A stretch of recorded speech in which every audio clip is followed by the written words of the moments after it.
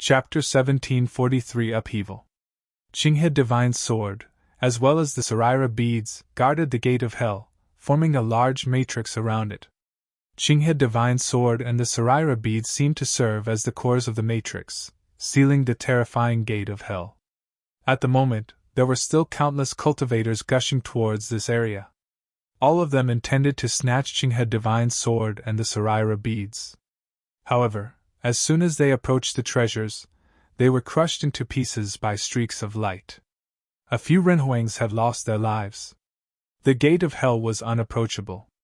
Right now, there was a group of powerful cultivators of Buddha descending towards them. One of them had a terrifying aura. He was the deputy clan leader of the Shinshin clan. His ability was monstrous. His figure became that of a huge Buddha. Then, with a stomp of his foot, a huge footprint stomped towards Qinghe Divine Sword and the Sarira beads. The Sarira beads circled around Qinghe Divine Sword. Qinghe Divine Sword released beams of divine emerald blades of light. The huge footprint disintegrated under the emerald blades of light. It was turned into countless fragments, and then disappeared without a trace. The cultivators of the major forces of the Hidden Land realm were also all here. However, they could not approach at all. The power was too strong. As expected of Emperor Nan, who was one of the top existences in the 3,000 realms of the Great Path. He was already so powerful so many years ago. After settling down in recent years, he had focused his attention on to his daughter, Nan Luoshan. This caused many people to forget how terrifying he had once been. However, at that moment, the hell battlefield suddenly lit up with endless brilliant divine light. The light of Buddha lit up the sky. It was not the light of Buddha released by the ancient Buddha statues. Rumbling sounds could be heard. A gigantic Buddha figure walked towards them.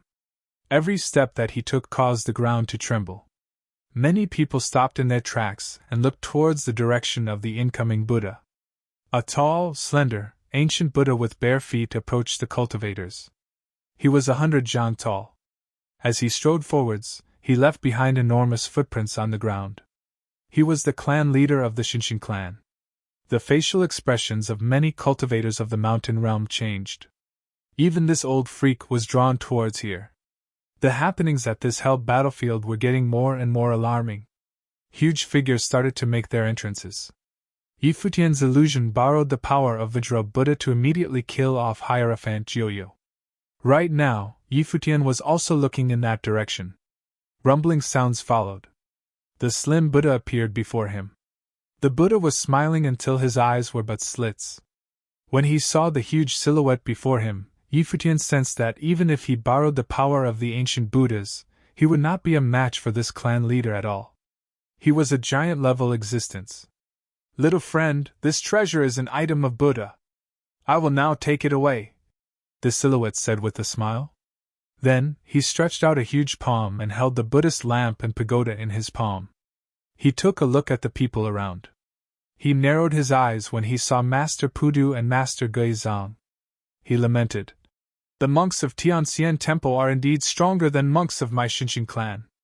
As he was speaking, he continued to move forward in the direction of the gate of hell. Shinshin. At the same time, a sonorous voice of Buddha sounded. The Shinshin clan leader looked up. In the sky, a golden Buddha appeared.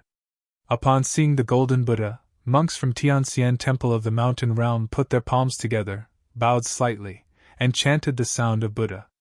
The golden Buddha was their abbot. "You should know the consequences of your actions," the Buddha said to the leader of the Shinshin clan. "I know. But the great emperor is not interfering with our actions either, isn't he?" the leader of the Shinshin clan challenged. "In this case, what we are doing now is acceptable. Old monk, don't you want to have a look at the outside world?"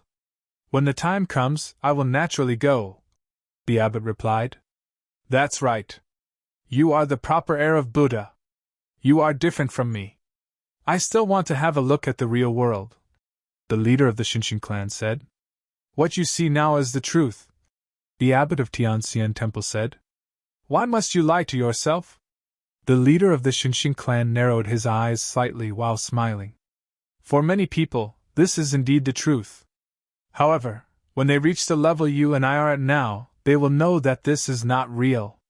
This place is a sanctuary, the abbot of Tianxian Temple added. This is your sanctuary. The leader of the Xinxian clan smiled, his eyes narrowed. Then, he didn't look at the abbot anymore. He continued moving forward towards the dark Hell Palace. He went up against Qinghe Divine Sword and the Saraira beads. When he moved close to the treasures, both the light of Buddha emanated by the Saraira beads and the sword light of Qinghe Divine Sword landed on him. Sizzling sounds could be heard. His golden body of Buddha was actually shredding off bit by bit. It seemed to be hard for him to endure through it. The leader of the Xinxian clan glanced at himself. He muttered, "This is indeed the swordsmanship of spatial destruction. Emperor Nan is more powerful than me." His indestructible body was chipping off slowly. However, he continued pressing forward. He shouted, "Come out to help me now." As soon as he finished speaking, a few terrifying auras descended, and darkness loomed over the hell battlefield. More huge figures were coming. Cultivators of some forces of the Hidden Land realm had solemn expressions. Some of them bowed to salute the huge figures. Rumble.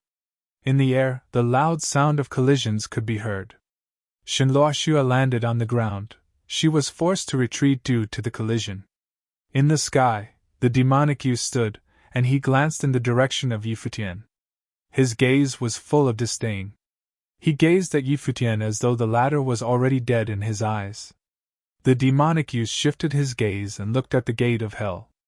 A glint of joy flashed past in his dark eyes. It had been a few hundred years since the gate of hell had appeared. He believed that many would be tempted to challenge their fate. He really missed the old times. One by one, the mighty figures arrived. Futian returned to being himself. His heart quivered. The current situation was no longer something his party could meddle in. Initially, he thought someone was after the Heavenly Mandate Academy. He had not expected that the opponent's intention was grimmer, and was at a level that far surpassed his own. The opponents had their eyes fixed on the mighty figures of the 9 supreme realms. Futian heard the conversation between the two Buddhas. Prior to this, he had heard similar words before. What did they mean exactly? The heavenly path collapsed, and the great path was flawed. What kind of world were they in now? Why did some say this was not the real world? Buzz. Another formidable aura descended. A silhouette landed beside Futian. Lord Taixian. Futian greeted when he saw the person. Lord Taixian had personally come over. Other than Lord Taixian, almost all the giant figures of the 9 supreme realms came here one by one. Lord Taixian stared straight ahead. He felt uneasy. He naturally could sense that something was about to take place. 300 years ago, his plane was still far away from where he was currently. After all, he had only broken the shackles not long ago. He broke through while Futian was training on Taixian Mountain.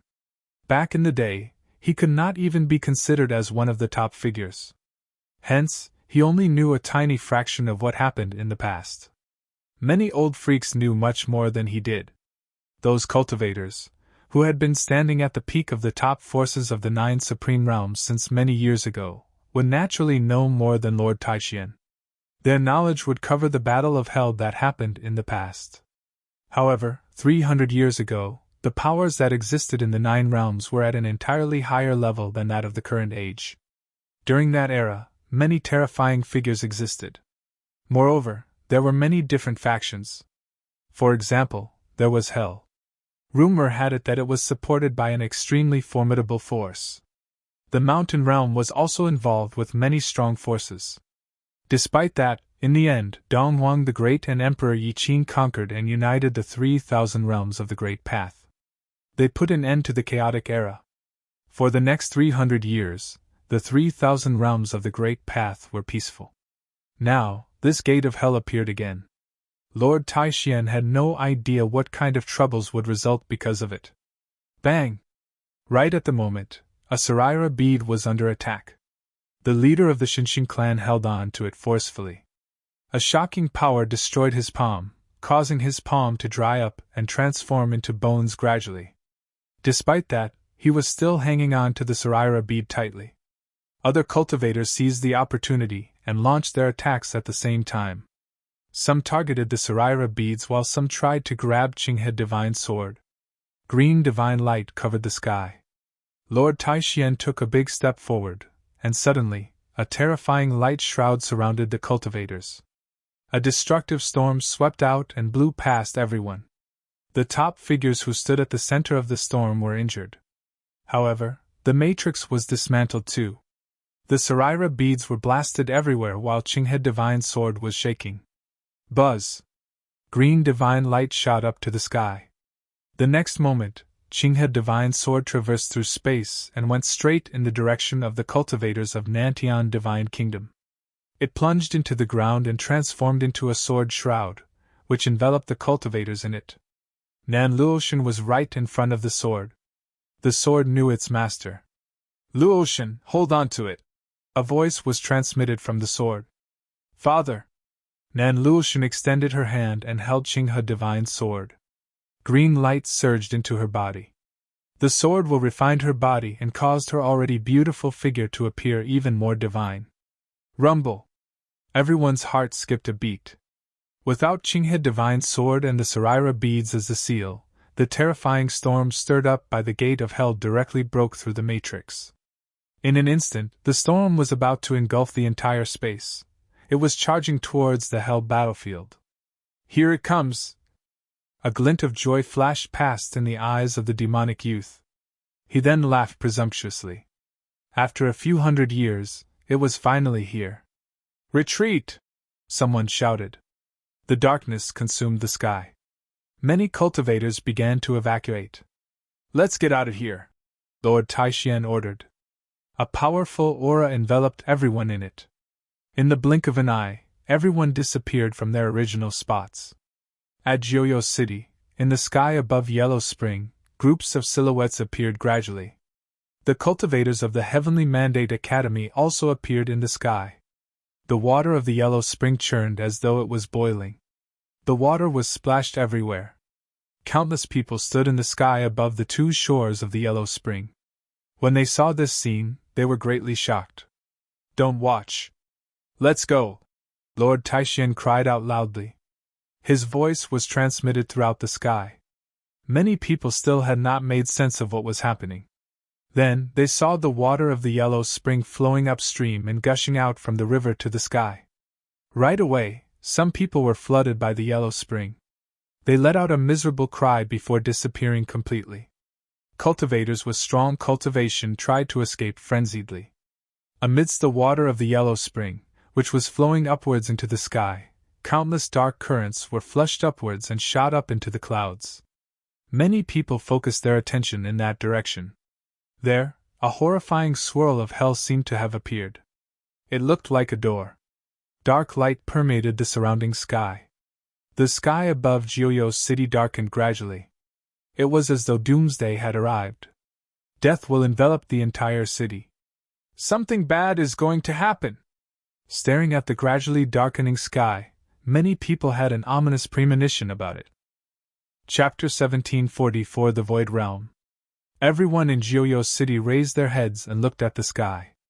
Darkness enveloped the city. The gate of the hell became visible in the sky. It cast a shadow over all of Jiuyo City and completely blotted out the sky. The sky changed. Everybody in Jiuyo City understood that something big was about to happen. Futian also looked above.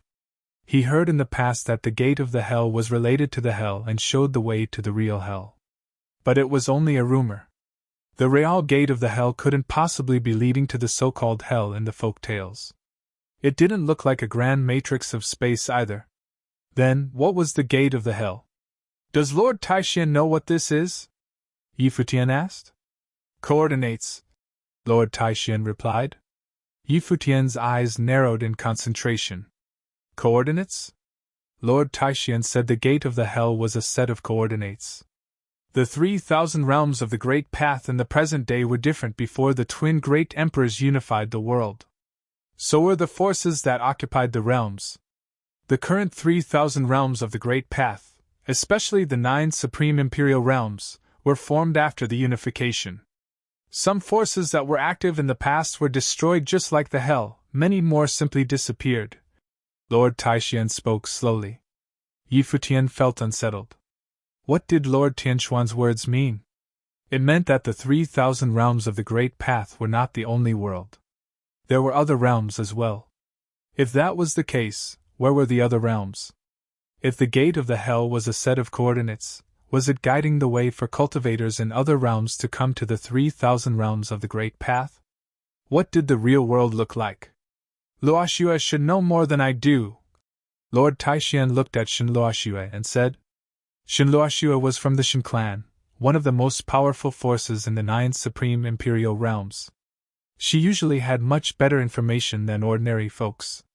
As a daughter of the clan lord of the Shen clan, she must have knowledge of some secrets. There are many different theories about what happened. But I indeed know a little bit more than other people. Shen Luoxue gazed at the stretch of the sky and replied. She was feeling quite emotional too. She never thought that she would witness this. To come back to the 9 realms was the true plan the hell had been plotting.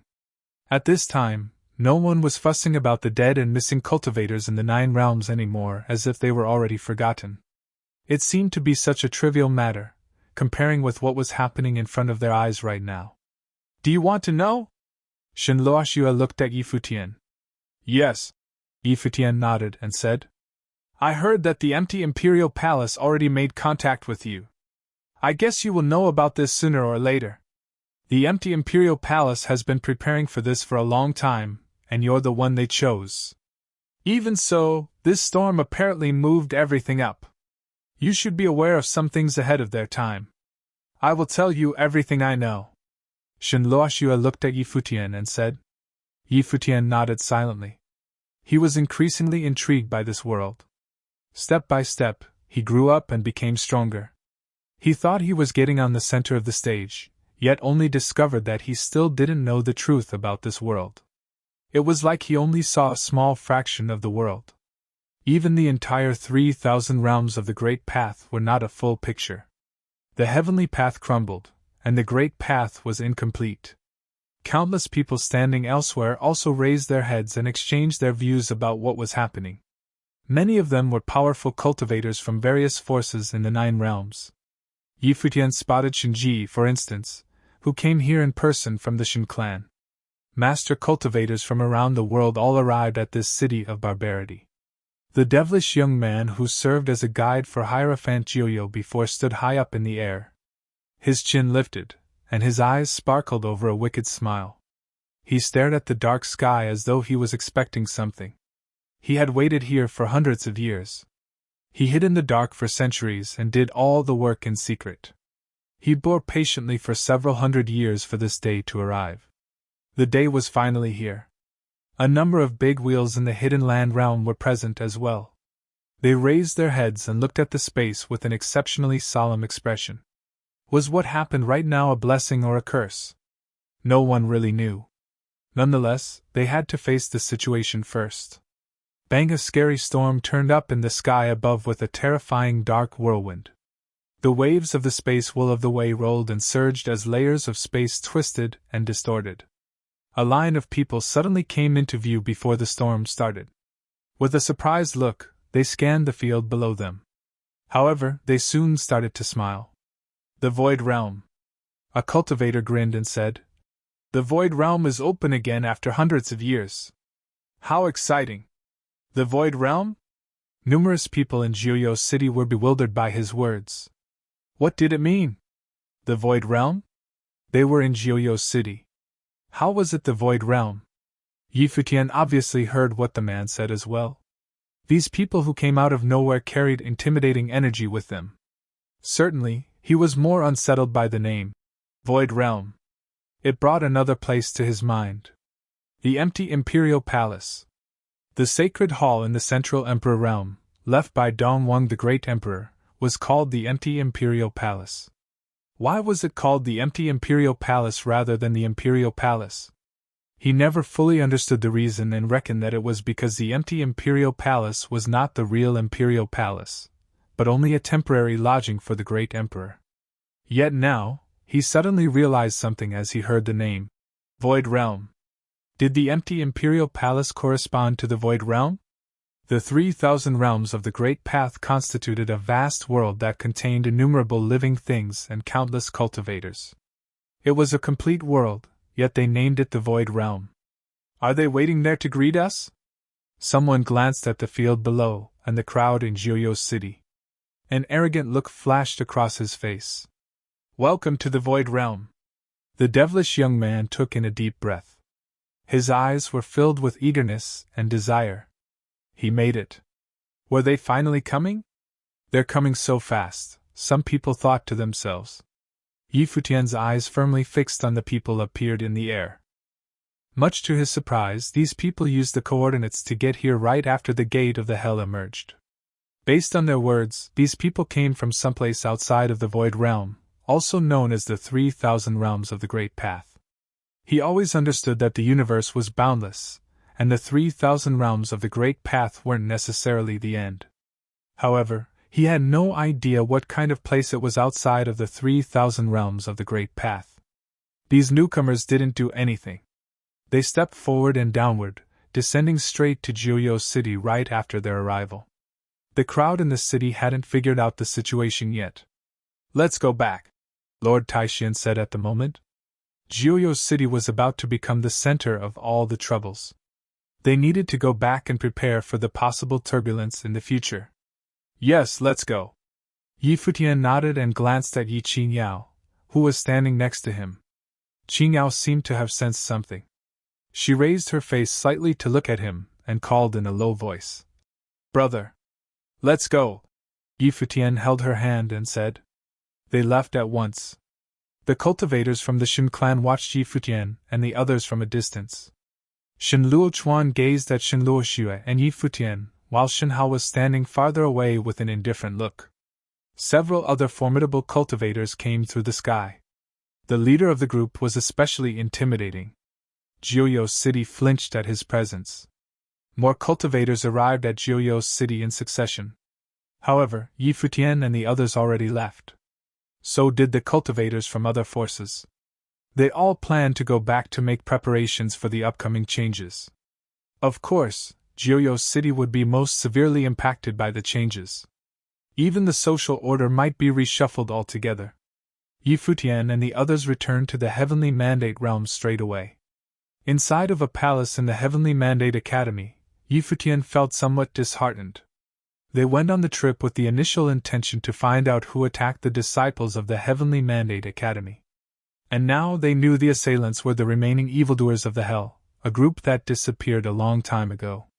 However, it didn't seem like they were able to do anything even after they discovered the truth through an investigation. They didn't accomplish anything on this trip.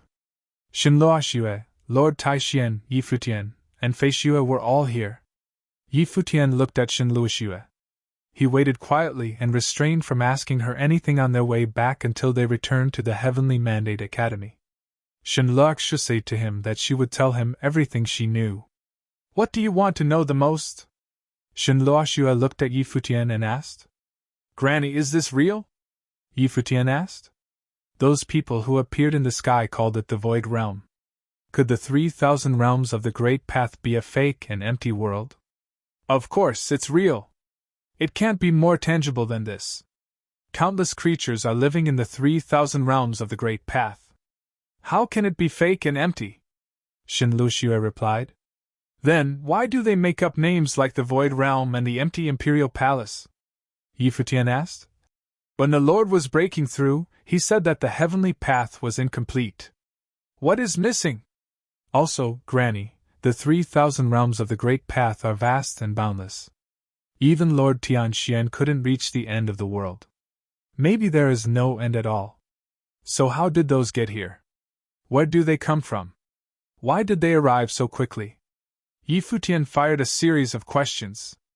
There were so many things he didn't understand. It is because of the relativity.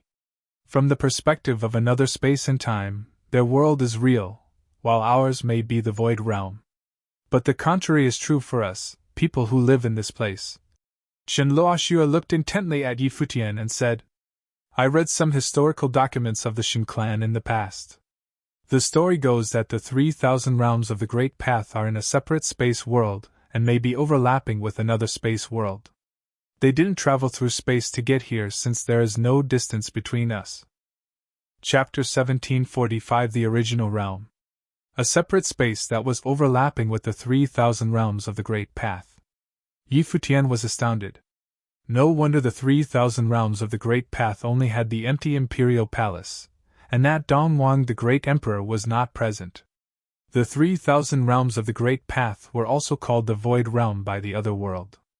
The Heavenly Path is not complete because the Heavenly Path fell apart. According to the legend, the world of cultivators was extremely prosperous in the era of the ancient emperor. The ancient books called it the Age of Gods. At that time, the gods transformed into the Great Path, yet they later had a huge fight because they were all too powerful to subdue each other. The Heavenly Path was broken during the war. Shenluo Xue continued to say. It was broken. Futian could feel his heart pounding in the chest. The Age of the Gods and the War of the Heavenly Path sounded very much like a fable. That is how the legend goes, but we don't know what really happened. Allegedly, that is how time was divided into the Age of the Gods and the End of the Gods. The world changed dramatically after the Heavenly Path fell apart. The world of cultivators never managed to revive to what it used to be. I don't know what the world really looks like nowadays. I have never out there. Shenluo Xue continued. But at least I can say for sure that the real world is much more powerful than the 3,000 realms of the Great Path. Countless cultivators fought in the war over 300 years ago. Many of them didn't come from the 3,000 realms of the Great Path. The current forces in the 3,000 realms of the Great Path might only represent a small fraction of the true cultivators. For example, the Shin clan is rumored to be the descendants of the gods. The Great Emperor truly existed in history, and he truly was the ancestor of the Shin clan. The Shin clan in the 3,000 realms of the Great Path is only a branch of the real one. I met them hundreds of years ago. Shenluo Xue kept talking. The Shin clan is not the only one. So are many other supreme forces in the 3,000 realms of the Great Path, such as the Celestial Worthy Temple and the Solar Divine Palace. I heard that the current mountain realm is also a branch of the Buddhist Great Path. There are many more potent Buddhist cultivators in the outside world. The same thing goes for the Hidden Land realm where you just came back from in Hell, which disappeared years ago. Maybe the Hell was not the only one. Many powerful forces in the Hidden Land realm could be from the outside world. Dongwang the Great Emperor closed the passage after he unified the world. Only the Great Emperor's delegates who are following his orders could come to our world. Similarly, one may only travel to the other side with the Great Emperor's permission. This is why I told you before that the empty Imperial Palace would make contact with you sooner or later. It was moved up because of this incident. Shenluo Xue's words came as a bombshell to Futian. It seemed like the empty Imperial Palace was set up by the Great Emperor as a place to monitor this world and nothing else. In reality, nothing happened in the 3,000 realms of the Great Path was out of the Great Emperor's control. If that's the case, there are people in the outside world who are in the Imperial Realm, the same level as Dongwang the Great Emperor. The twin Great Emperors prevailed in the war over 300 years ago, and subsequently ruled the 3,000 realms of the Great Path. Said Futian. He was surprised by what he learned about Hell and the bloody warfare in the past. It meant that cultivators in the Imperial Realm once fought over the control of this world. Dongwang the Great Emperor defeated the opposition and therefore reigned over the 3,000 realms of the Great Path. Yes. Shenluo Xue nodded. She had no way of knowing the details of what happened. Nevertheless, the passage between the two worlds seemed to be reactivated since the gate of the Hell is open now. Cultivators from the outside world already arrived at the 3,000 realms of the Great Path. I suppose many changes will happen in the near future. The Great Emperor may also open the entrance to the 3,000 realms of the Great Path altogether. Shenluo Xue guessed. Like what it was 300 years ago. Futian muttered. Perhaps. But time is different now after all. Lord Taixian commented on the side.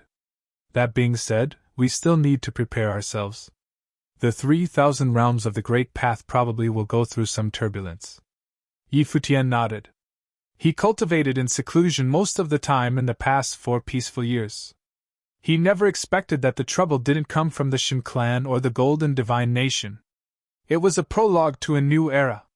No one could predict what kind of consequences this would bring. He didn't know what would happen in the future either. About that girl Yi Qingyao. Shenluo Xue looked at Yi Futian. Yi Futian's expression was grave. Everything the devilish young man and the Hierophant Jiuyo did was an indication. Qingyao probably would be the cause of some trouble. Yi Futian left the conversation and went to the room he lived in.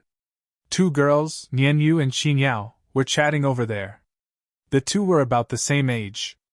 Nianyu, almost 10 years ago, was a little bit younger than Qingyao. Brother. Nianyu noticed Yi Futian and ran to him. She giggled while holding his legs. Qingyao, on the contrary, stood there quietly. She looked less lively than Nianyu. Have you been listening to Sister Lulan recently? Yi Futian rubbed Nianyu's head and asked with affection. Yes, I have been a good girl. Nianyu nodded and said. But I miss you all the time. Yi Futian smiled. The young girl surely knew what to say. Qingyao, do you like your sister? Yi Futian walked forward and asked Yi Qingyao. I do. Qingyao nodded slightly. She raised her head and smiled at Yi Futian and said, Sister Nianyu is so pretty. In Qingyao's eyes, Nianyu was beautiful, outgoing, and adored by everyone, just like the princesses she used to envy. She couldn't help but feel inferior to Qingyao. Qingyao is also pretty, Yi Futian said in a soft voice. Brother, I was just asking Sister Qingyao if she will stay here with me all the time. She said I need to ask you. You will let her stay, right? Nianyu raised her head and looked at Yi Futian with her puppy eyes, said, I finally have a sister to play with me. Qingyao heard Nianyu and also looked at Yi Futian. Her eyes were filled with both nervousness and eagerness. Of course. Yi Futian saw Qingyao's expression and replied with a smile. Brother, you're the best. Nianyu giggled. You're more familiar with our home. Shouldn't you look after your sister? Yi Futian asked. I will. Nianyu nodded. She stepped forward and picked up Qingyao's hand. I will take care of Sister Qingyao. Sister, let's go to pull Grandpa Xian's beard. Grandpa Xian is so funny. Yi Futian was at a loss for words. Lord Tai Xian was a legendary cultivator. To pull his beard. She thought that was funny. Only this little rascal dared to do it. Qingyao grinned and raised her head to look at Yi Futian. She was older and mature than Nianyu. Besides, unlike Nianyu, she was not at home and couldn't behave with no scruples. She was worried that she might spoil the kindness that didn't come easily for her. Go ahead. Ask Sister Luan if you want anything. She will take care of Nianyu and you. Yi Futian smiled and reassured her. Okay. Qingyao finally nodded. The 2 girls left, holding hands. Yi Futian went to see Hua Jiu after the girls left. Hua Jiu caught sight of Yi Futian and stopped cultivating. She looked at him and said, You're back. Yes. Yi Futian walked closer to her and gently caressed her cheeks with both hands. The intimate move made Hua Jiu's eyebrows twitch involuntarily. However, she enjoyed the intimacy. She was never repelled by Yi Futian. On the contrary, she felt close to him. In fact, Yi Futian had been slowly developing their relationship for the past few years. This was the real Jiu in his eyes. Have you made any progress recently? Yi Futian asked. Yes. She nodded slightly. Yi Futian held her hand and sat down with her. They leaned on each other like passionate lovers. I heard that something big happened outside, Hua Jiu said softly. Some things will happen. But we don't know how it will turn out yet, Yi Futian replied in a quiet voice. Hua Jiu nodded in understanding and looked at him, said, You should be careful out there. Yi Futian was surprised. He looked into Hua Jiu's eyes and saw that she was gazing at him as well. She asked gently, What's wrong? Nothing. Yi Futian beamed with joy. Maybe she hadn't realized how she changed slowly and unobtrusively. I will be careful just for your sake. Futian said to her with tender. Then he gently put his arms around Hua Jieyu's waist. Hua Jieyu's body was stiff for a moment, while an odd look flashed across her face. She stared at Futian with her gorgeous eyes. Futian looked at her as well. You said I am your wife? Hua Jieyu asked Futian. Yes. Futian nodded. Many people know about this. Do husbands and wives act like this? Hua Jieyu asked innocently. Futian felt that she was wide-eyed like a blank piece of paper ever since she came back from the Brahma's pure sky. She didn't understand anything besides cultivation. Futian looked awkward, but he still nodded earnestly, said, Not only this. Husbands and wives do something that's even more intimate.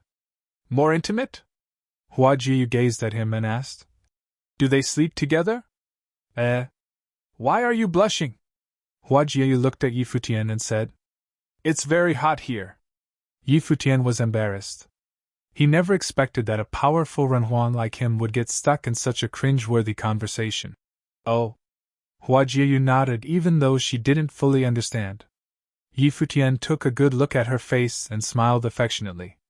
Hua Jiyu also looked at him, and wondered why his eyes were sparkling so strangely. Besides, he hadn't answered her yet. Plenty of things happened outside when Futian was enjoying the affection and closeness. More and more cultivators popped up in Jiuyo City, all with intimidating power. Jiuyo City was a completely different place now. The arriving cultivators were even heading to the Hidden Land realm. Beyond that, mysterious cultivators also showed up in other realms one by one. Right now, a horrifying whirlwind took shape in the Central Emperor realm. Some people appeared out of thin air as if they arrived at this world through a direct space pathway. These people took a deep breath upon their arrival. One person said, The Void Realm. The Great Path here is even more fragmented. It's just as we expected. What a shame. The Void Realm has been exploited for hundreds of years. Another person laughed. Regardless, it's still a worthy trip. After all, this is the original realm. Chapter 1746 Coming Back One by One. The Shin Clan in the Central Emperor Realm. The divine light of space shone brilliantly above the Shin Clan. Countless people of the Shin Clan raised their heads and looked at the sky. Then, they saw a door of space open, and a line of people walked out. They were all cultivators in the Renhuang Plain with calm, majestic bearing. The several ones leading ahead seemed to be emitting divine light from their bodies. Another group of people walked upward toward them. The head of the group was the clan lord of the Shin Clan, and the chief elder Shinji. The two most important figures in the Shin Clan welcomed the guests in person. It's Shin Gao. Many elders were excited, watching the leaders of the Shin Clan leap into the air. Who is that? The younger generation didn't recognize him. Shin Gao. He was once the most talented cultivator in the entire Shin Clan. He cultivates outside of the 3,000 realms of the Great Path. Now he's back, one of the elders explained. The cultivators of the Shin Clan were electrified. Even though the younger generation never had a chance to meet Shin Gao, they all heard plenty of his stories from the senior people in the clan. He was one of the top 3 cultivators in the Shin Clan. How powerful could he be these days? You're back. The clan lord looked at Shin Gao and cracked a smile. Shin Gao hadn't come back for many years. It was extremely difficult for him to come back and visit. He needed to have the Great Emperor's special permission. The Great Emperor probably closed the passage to protect the 3,000 realms of the Great Path. After all, the Great Emperor was the one who ended the chaotic period several hundred years ago. The 3,000 realms of the Great Path was in a much worse turmoil at that time. They suspected that Dongwang the Great Emperor might clear the passage once they saw that the Gate of Hell manifested itself in the Hidden Land realm. It turned out that the Great Emperor indeed opened the gateway to the outside world. Now Shin Gao was back. They are from our clan in the upper worlds. Shin Gao pointed at the people next to him and introduced them to the leaders of the Shin Clan. The master cultivators from the Shin Clan certainly guessed it already. In fact, their relationship with the Shin Clan in the outside world was almost non-existent because of the closed gateway. With little to none contact and separate establishments, they could be seen as 2 independent groups. However, they still shared the same bloodline of the Shin clan. Moreover, the ancestors of the Shin clan really were at the same level as the great emperor. But it was so long ago. Many emperors perished, and only some of them had descendants survived until today. The Shin clan was a branch of those descendants. Many people in the younger generation thought it was only a folk tale, and plenty of people outside of the clan sneered at their arrogance and pomposity. Only the core figures in the Shin clan knew that it was a fact that truly happened in history. Of course, it was hard to say how strong the bloodline remained to be generations after generations. Please, the clan lord spoke. People walked downward at once toward the sacred hall. Shin clan had always been a top force in the 3,000 realms of the Great Path. Their heritage and background were beyond doubt. Now that they reconnected with the Shin clan from the outside world, they would maintain their status in the 3,000 realms of the Great Path even if there were major upheavals in the future. Gaitsung, the sovereign of the Golden Divine Nation, had been waiting for something in the past few days. Numerous majestic and imposing golden halls lined up in the vast palace of the Golden Divine Nation. The Golden Divine Nation had enjoyed its prosperity for many years. It was the most powerful group in the higher heavens realm except for the Divine Palace. Finally, the Golden Divine Light shone brightly above the nation on this day. Everyone in the palace raised their heads to look at the sky. The dazzling Golden Divine Light almost blinded them. Then countless people in the palace saw several figures appeared. Wearing golden robes, they looked like a group of gods and stood in midair above the palace of the Golden Divine Nation. The scene put many cultivators in the palace on high alert. The guards of the palace leaped into the air and unleashed tremendous energy to deter the intruders. "Back off!" a thunderous voice ordered from inside of the great hall. The guards and the bystanders stepped aside immediately. In the meantime, many commanders and divine generals of the Golden Divine Nation jumped into the air and bowed at the incoming figures. "Welcome the Celestial Emperor back!" Sounds of greetings reverberated in the sky and made the hearts of the guards on the ground tremble. The Celestial Emperor. He was the brother of the sovereign of the Golden Divine Nation and a legendary cultivator with terrifying power. He would be the sovereign of the Golden Divine Nation if he didn't leave. And now, he was back. Gaitsung stepped forward to Gaicheong and spoke loudly. "I was just thinking that it was about time for you to come back. The great emperor ordered to open the gate. That's why I asked for his permission to come back," said Gaicheong. "How is our nation these days?" Gaitsung's eyes were steely after hearing Gaicheong's question. He said, "You never met your two nephews. They were very talented. I was hoping that they could follow you to the upper worlds. But now they're gone." "They're gone?" Gaicheong frowned. "They were killed," said Gaitsung. Bang! A horrifying golden storm surged.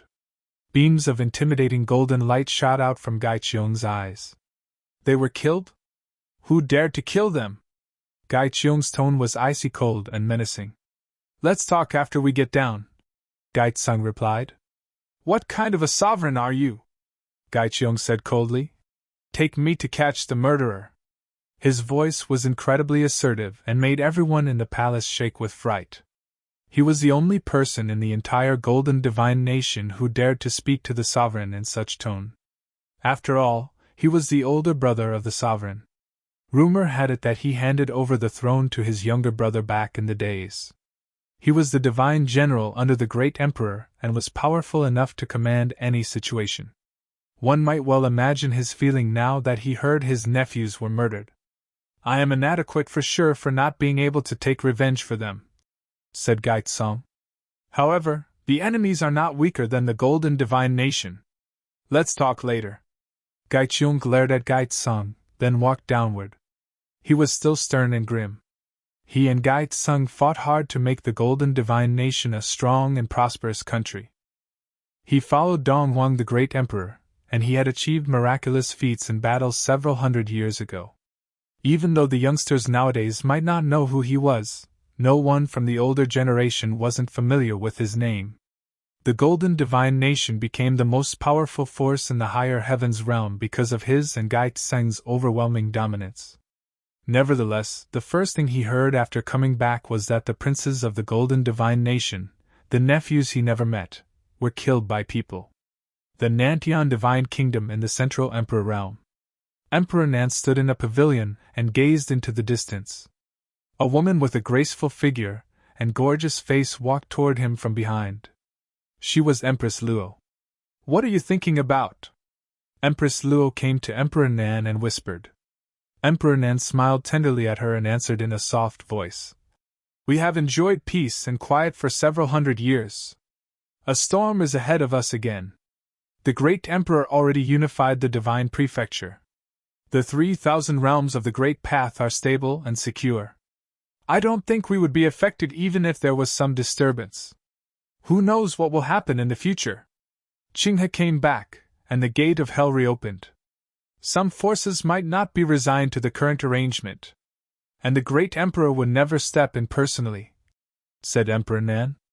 Besides, maybe the great Emperor didn't intervene before because he has some ideas in mind. Don't think too much about it. Few people in the outer realms can threaten us, let alone here, Empress Luo said with a smile. She had absolute confidence in Emperor Nan's ability. All right. Emperor Nan nodded.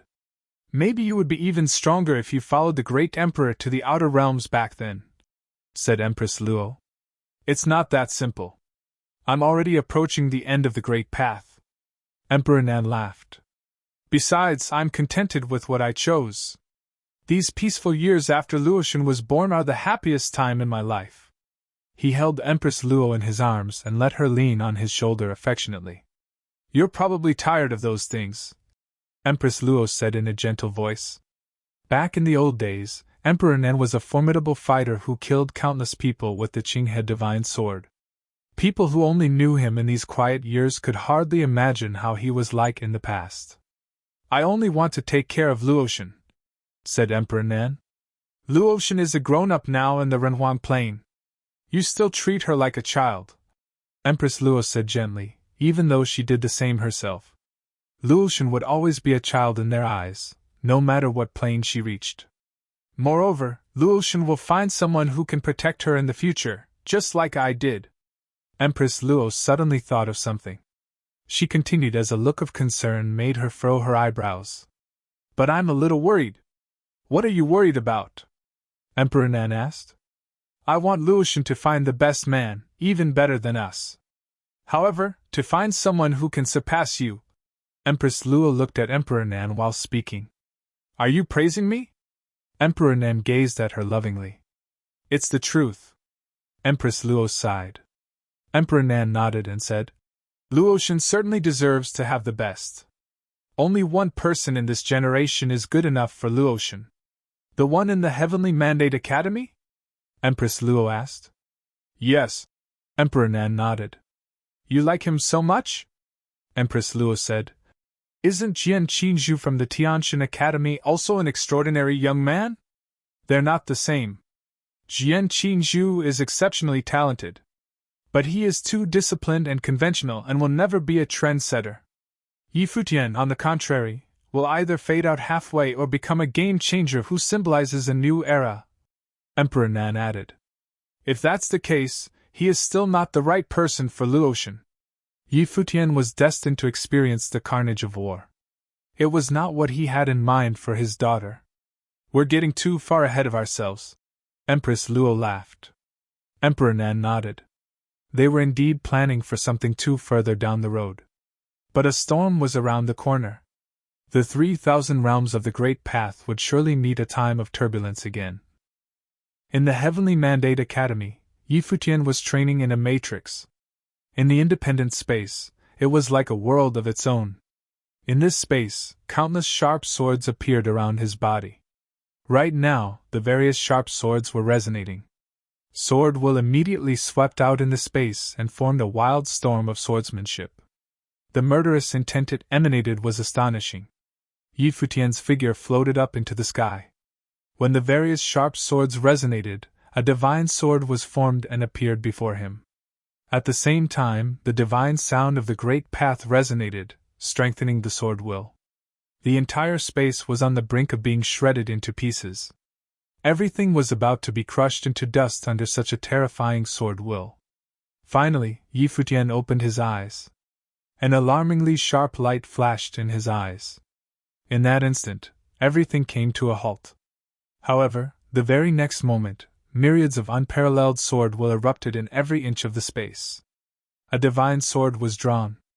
Its sword flashes pierced through the space at an unbelievably fast speed. It was as bright as a beam of light, causing those who looked at it to narrow their eyes. Thunk! With a thud, the sword struck a spot. All the accumulated sword will seemed to explode from that spot. A scary storm that could tear everything apart erupted with that spot as its center. Everything was about to turn into dust. The sword will dissipated. Futian revealed a satisfied smile. He applied the halberd techniques that he had comprehended in the past in his swordsmanship. On top of that, he merged the offense techniques of the Great Path with his sword. The might of his sword now was not any weaker than that of fleeting divine sword. Futian turned around while smiling. He stared at the beautiful figure who was standing behind him.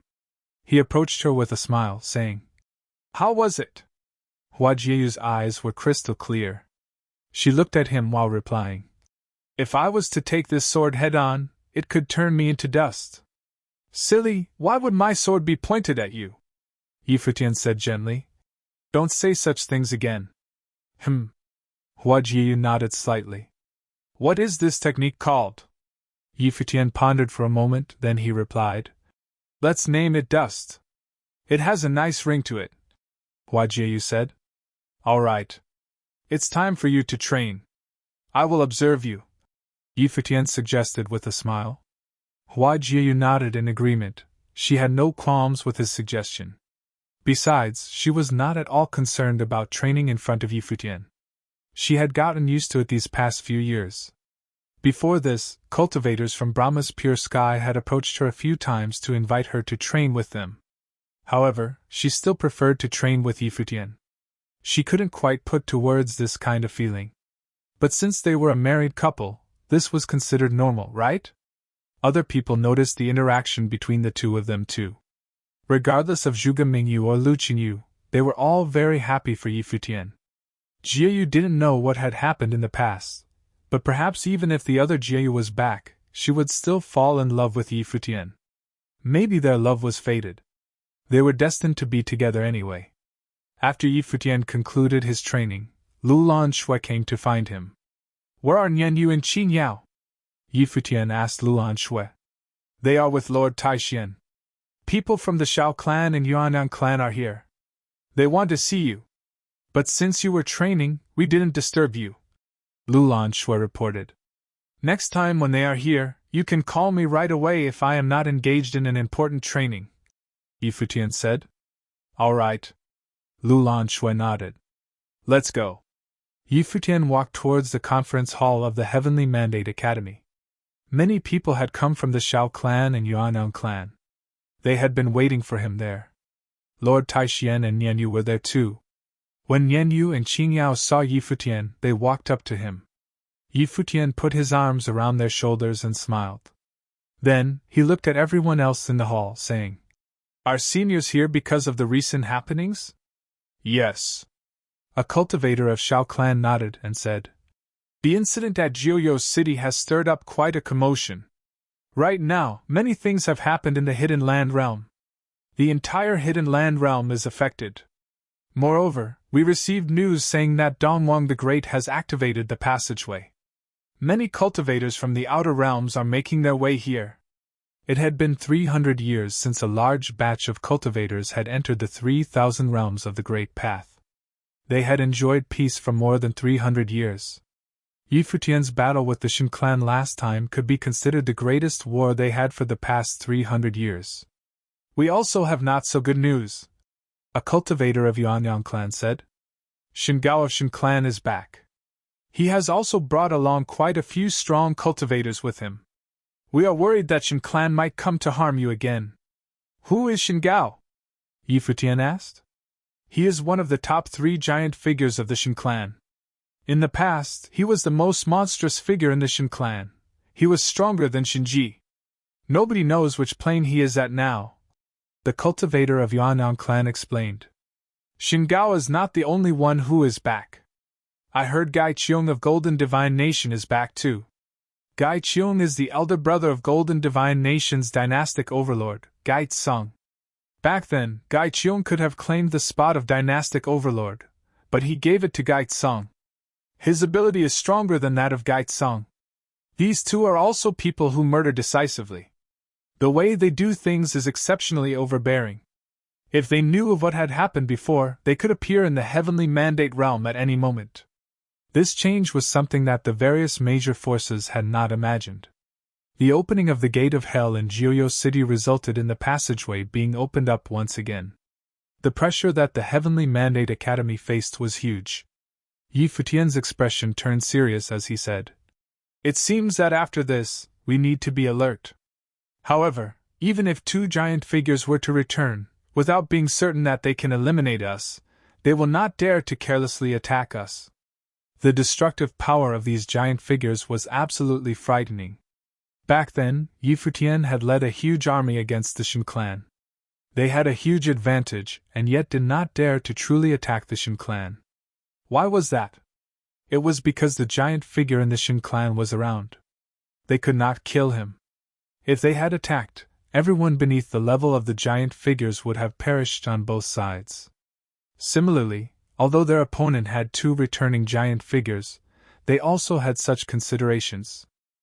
They would not easily make a move against the Heavenly Mandate Academy. We also need to be ever cautious. The teleportation matrix needs to be well guarded, a cultivator from the Yuanyang clan said. Futian, you need to be exceptionally careful yourself. Junior knows. Yi Futian nodded his head. He was the core figure of the Heavenly Mandate Academy. If anything happened to him, problems would occur even among the alliances of the various major forces, let alone in the Heavenly Mandate Academy. However, this storm and the opening of the passageway might also be an opportunity, a cultivator from the Shao clan said. There has not been an incident like this for hundreds of years. Now, the 3,000 realms of the Great Path can once again come in contact with the outer realms. This is an opportunity. Are you saying that Futian should venture out to train? Lord Taishian asked. Among the members of the Heavenly Mandate Academy, there are many cultivators with flawless divine wheels. If the passageway can be opened for long periods of time in the future, venturing out to train will definitely be beneficial for them. We do not know what will happen in the future. For now, we'll take it one step at a time, Lord Taishian said. Just as they were discussing this matter in the Heavenly Mandate Academy, above Heavenly Mandate City, divine light shone down from the heavens. Then, a group of silhouettes descended from the sky. The citizens of Heavenly Mandate City were alarmed. Even the aura emanated subconsciously by this group of people shocked them. This group of visitors was none other than cultivators from the Shin clan. The leader of the group was Xingao. Aside from Xingao, the cultivators that had followed him from the outer realms were also here. Shinhao and a few members of the Shin clan were also here. Their figures landed in an inn. Many people immediately made way for them. Some people had already recognized the cultivators of the Shin clan. From afar, gazes were also looking over here. The cultivators of the Shin clan had come to Heavenly Mandate City. Was something big about to happen again? Back in the day, this place belonged to the Heavenly Mandate dynasty, right? Xingao asked. When he was still around, the old dynastic overlord of the Heavenly Mandate dynasty was still the ruler of this place. Yes. Heavenly Mandate dynasty was eradicated by the alliance of forces in the Heavenly Mandate realm. Someone from Shin clan replied. The Heavenly Mandate Academy is built on the spot where the palace of the Heavenly Mandate dynasty used to be. Yi Futian had just broken through to the Renhuang plain, but he had the ability and courage to unite and lead the forces to eradicate Heavenly Mandate dynasty. Besides that, he also challenged and defeated the Shin clan. Xingao commented. He is indeed an exceptional talent. I am somewhat impressed by him. Xingao's standards were very high. He had seen countless talented figures in the outer realms. However, it was still uncommon for someone to be able to accomplish so many things at Yi Futian's level. Hence, if Shin Gao looked past the fact that they were on opposite sides, this Futian was indeed a rare talent. Shin Hao felt slightly embarrassed as he sat at the side. Moreover, he entered the god's relic and acquired the relic of Dong Wang the Great. Someone from Outer Realms added on with a smile. I am rather interested in meeting him.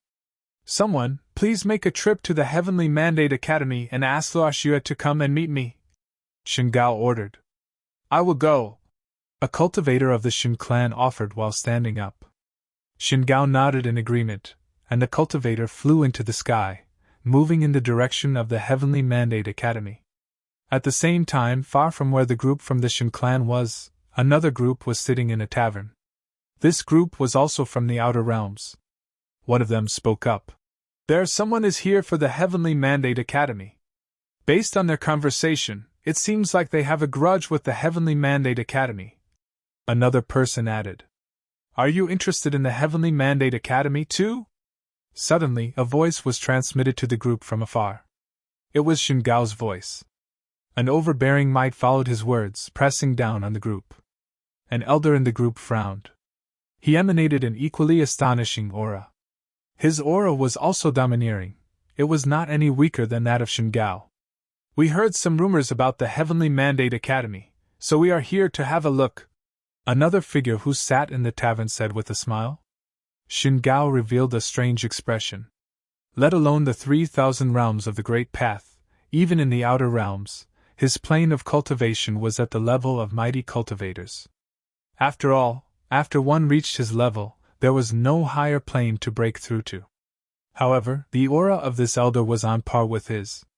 It meant that he was also someone from a top force. It looked like the first batch of people who arrived here after the passageway had been activated were all cultivators from super forces. Above the Heavenly Mandate Academy, a silhouette walked over from the sky. This person was bathed in radiant divine light. He was a cultivator of the Shin clan. Other figures rose up into the sky and blocked his path. Their auras were powerful. The gaze of the cultivator from the Shin clan swept across the crowd. His gaze then turned towards the inside of the Heavenly Mandate Academy. With a loud voice, he said, Shin Luo Xue, Uncle wants you to go see him. The person who had come was from the same generation as Shin Luo Xue. As for Shin Gao, he was a cultivator that was the same generation as the Shin clan's lord. The current Shin clan's lord was the clan brother of Shin Gao. In the Heavenly Mandate Academy, Shin Luo Xue was instructing Fei Xue in her training. When she heard this voice, she raised her head. Her gaze shifted towards the outside. Her will immediately swept out. I have already left Shin clan and am no longer a member of the clan. Who is this uncle that you speak of? Shin Luo Xue replied indifferently. Her voice did not seem loud, but it was directly transmitted outside from a distance, and reached the other party's ears. Many cultivators appeared in the Heavenly Mandate Academy. The various cultivators that were in discussion with Lord Taixien walked out. Futian looked towards the outside of the Heavenly Mandate Academy. Had Shin clan come knocking on their door again? This time, they had directly asked Granny to go meet with a member of the Shin clan. The uncle that the other party was referring to must be Shin Gao, one of the 3 pinnacle figures of the Shin clan that Futian had heard of prior to this. Had Shin Gao already arrived in the Heavenly Mandate City? Lord Taixien stood there, his clothes fluttering in the wind. His will immediately swept out. In an instant, it enveloped the endless space and the vast and grand Heavenly Mandate City. Silhouettes directly appeared in his mind. Very quickly, his will locked on to a spot. It focused on an inn. There, a group of cultivators was sitting there and quietly drinking wine. One of them seemed to have sensed his will and lifted his head slightly. His gaze directly pierced through the space. He actually locked gazes with Lord Taixien across such a long distance. It was as though they could see each other directly. Shin Gao lowered his cup, and his will similarly descended upon the Heavenly Mandate Academy. From afar, he said, I remember that when I left, you were still young. As expected, you have grown now. You won't come even though I want to see you? Shin Luo Xue got up. Her figure gradually floated up into the air. Her eyes looked far off into the distance. She naturally also saw Shen Gao and the other cultivators. "I'll head over there," Shen Luoxue said. She then immediately stepped out and walked over in the direction where Shen Gao was.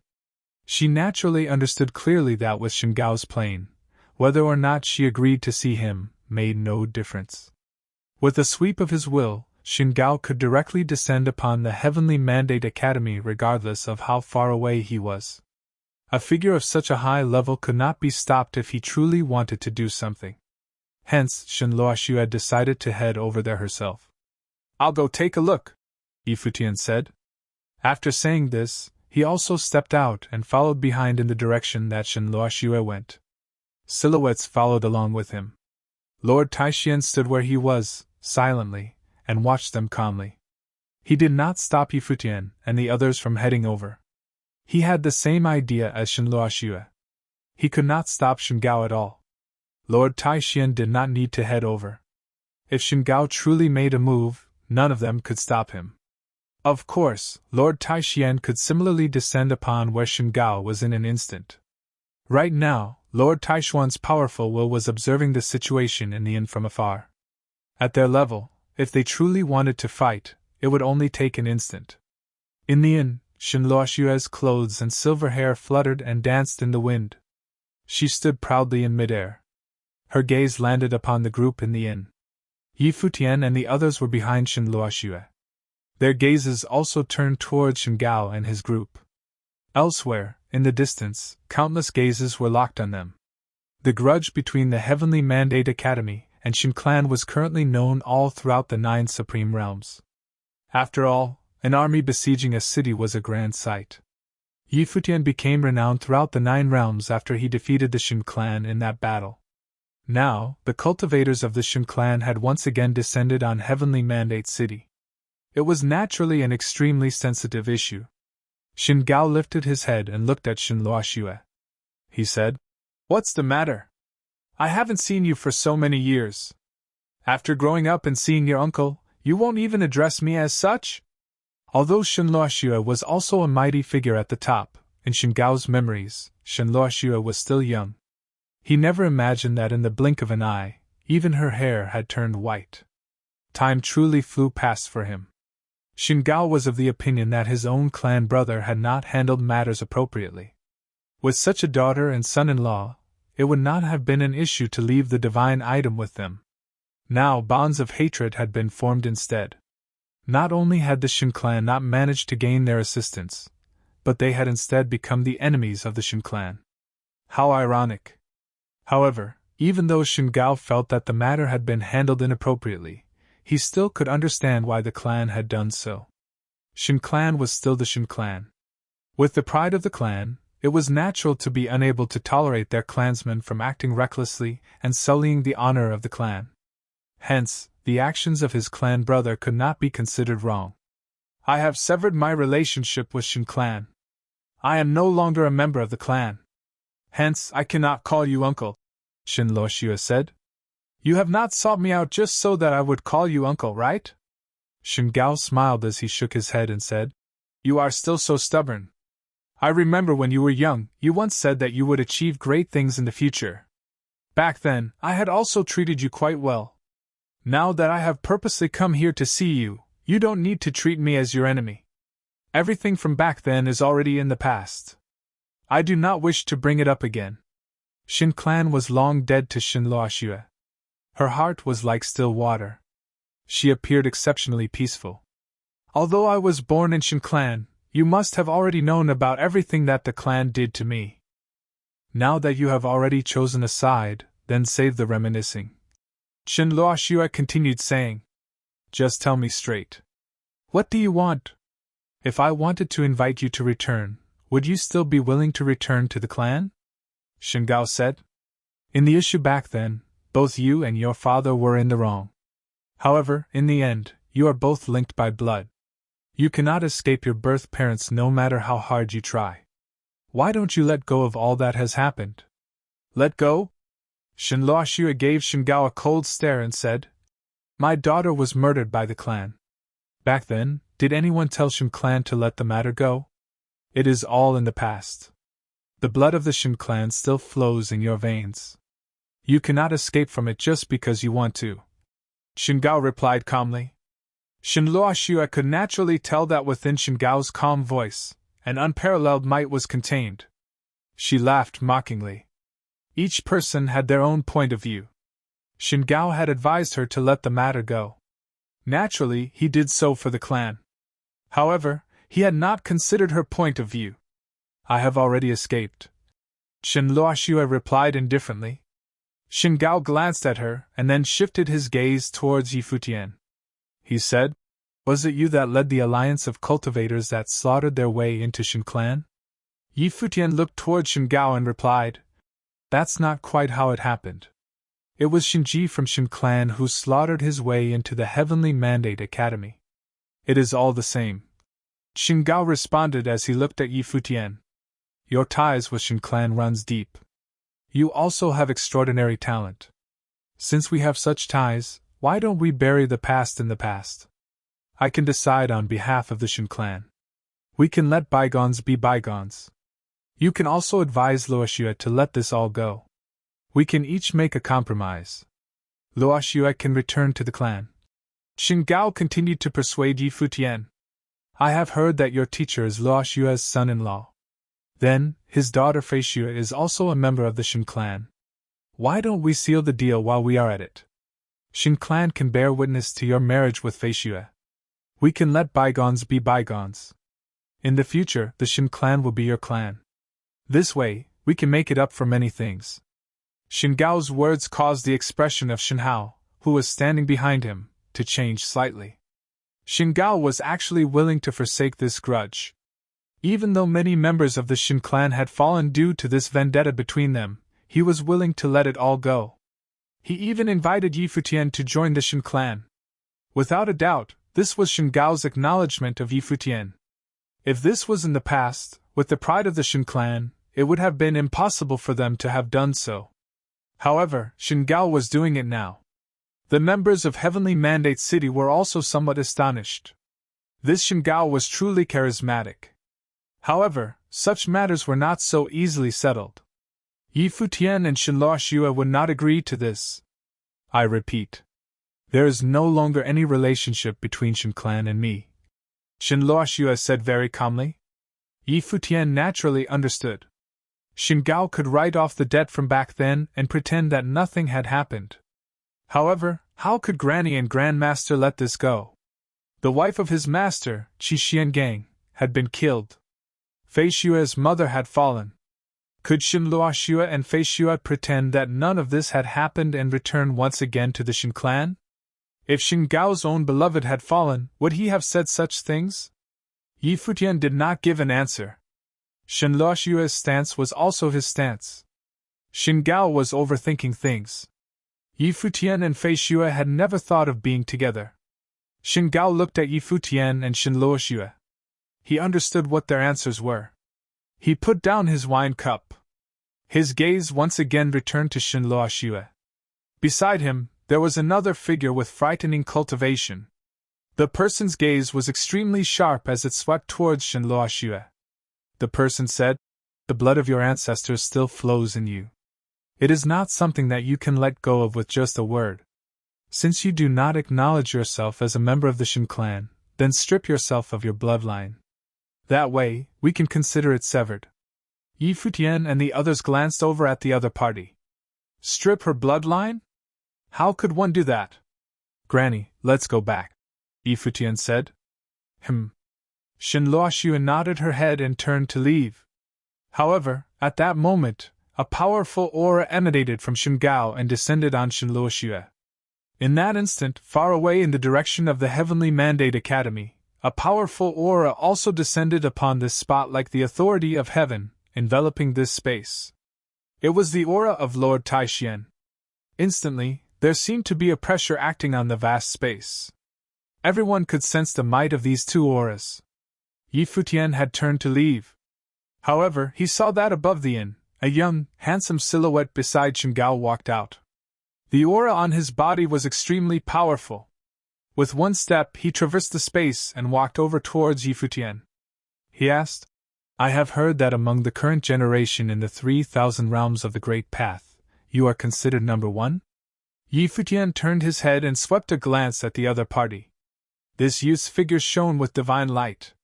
His temperament was no weaker than that of Shen Hao. A blinding divine light also radiated from inside his body and suppressed the power of the Great Path in many people. This was the aura of a flawless divine wheel. Clearly, this person was not a member of the Shen clan of the 9 supreme realms. If the Shen clan had such a member, Yi Futian should have encountered him during the previous battle with the Shen clan. The person was a cultivator of the Shen clan from the outer realms. In an instant, light shone all around. The will of the Great Path swept across this part of the sky. Countless gazes in heavenly Mandate City turned towards this dazzling silhouette. This cultivator that had come from afar wanted to challenge the legendary figure of this generation, Yi Futian, upon his arrival here. Chapter 1749 One Sword. The person who attacked was called Shen Xian. He was a lower-level Renhuang who had a second-tier divine wheel. It was a flawless divine wheel of the Great Path. When he stepped out, the power of his divine wheel burst forth. In an instant, endless golden lightning appeared in the sky above Yi Futian's group. The lightning descended from the heavens above. It covered the sky and blocked out the sun. Each bolt of golden lightning contained the frightening power of the Great Path that sliced apart the space. It was as though anyone who was struck by the lightning would be blown apart into countless pieces. Yi Futian frowned. His gaze swept over to Shen Gao, who was still sitting there quietly. The latter was still drinking wine in the inn. His aura was calm, as though he had no intention of attacking. However, he also did not stop Shen Xian from attacking them. The other cultivators from the Shen clan in the outer realms also lifted their heads and calmly observed. They were not worried about the members of the Heavenly Mandate Academy with powerful cultivation attacking Shen Xian, who would dare to do so. They were also somewhat curious. This youth that had led other cultivators and fought the Shen clan was a possessor of a flawless divine wheel. He was renowned as a peerless figure of this generation in the Void Realm. How capable was he? Could he stand against Shen Xian? However, before Yi Futian even moved, a silhouette had already stepped out. It was Dou Zhao. His entire body was shining brightly, and he became a golden body fighting god. His also flawless divine will battle form burst forth. In an instant, his intent for battle burned. Boom! Dou Zhao's entire body was burning with golden divine light. He sent out a punch, and his burly, domineering figure traversed the space like a shooting star. He directly attacked Shen Xian's body. It seemed as though space itself had been punched through. Shen Xian did not retreat at all. He also had no intention of evading. Was Dou Zhao trying to engage in close-quarter combat with his powerful melee force? Shen Xian would grant Dou Zhao his wish. Shen Xian clenched his fist, and it formed a divine fist. In an instant, an endless storm of golden lightning radiated from his fist. Blinding divine light burst forth from it. The cultivators of the Shen clan from the outer realms had sinister smiles on their faces. Even if the battle intent of Dou Zhao, who had a first-tier divine wheel, filled the skies, for him to rely on this to surpass the difference in planes and engage in close-quarter combat with Shen Xian was foolish. Dou Zhao did not know his own strength. He must not know how powerful Shen Xian's attack power was. Following the burst of endless golden lightning, Shen Xian's fist directly collided with the overbearing punch headed his way. Blinding golden light swept across the sky, causing the space to tremble.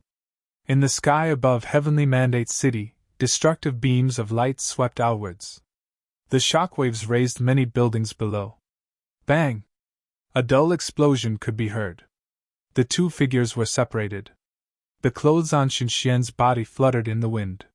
His long hair flew up. Even though he was knocked back a few steps, he was not injured at the slightest. However, the power of the other party's punch was indeed very powerful. It was enough to surprise Shen Xian. Dou Zhao's figure was sent flying from the shockwave. His arm was trembling slightly. From the attack just now, he felt endless lightning that tore apart everything surge directly into his arm and his body. It tried to tear his body and spirit into countless pieces. This attack was very overbearing. If Dou Zhao did not have an unparalleled body and was just a normal Rehuang, he would have immediately been torn apart by that attack and perished on the spot. However, the battle intent in Dou Zhao's eyes still burned. He had no intention of backing down. He even wanted to continue activating the will of the fighting god. After forging a flawless divine wheel, Dou Zhao did not have many worthy opponents of the same level in the 3,000 realms of the Great Path.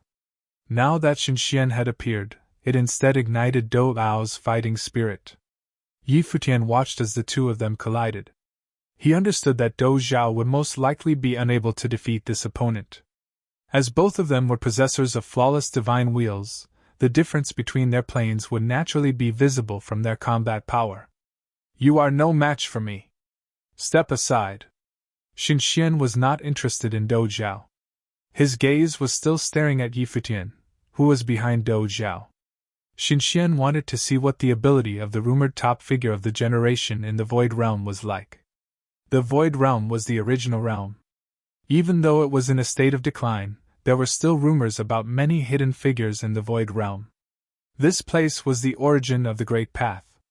However, that was still all in the past. Now, the so-called original realm had long been in decline and was not worth mentioning.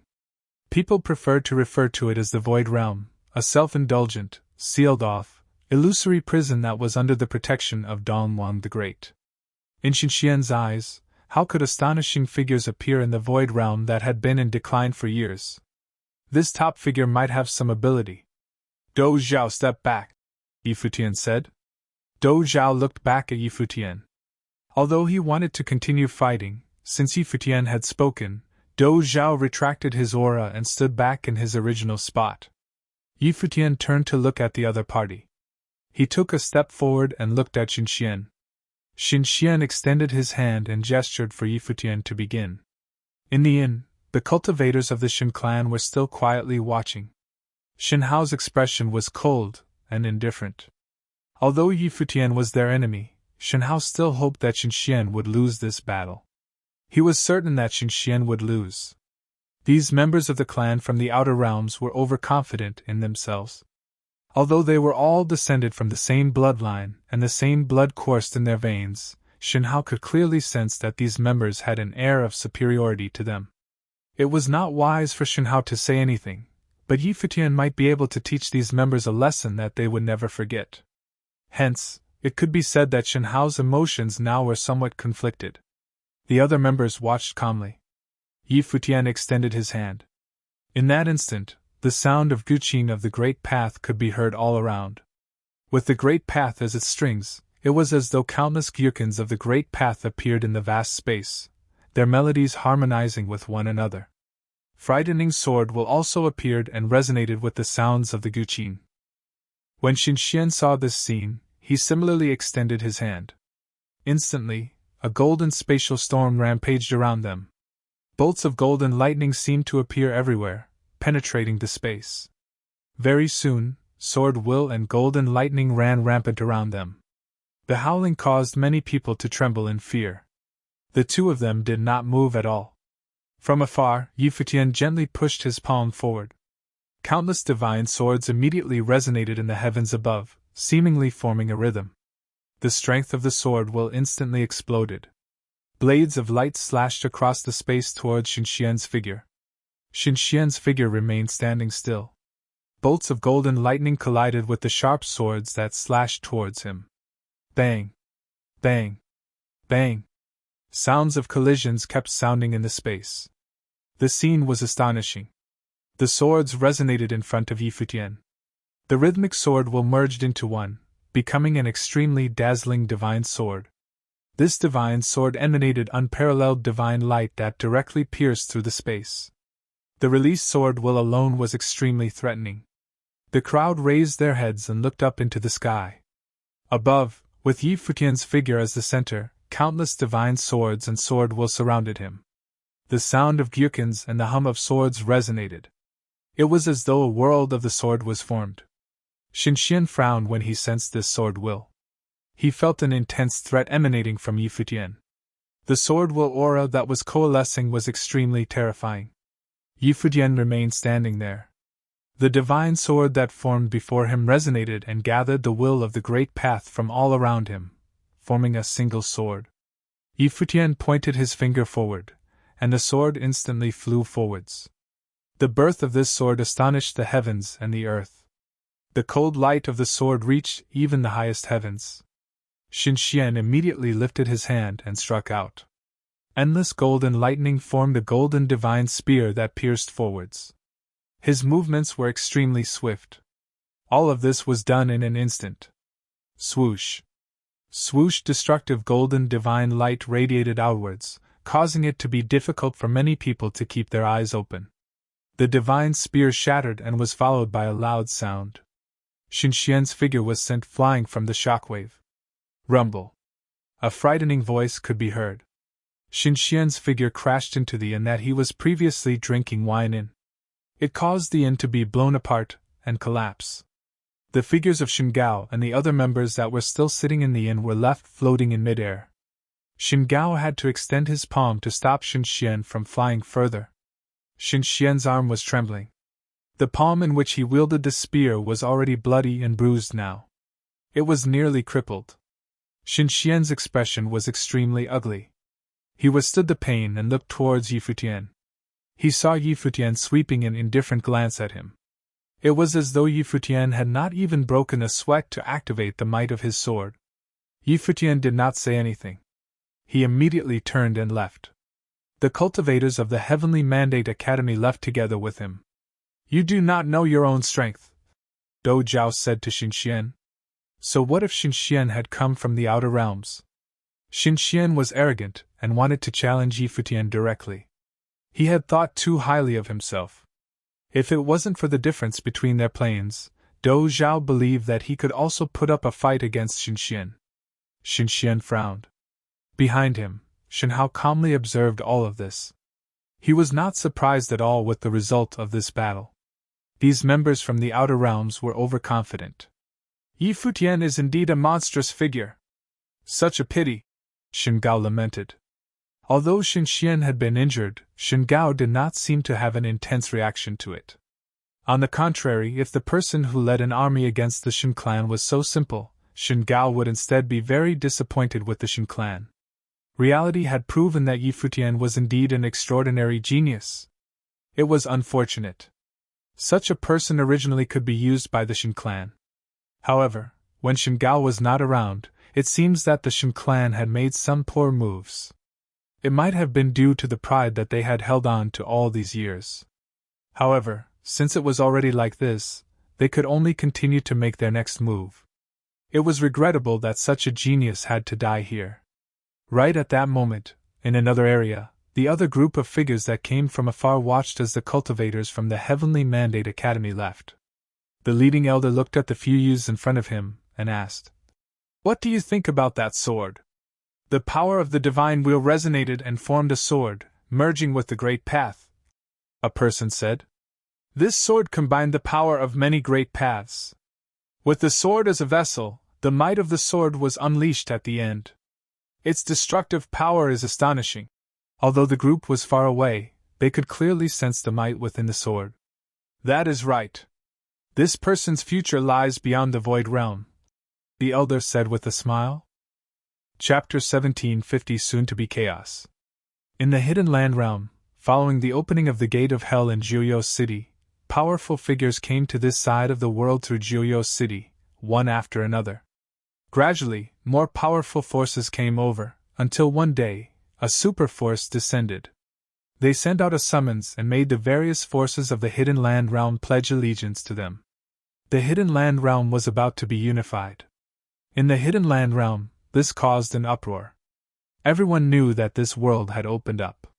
There were cultivators from the outside. Just as people thought that the local forces of the Hidden Land Realm would resist, they discovered that the forces that stood at the peak of the realm were unusually peaceful. It was as though they had long known who the other party was and where they came from. Many forces of the Hidden Land Realm continued to pledge their allegiance to this super force. Hell had reappeared in Jiuyou City and wanted to unify the Hidden Land Realm. The top forces of the Hidden Land Realm in Jiuyou City headed over to pledge their allegiances to this power. The influence of this incident had an unimaginable effect in the Hidden Land realm. Only then did everyone realize what was happening. The opening of the gate of hell seemed to have pulled back the curtain of a new era. Many of the older generation now recalled that the rise of top forces of the Hidden Land realm back in the day was due to the fall of hell. Some people claimed that the top forces themselves were originally part of hell. Now, the previous ruler of the Hidden Land realm had returned. News of this incident spread very quickly to the other realms. However, all the top forces were surprisingly silent on the matter. In reality, they were already aware of what had transpired. Ordinary people might not have known about powerful cultivators entering the realms one by one during this time, but how could the top forces possibly not be aware of this? They had all experienced the age of turmoil hundreds of years ago. Now, the peace seemed to have been broken. The age of turmoil had once again descended. After encountering the cultivators of the Shin clan, Futian returned to the Heavenly Mandate Academy. He soon heard about the news from the Hidden Land realm. He was somewhat concerned about it. He seemed to have an unsettling premonition about the matter, and he appeared exceptionally serious. Futian was not concerned about himself, but rather about Qin Yao. Back in the Hidden Land realm, Futian had witnessed the incidents that Qin Yao had experienced. Now, a force from outside of the realm wanted to unify the Hidden Land realm.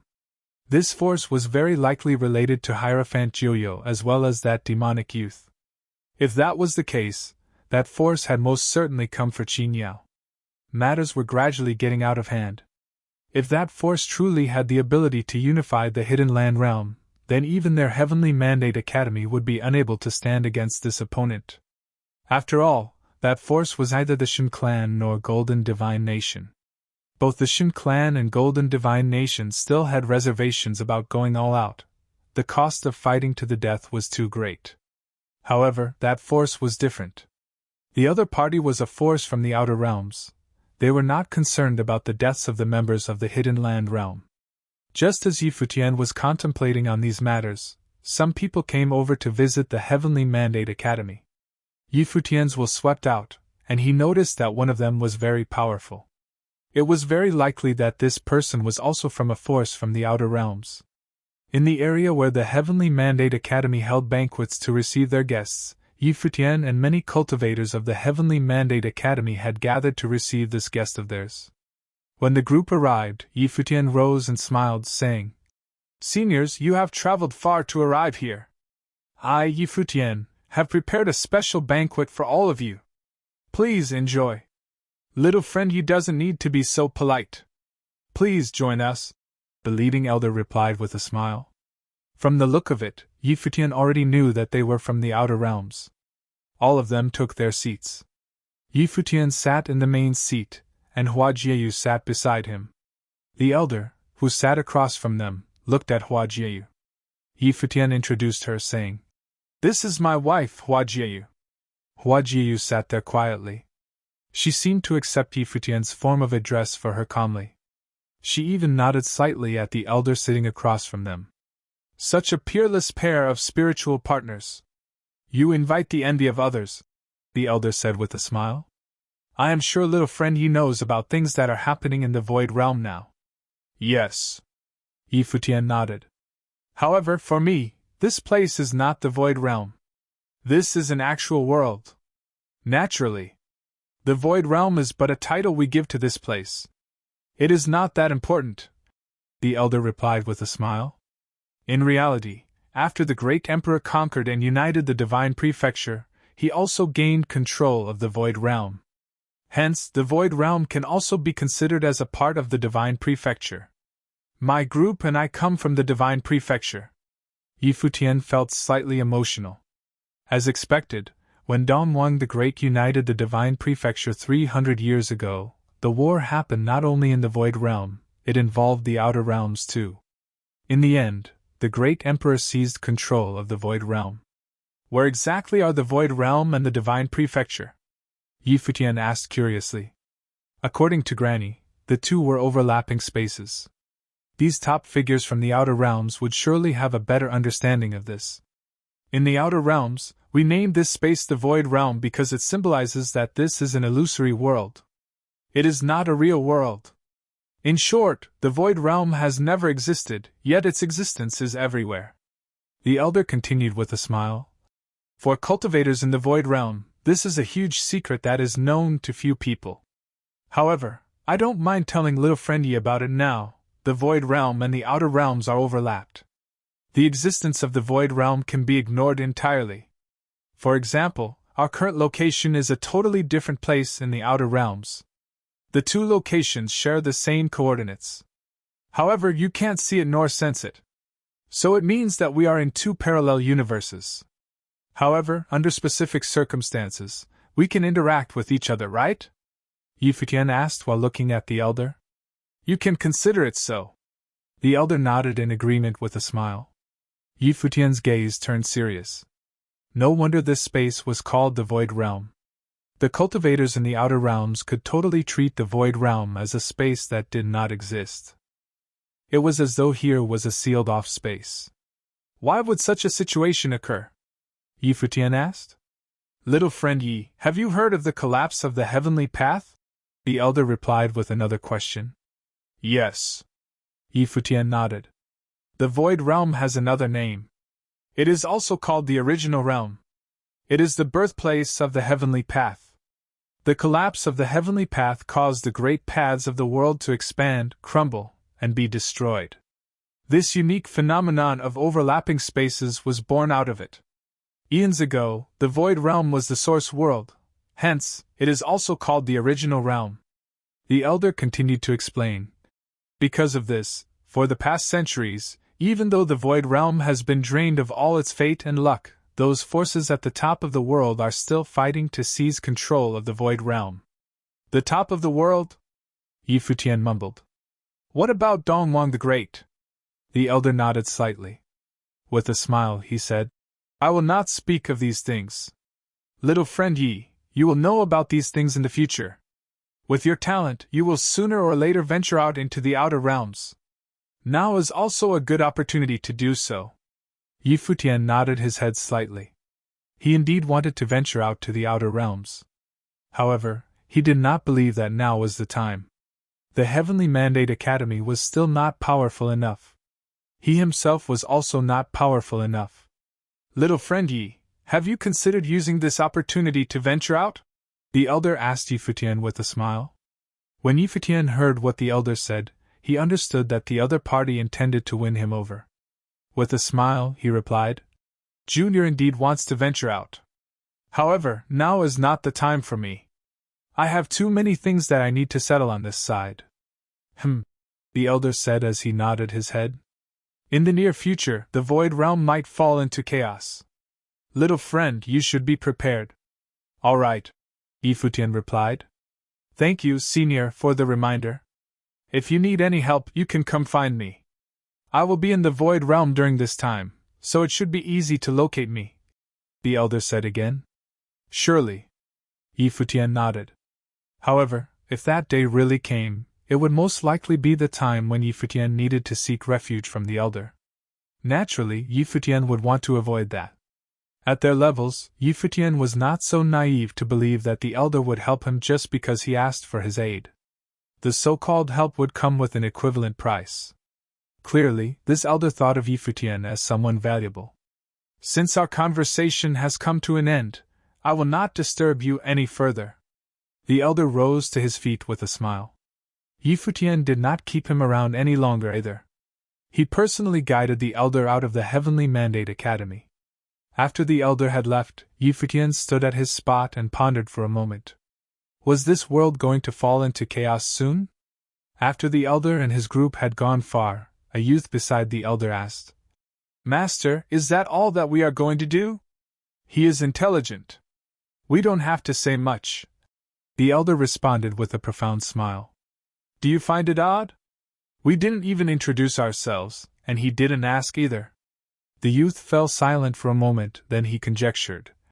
Master was waiting for him to ask, right? The elder smiled and answered.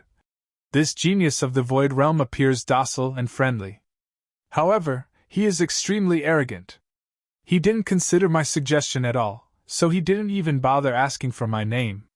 Since he has no intention of asking help from us, I don't have to intentionally tell him. Perhaps he has no idea what kind of forces we are, Biyut said. Even though there were also giant figures in the Heavenly Mandate Academy, they paled into insignificance when compared to ancient clans from the Divine Prefecture. The teachings of the ancient clans from the Divine Prefecture were far more superior than that of the forces from the Void Realm.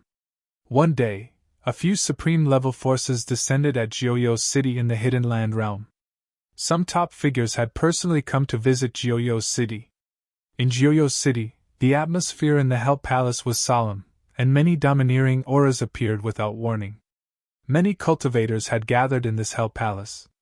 On the throne in the palace sat a majestic black-robed figure. The aura faintly emanated by him caused the entire palace to be suppressed by a might.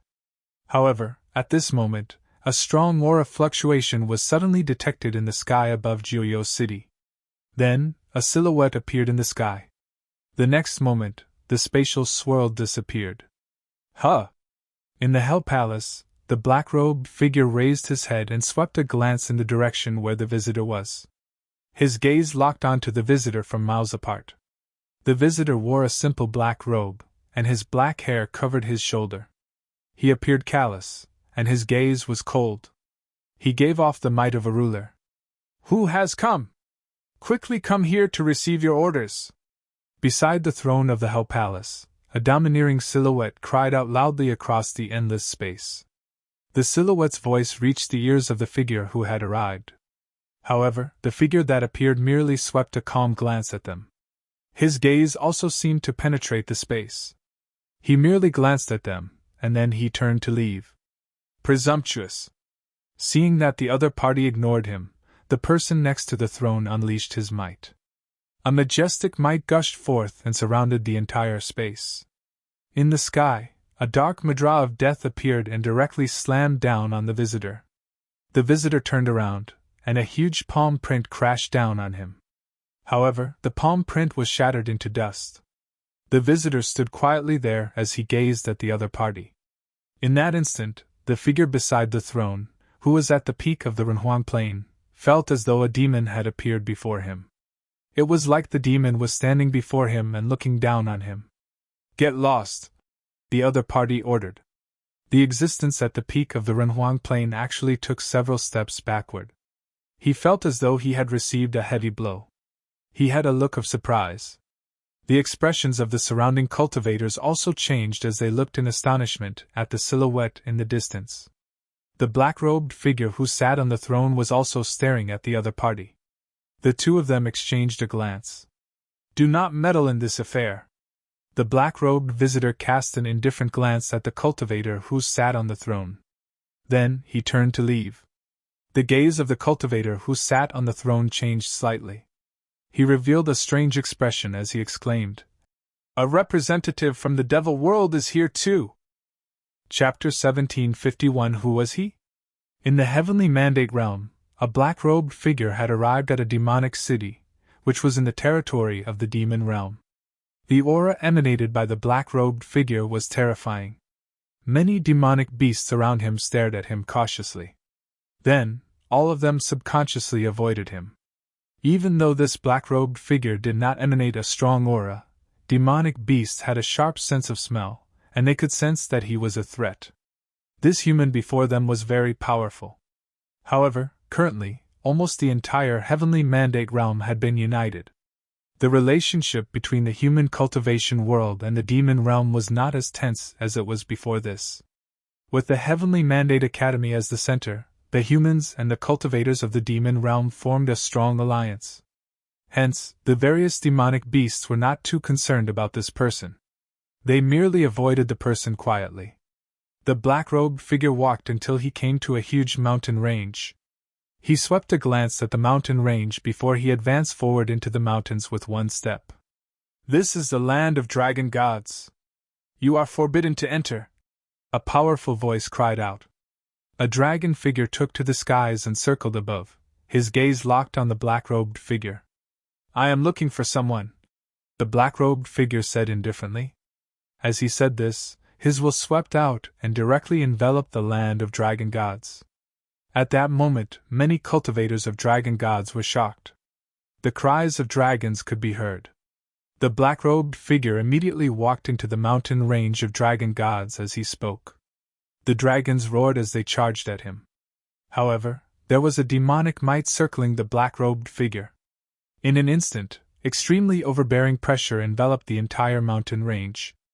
Under this immense pressure, the dragons actually felt themselves being pushed down. Even though they were existences at the level of demon emperors, their huge figures were all trembling, and they were roaring restlessly. "Which power has descended upon dragon gods?" A hoarse voice called out that filled the sky. In the distance, a silhouette dressed in long purple robes appeared. It was Dragon Master. Dragon Master watched the black-robed figure closely. He actually sensed a strong might from the latter. Naturally, Dragon Master knew that this world had not been peaceful recently. Many powerful figures had arrived. Could the person before him be one of the outsiders? "Where is the demonic dragon?" the black-robed figure asked. His will had scanned through the entire territory of dragon gods, but he actually had not found the demonic dragon. Dragon Master's eyes narrowed slightly. He stared at the black-robed figure intently, asking, "Who are you?" The black-robed figure continued to expand his will, and his will reached a restricted area in the territory of dragon gods, the abyss of the dragon. His domineering will directly broke the seal and penetrated into the abyss. Then, a scene was revealed to him in his mind. There was a hidden space in the abyss of the dragon. The black-robed figure turned around and left immediately. He took a step forward, and his figure directly disappeared from his original spot. Dragon Master watched his movements, but he did not stop the black-robed figure. Or more precisely, he was not confident that he could stop the black-robed figure. Dragon Master looked in the direction of the abyss of the dragon. His facial expression turned extremely serious in an instant. He had considered a possibility. "Your Highness." All the dragons looked at Dragon Master for instructions. Dragon Master waved his hand and said, "Do not act rashly." After he said that, he strode in the direction where the abyss of the dragon was. Right now, the passageway had been activated. Did the people from that place come here too? In the abyss of the dragon, numerous chains locked an enormous demonic dragon in place. He lay on the ground on his belly. His aura was much weaker than before. He had been recovering his vigor all these years. A few years ago, he extracted his dragon's soul out of his body, and his vigor was greatly impacted. Suddenly, a black-robed figure appeared in front of him. His dark eyes stared at the demonic dragon intently. The demonic dragon let out a roar in a low voice. He stood up, and he held his head up high. Arrogantly, he stared at the black-robed figure before him. The black-robed figure appeared exceptionally tiny in front of the demonic dragon, but his aura was powerful even though he was standing there casually. "Where is your master?" the black-robed figure asked the demonic dragon. The eyes of the demonic dragon suddenly released frightening demonic light. However, the black-robed figure merely stared back at him with a cold gaze. In an instant, the demonic dragon seemed to not only see a simple silhouette, but instead a stalwart and overbearing demon. The huge figure of the demonic dragon shifted uneasily. The huge eyes of the demonic dragon were locked onto the other party. "Who are you?" The eyes of the demonic dragon were staring at the demon. "You should be able to guess where I am from," the black-robed figure calmly replied. The figure of the demonic dragon was still shifting around. Had they arrived? After the incident back then, there was no news about him. "He might be long gone," the demonic dragon replied as he stared at the other party with cautious eyes. The black-robed figure looked him back in the eye. "Long gone?" The black-robed figure had not heard any news of him dying and had also not seen a corpse. Some claimed that it was possible that he was still alive and might even have returned. However, they knew that he had never returned. "You seem to know something," the black-robed figure said as he stared into the demonic dragon's cautious-looking gaze. "I have always been imprisoned here." "What could I possibly know?" the demonic dragon retorted. "Is that so?" The black-robed figure took a step forward. His demonic might bellowed and enveloped the body of the demonic dragon. The huge figure of the demonic dragon shook. The black-robed figure's eyes seemed to pierce his own.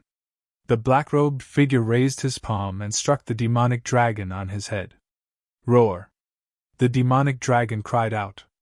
Demonic might churned, and a powerful aura swept out. However, the palm of the black-robed figure seemed to contain endless dominant power. His palm pressed down immediately, as though he had suppressed and restrained the huge figure of the demonic dragon. He placed his hand on the head of the demonic dragon. Rumble! He pressed down on his palm, and the body of the demonic dragon was immediately pressed down. The demonic dragon was originally heavily injured.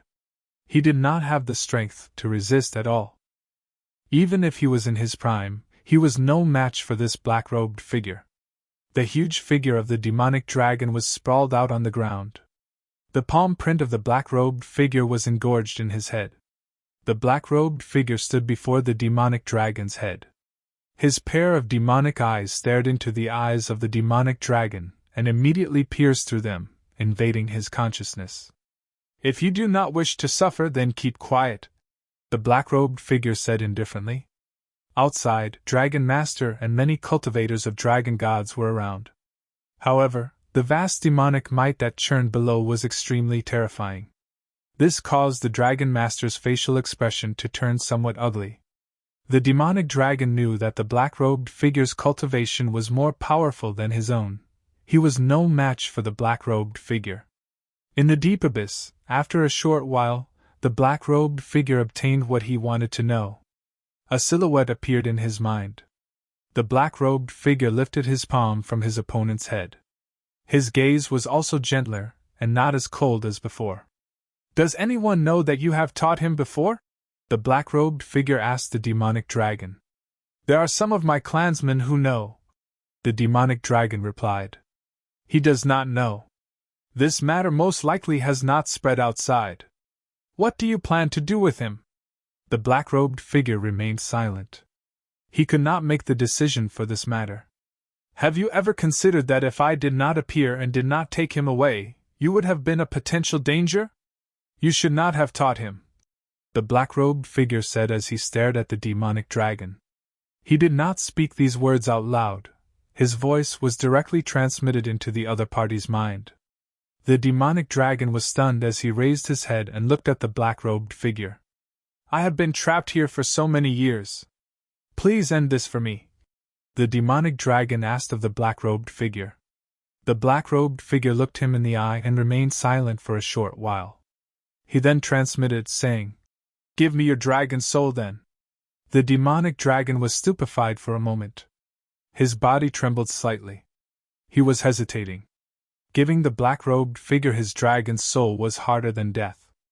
"I have no use of your dragon's soul," the black-robed figure continued. The demonic dragon seemed to have understood something. He lowered his head, saying, "Take it." The black-robed figure stared at the demonic dragon. He was a rather loyal dragon. "This is your honor," the black-robed figure assured. "My honor."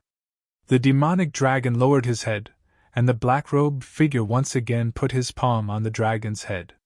In the deep abyss, an alarming roar of a dragon could be heard. It was as though the dragon was experiencing excruciating pain. A moment later, the black-robed figure appeared in the sky above the abyss. Dragon Master and many cultivators had their gazes fixed on him. Dragon Master and the rest did not hear the conversation between the black-robed figure and the demonic dragon. They knew nothing about what had happened, but they knew that the demonic dragon had died. "Why did you do that?" Dragon Master asked. The black-robed figure cast a glance at him indifferently. Then, he turned around and left, not offering any response to Dragon Master. He did not need to explain himself to the latter. Dragon Master stood in the sky above the abyss of the dragon. His demonic aura churned ferociously as he stared at the black-robed figure leaving. He was Dragon Master of dragon gods. However, he felt helpless at this moment. With the ability of this black-robed figure, let alone Dragon Master, most likely nobody in the 3,000 realms of the Great Path was a match for him. In the Heavenly Mandate Academy, Yuxing was training quietly. Suddenly, he felt an unusual movement in the dragon's soul within his body. The demonic might churned uncontrollably in his body. He opened his eyes and stopped cultivating. Yuxing took a step forward. Currently, he was already a demon emperor. His existence gave off an extremely strong pressure on the people around him. His might was domineering, and his aura was powerful. He frowned slightly as he stared into the distance. He felt uneasy inside. What had happened? Had something occurred in the territory of the dragon gods? If something really happened, Dragon Master would come here right away using the teleportation Grand Matrix, right? A day later, in a tavern in Heavenly Mandate City, a black-robed figure was sitting alone drinking wine as he listened to the conversations of the people around him. Most of them were talking about the cultivators that had recently arrived here and that there were other worlds outside of theirs. Of course, occasionally, somebody would talk about a youth called Futian. Yesterday, the black-robed figure had already arrived here from the demon realm and learned of some matters. Now, he had an even deeper understanding of the matters here. He lowered his wine cup as he gazed into the distance in the direction of the Heavenly Mandate Academy. In the Heavenly Mandate Academy, the most famous person was not Yuxing. Not many people actually knew of Yuxing. Clearly, his fame was not too great. However, Futian was like the sun in the sky. He was renowned in the 9 realms. Although he had just reached the Renhuang Plain, he had already caused such an uproar. Yuxing had always been following Futian and trained with him. They seemed to have been together for a very long time. They came together from the lower worlds and should have known each other for many years. The black-robed figure naturally knew who Yuxing was and whose blood coursed through his veins. However, a person like Yuxing had actually been following another youth. This youth had unparalleled talent, and was known as the top figure of this generation. It didn't amount to anything if the black-robed figure did not know who Yuxing was. However, knowing the identity of Yuxing, it was easy for the black-robed figure to try and speculate. Had he intentionally arranged for this to happen? If so, then what was the true identity of the youth called Futian? Who was he? Chapter 1752 Came for someone. The man in dark robes was eating and drinking at the restaurant, everyone around him watching him. He gave off an aloof air. Everyone could tell that this man was strong. Extremely strong. Some people could just sit there, not even giving off an aura, and they would still give off a feeling like that. This was what happened when you trained for many years. No matter where you were, everyone could sense a sort of invisible force field around you. But the man in black did not care what anyone else thought. He was thinking about Futian's identity. If he had not guessed wrong, Yuxing was his son. So did Futian, with his surname Yi, have anything to do with Emperor Yiqing? At that moment, the man in black seemed to realize something. Suddenly, a powerful burst of pressure went out from him. In a flash, everyone in the restaurant could feel a suffocating force. They looked shocked, and they could not help but tremble. Although they had already guessed that this man was very strong, this pressure that it was hard to tell if it even existed was still frightening. Everyone else rose up and left with great difficulty. The weakest among them felt their legs tremble as they were under so much pressure. In the blink of an eye, the restaurant was empty. The man in black was left sitting there alone. At that moment, a terrifying aura swept over from a distance. The man in black looked up, seeming to see across a great distance. His gaze met that of another. An incomparably terrifying force filled a vast area. Even people at the Renhuang level had difficulty breathing under it. However, there was nothing in the place the power was emanating out of, just 2 invisible airflows. This gave everyone a strange feeling. What was happening here? The two of them looked at each other from across the distance. The black-robed figure seemed to see an old man within a great hall in the Heavenly Mandate Academy. This man was also incredibly powerful. He said telepathically, "You have been watching the Heavenly Mandate Academy for so long. Would you like me to teach you a lesson?" "Whenever you want," said the black-robed man. His voice was still cold. Here in the Void Realm, he knew there was no one who could threaten him. No matter if it were the Dragon Gods or the Heavenly Mandate Academy, he would not hide from them. He would go there openly. The man at the Heavenly Mandate Academy facing him was naturally Lord Taishian. "It is a bit rude of you to spy on us like this. I hope that in the future you will be a bit more proper," said Lord Taishian. He naturally could feel how powerful the man in black was. Facing someone like this, who had probably come from another realm, he could not act too forcefully. Otherwise, he would cause problems for the Heavenly Mandate Academy. If the other man had no ill intent, then this simple reminder would be enough. The black-robed man did not say anything. His aura dissipated, and he no longer looked over at the Heavenly Mandate Academy. Lord Taishian saw the man's divine consciousness disperse, and his aura retract. In a moment, the two mighty auras that had clashed in midair were completely gone, making the people who had felt them think they had only imagined it. Within the Heavenly Mandate Academy, Lord Taishian had retracted his aura as well, but there was still a slight frown on his face. These days, the world was getting more and more violent. This unknown cultivator who was focusing on the Heavenly Mandate Academy and was very strong made him feel threatened. There were few people at that high a level. It seemed that the power of the outer realms was much stronger than that of the mortal world. At that moment, Futian was walking over. He looked at Lord Taishian and asked, "Who is it?" Lord Taishian shook his head and said, "It seems to be a cultivator from the outer realms who is extremely strong. His aura is no less than my own. But when I said something to him, he immediately retracted his aura. I don't know what he wants. It seems he has no ill intent. I don't know what he is here for." Futian was silent for a few moments. He had felt someone watching him, and thus he had come here to Lord Taishian. Then Lord Taishian had directly found out who was doing it. "I hope it is just like the old man from before," said Futian. "But many people at this level have appeared lately. This part of the world is certainly about to become chaotic." That was his prediction. Some things were going to happen. "Yes," said Lord Taishian, nodding. "The news has already come out from the Hidden Land realm. Hell has reappeared and conquered Jiuyo City. Then they summoned all the cultivators of the Hidden Land realm to give them orders. In this way, they conquered the entire realm. Moreover, if they are really this bold, they might actually have the strength to succeed."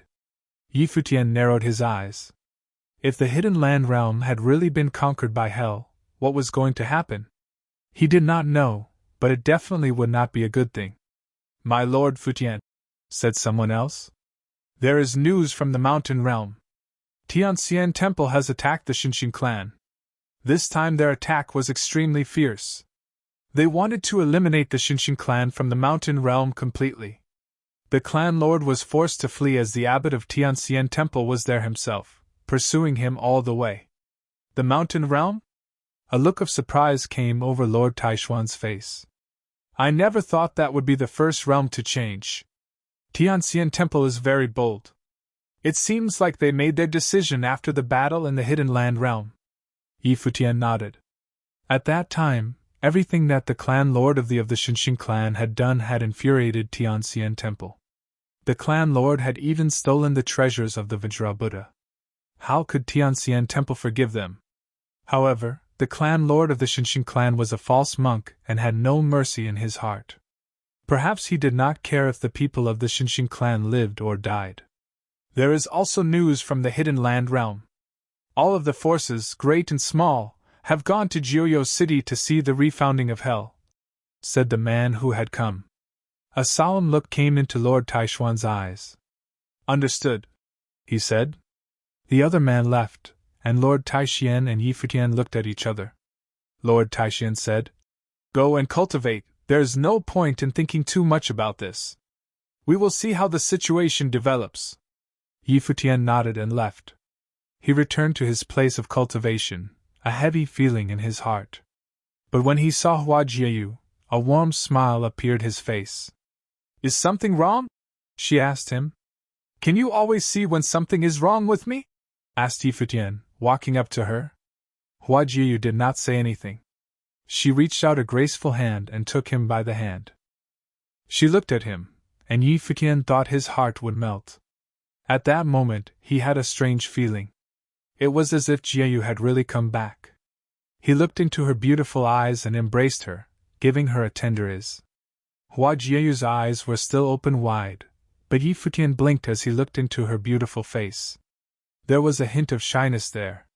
This feeling seemed so strange. It seemed so sweet. His heart beat even faster.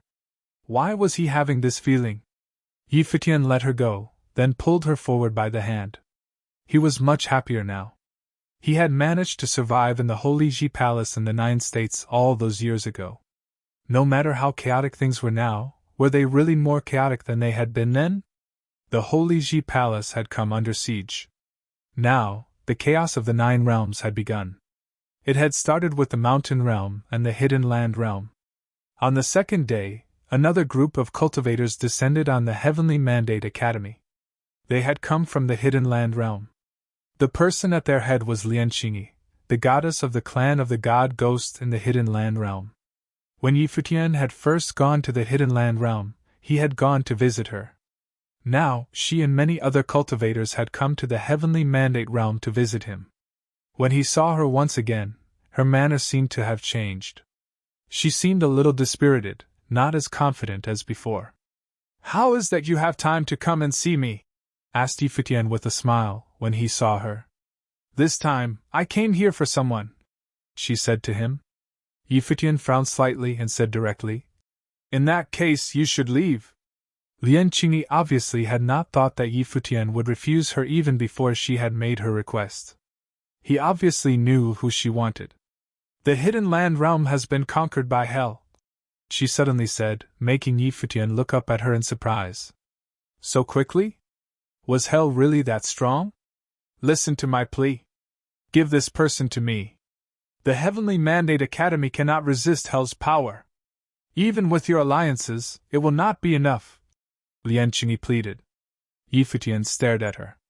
Was Hell really so powerful? "But Hell was destroyed in the past," said Yi Futian. "I have heard my clan lord speak of that, but it is not as simple as people imagine. There is a great amount of power behind Hell, truly frightening power. It was said that in that year, it was the forces behind Hell that lost to the Emperor," said Lian Qingyi. "They lost to the Emperor. Do you understand? How could the Heavenly Mandate Academy hope to get involved in a conflict at this level?" Yi Futian looked at her. Did this mean that the power behind Hell was a top force of the Outer Realms? Although they had lost to the Emperor, this meant that they were powerful enough to fight him. They were without question on the same level as him, at the very peak of what was possible. "Can you at least tell me why you want her?" asked Yi Futian. "Do the powers behind Hell want her?" Qing Yao, who had been born with a law body, had broken all the norms of cultivation. She had never cultivated, but she could still kill a Renhuang. She could be called a fate-defying figure. She was the most frightening person he had ever seen, bar none. It seemed that in this current situation, all the great powers wanted her. What had she dragged them into? "You are too hard on me, Emperor Yi. How should I know a secret like this?" said Lian Qingyi. "Just trust me. You know how terrible she is. She is no relation to you, so just give her to me." Yi Futian stared at Lian Qingyi. From what she said, it sounded like the powers behind Hell really did want Qing Yao. Chapter 1753 Killing in 10. Heartless and faithless? Yi Futian looked at Lian Qingyi and smiled. "Qing Yao has the same surname as me, thus she calls me brother. Don't you think, in that case, that it would not be fitting for me to hand her over to you? Moreover, since the Hell wants her, why do they not come and get her themselves if they are so strong that they conquered the Hidden Land Realm? You are not being honest with me, are you, goddess?" Lian Qingyi's expression changed slightly when she heard him say this. This was indeed a matter that had been tasked to her by her superiors. If she could complete it successfully, she would have the chance to come to the attention of the forces behind Hell. This was incredibly important to her. As far as she was concerned, the Hidden Land Realm and the Void Realm were only holding her back now. She wanted to find a new, more powerful master. "You are putting too much thought into this," she said. None of the great powers of the hidden land realm had the power to resist the power of hell. Can you imagine, then, how powerful the forces behind hell must be, Emperor? I know it is hard for you to accept this, but after all, she is only a girl that you have not known for long. The many people of the Heavenly Mandate Academy are all your friends. Is it worth putting all of their lives at risk just for this one girl? Do you think that this is the way I see the matter? Said Futian with a sarcastic smile. I can remember the opening of the gate of hell. The things that happened before that attracted the attention of all the 9 realms. Were there any figures from the hidden land realm among them? Lianqing stared at him, then smiled and stood, saying, I can tell your mind is made up, so there seems to be no more need to discuss this. Since you doubt me so much, I will say farewell. I hope you will take care of yourself. Futian smiled as well, saying, In the past, hell was destroyed and wiped away by the 9 realms. You should think long and hard about your choice. I don't need to see you out. You can find your own way out. A cold look came into Lianqing's eyes. She turned and left. The whole group left with her, soon disappearing from the Heavenly Mandate realm. After they left, Futian turned and said, Still eavesdropping, I see. Qingyao came out, pulling Nianyu behind her, with her head lowered. Although she did not understand these forces, she was becoming mature enough to begin to have some idea of what they wanted. Qingyao, you shouldn't worry about any of this, said Futian, stepping forward and placing a hand on her shoulder. She said with a nod. Then she pulled Nianyu's hand and said, Let's go play, Nianyu. Okay, said Nianyu. She looked at Futian, then left with Qingyao. That girl is hiding something in her heart, said Lord Taishian, walking up. Nianyu will always tell you when she wants something, but Qingyao is different. She is not good at expressing herself, but would rather hide her feelings inside. This was caused by the environment she grew up in. Futian nodded slightly, then said, My lord, hell was wiped out many years ago. They have laid low ever since then and are only now coming back. This must mean that they have some misgivings. Of course. The world has been conquered by Dongwang the Great, but the powers behind hell are no less than him. But they were defeated once, said Lord Taishian. Thus, they must want to take Qingyao away directly. That is why they sent people here to threaten us. Futian nodded. Lian Qingyao had acted like she was concerned for him, but how could he not have heard the threat behind her words? She wanted him to give Qingyao to her directly. As the two of them were talking, Lord Taishian looked up into the distance and said, They are here. I did not think they would come so quickly. As he said this, Futian felt another aura, an incredibly powerful one that made everyone who felt it feel uncomfortable. Soon, golden divine light fell from high up in the sky, covering the Heavenly Mandate Academy. The cultivators of the academy looked up into the sky and saw the endless divine light. A group of Buddha-like figures stood there as if they had come from heaven. The cultivators of the mountain realm had come. On the battlefield of hell, Futian had learned that the mountain realm had been involved in the decisive battle with hell all those years ago. Gui Zhang was among them as well. Futian had seen the man at their head before. It was Master Pudu. Up in the sky, all the Buddhas folded their hands together, and they suddenly began chanting. Master Pudu said, All of the monks of Tianxian Temple are here to visit the Heavenly Mandate Academy if that is convenient for you. Please come in, said Lord Taishian, looking up into the sky. Suddenly the people from Tianxian Temple strode forward, entering the academy. Soon, they had reached Lord Taishian and Futian. The monks all bowed slightly to him, saying, Forgive us for disturbing you, Lord. It is no problem. We are honored to have you, said Lord Taishian with a smile. Why have you come? Have you heard the news from the Hidden Land realm? Asked Master Pudu. I have, said Lord Taishian with a nod. Hell has reappeared and conquered the realm. I do not know if this is what effects this will have, good or bad. I must tell you, Hell's next target will likely be the Heavenly Mandate Academy, continued Pudu. This made a slight look of surprise come over Lord Taishian and Futian's faces. Tianxian Temple was well informed. Pudu looked at Yi Futian and said, Benefactor Yi, I saw the girl Yi Qingyao once before in Jiuyou City. Might I see her more closely? Why do you seek Qingyao, master? Asked Yi Futian. The girl is very important. Hell will come here for her. I hope you will let us see why she is so important to them, continued Pudu. Yi Futian could not very well refuse him. Moreover, he already knew about Qingyao, so he had probably already figured out a good deal of the matter. They would not be able to hide her. His spiritual consciousness spread out until he found where she was. He said, Lulan, bring Qingyao here. On saying this, he and the others waited there calmly. Not long after, Yi Qingyao arrived. When she saw everyone there, she could not help but lower her head a little. Come here, Qingyao, said Yi Futian with a smile. Yi Qingyao stepped lightly over to his side. He placed his left hand on her shoulder and said to Pudu, Here she is. Pudu looked at her. In a flash, Buddha light glowed. Chanting filled the air. Pudu placed his hands on his chest and fingered his Buddhist beams. He closed his eyes but seemed to open his spiritual ones. It was as if the light had become his eyes. They pierced through all illusions, revealing the truth. Soon, Pudu's expression slightly changed. The Buddha light seemed to have been infected by a great power. The Buddha beads in his hand changed faster and faster. Crack! A clear sound rang out as the Buddha beads broke and fell to the ground. Pudu opened his eyes.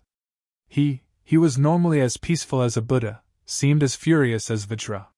His eyes were frightening to behold, and Qingyao was so scared that she would have fallen backward if Yi Futian had not held her up. Yi Futian looked at Pudu and saw killing intent in his eyes. He frowned and stood in front of Qingyao. Qingyao seemed terrified. She hugged him tightly.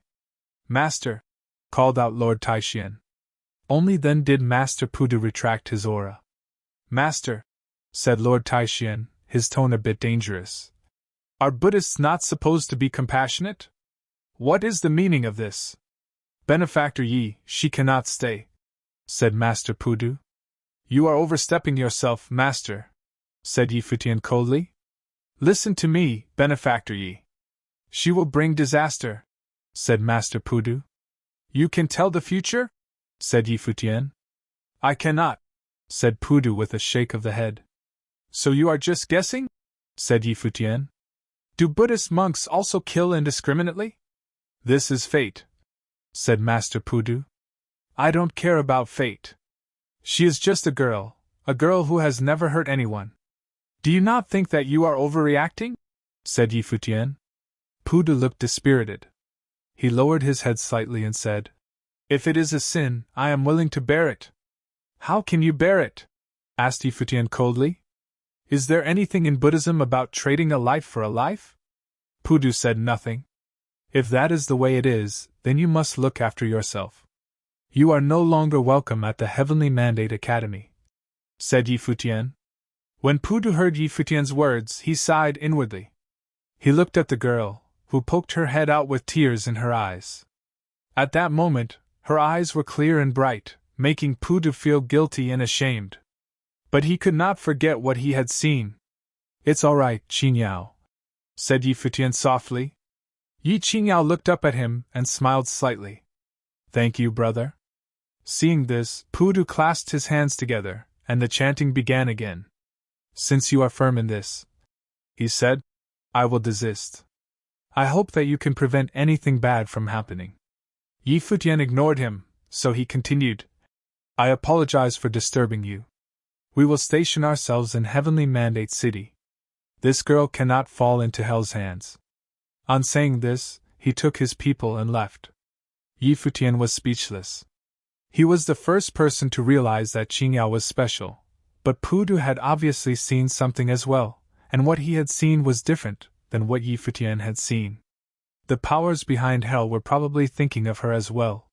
He had no way to predict what would happen next. Qingyao, no matter what happens, don't grow to hate the world. Can you promise me that? Said Yi Futian, looking into her eyes.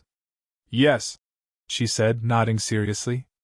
Then she smiled and said, I will always listen to you, brother, no matter where you are. Good girl, he said, patting her head. Let's go and find Yaya. Over the next few days, many people arrived at Heavenly Mandate City. The people of Heavenly Mandate Academy could sense them clearly. Many of the people from the forces that were coming were very strong. They came from other realms, and some came from the outer realms. The news had come from somewhere that Hell was looking for someone, a girl. And this girl was at the Heavenly Mandate Academy. As more and more cultivators arrived, the people of Heavenly Mandate City could sense that a storm would descend upon the Academy once again. Chapter 1754 Mating. The Heavenly Mandate Academy's allies naturally knew of all this, and they sent people to him one after the other to speak with him about it. At that time, Xiaomu came to see Yi Futian. Teacher, do you wish to ask me about the family? She said to him. Yi Futian nodded. He said, I did not know that so much would happen when I first met Qing Yao in the Hidden Land realm. Otherwise, I don't think I could have been so righteous. But since I already brought her here, I can't just give her away. That would be too cruel. But I realize that I am not the only person here at the Heavenly Mandate Academy. I have spoken to Lord Taishian about this. Anyone, master or student, can choose not to join us, and I will not hold it against you. I will do this myself if I must.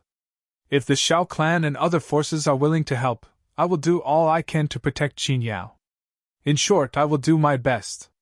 I have spoken of this with others as well. You can report this back to your family. Xiaomu looked at Yi Futian, then smiled and said, I do not know what my family will say, but I will support whatever choice you make.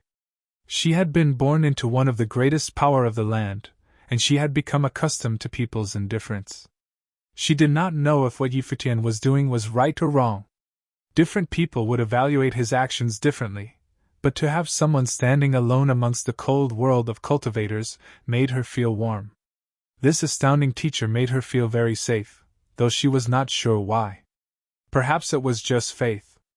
You are a goddess, there is no need to act like a young student, said Yi Futian with a smile. Xiaomu smiled back at him and said, Then I will go and report to my family. All right, said Yi Futian with a nod. Xiaomu left. When she was gone, Yi Futian frowned. His words had been light, but there was a weight in his heart. He was not a perfect person. If he had known that saving Qin Yao would have caused such a stir, he probably would not have done so. After all, there were many pitiful girls like her in the world. He could not save them all. But there were some things that once you had decided to do, you had to live with the consequences. This was not so much a sort of kindness as it was a sort of righteousness. It could also be called a code of conduct. If his master had not given up his life to go to the Nandu clan, if Yi Xiang had not gambled his life, if the cottage had abandoned him when he was in danger, if Qi Xiangang and Yan Yuan had handed him over to Emperor Li, then he would not exist. Had they even known him that well? His master had only taught him a few songs. He had gone to the cottage to study art. And as for the imperial advisor and Yan Yuan, they were his natural enemies. All of them had plenty of reasons to abandon him. But they had not. He had grown up in an environment like this, and so he would naturally maintain this kind of worldview.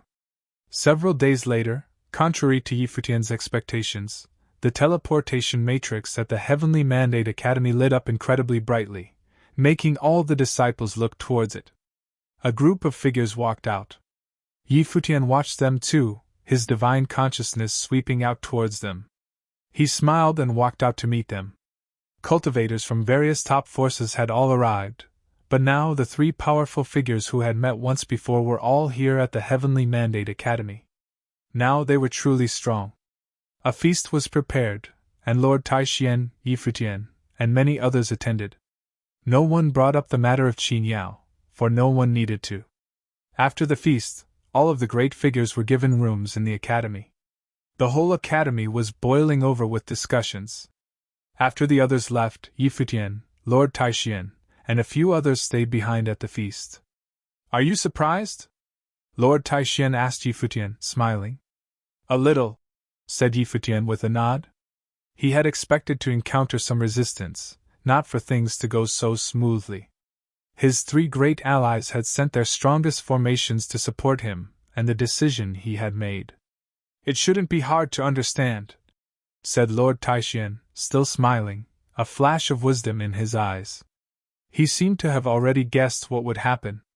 Yi Futian looked into his eyes, then nodded slightly. He realized that he should have known, too. In such a chaotic situation, if the Heavenly Mandate Academy can stand firm in the Heavenly Mandate realm, then in the future, you and the Academy will represent the next era, said Lord Taishan. What was happening now would possibly become an iconic event in the future. You are also one of the creators of this era, said Yi Futian. Although there was a lot of pressure right now, he still believed that if he could persevere, they would make history. I am honored, said Lord Taishan with a smile. Within the guest palace that the Shao clan was staying in, Old Man Shao, Shao Qianshan, and Shao Miyu were all together. They watched the elder of the family, Shao Dingtian, enter the palace. Let's go, said Shao Qianshan as he set off. Behind him, Shao Hanjiang and Shao Miyu followed. Grandfather. Shao Miyu seemed like she wanted to ask something. Are you surprised that we came here ourselves? Shao Qianshan asked her. Yes, said Shao Miyu, nodding. She was confused.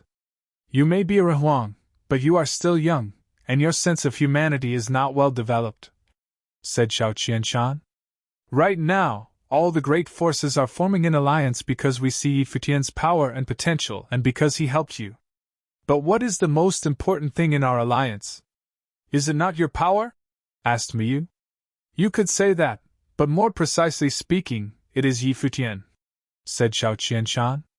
It is not just his talent, but it is also his way of doing things. That is, his character and his perseverance are key to this alliance. But if he gets other ideas, this alliance will be very fragile. So, the absolute trust of all parties involved is required. Shao Miyu did not quite understand. Right now, he can put forth all his power to defend that young girl. In the future, if Qingyao runs into any difficulties, or if we do, will he not put forth all his power to help her or us as well?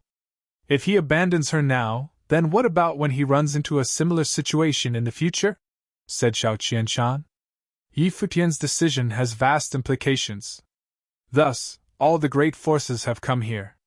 We are expressing our position by being here ourselves. When the power of our alliance truly comes together, only then will it mean anything. Shao Miyu nodded slightly. She finally understood why she had felt so safe after speaking to Yi Futian. But danger is still coming, no? She asked. After all, their enemies were incredibly powerful. Of course, said Shao Qianshan with a smile. But don't forget, the forces that are here are the most powerful ones in the 3,000 realms of the Great Path. Troubled times are approaching. In an era like this, compromise and retreat are neither wise nor safe. Only by moving forward through the storm and putting forth greater amounts of power can one stand firm. Heroes in chaotic times never compromise. They grow stronger through iron and blood. The vast Heavenly Mandate City seemed to be on a knife's edge. Any activity there would attract the attention of many cultivators.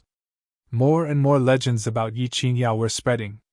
Some people said she was the daughter of Hell, the Dark Inheritor. Hell was coming to take her back. Other legends said she was extremely talented. Yi Futian had noticed this and thus taken her as a disciple. These legends spread throughout Heavenly Mandate City. The cultivators of the Golden Divine Nation arrived at a restaurant. They had heard of these things too. There were two powerful figures among them, the sovereign of the Golden Divine Nation, Gai Tsung, and his brother Gai Qiong. Gai Qiong knew all about the enmity between Yi Futian and the Golden Divine Nation. Right now, they had let the matter rest, but Yi Futian had killed two of his nephews, so it was not hard to know how he felt about him. However, he was a vassal of Dongwang the Great. There was a good reason that they had been called together. And his own goals were related to Hell. That was to say that his goal would harm Yi Futian. That made him think. When should he make his move? At that moment, another group of people entered the restaurant. Everyone around looked up at them, and suddenly their hearts trembled. Even people off in the distance were shocked. After the cultivators of the Golden Divine Nation had arrived, the Shin clan had come as well. Moreover, they had brought several of their top figures. This group of people was too powerful by far. Gai Tsung, Gai Cheong, came a voice from someone of the Shin clan. Shin Gao, the sovereign and his brother said, looking at the man who had spoken. This man was a legendary figure whose name had shaken the 9 realms many years ago. Naturally, all 3 of them knew each other. The sovereign of the Golden Divine Nation has come here personally. What are you doing here? Asked Shin Gao with a smile, sitting at a table not far away from them. We're here to see all the chaos, said Gai Tsung indifferently. What about you? For exactly the same reason as you, answered Shin Gao. What about when you've had your fill of watching all this chaos? We'll see what happens then, said Gai Tsung. I heard that the cultivators of the mountain realm are here as well. The abbot himself came, said Shin Gao. The abbot had had the chance to leave, but he had not. He had chosen to stay in this world. Yes, I heard about that. People from the demon realm have come here as well, said Gai Cheong. The demon realm? A look of surprise came over Shin Gao's face. They are interested in the original realm too? Who knows? But I heard that they looked right into the Master of Hell's eyes and told him not to make any more trouble. Truly formidable. Who do you think the people who just arrived are? Probably one of the 8 great demon generals and his retinue, no? If so, there will truly be some chaos to watch. As they were talking, a black-robed figure was still sitting all alone in another restaurant, eating and drinking calmly and quietly. He was named Mei Ting, Mei meaning plum. He was one of the 8 great demon generals of the demon realm, sworn to the service of the demon emperor. Chapter 1755 The Tavern in the Darkness. Heavenly Mandate City was recently packed with mixed company, with the arrival of cultivators from everywhere and all sides. And among them, there were probably many cultivators from the Hidden Land realm who had already gotten inside the Heavenly Mandate City. Aside from the cultivators from the Devil World, the Shin clan, and the Golden Divine Nation, who had arrived, most of the supreme powers in the land of the 9 supreme imperial realms, in truth, had all dispatched their people to the Heavenly Mandate City. Recently, a story about the girl had spread around. The fact that the abbot of Tianxian Temple had come in person to deal with this matter showed its importance. As the girl was also someone the Hell wanted, many cultivators from the outside had also gathered here. Everyone had a premonition that a storm was imminent in Heavenly Mandate City.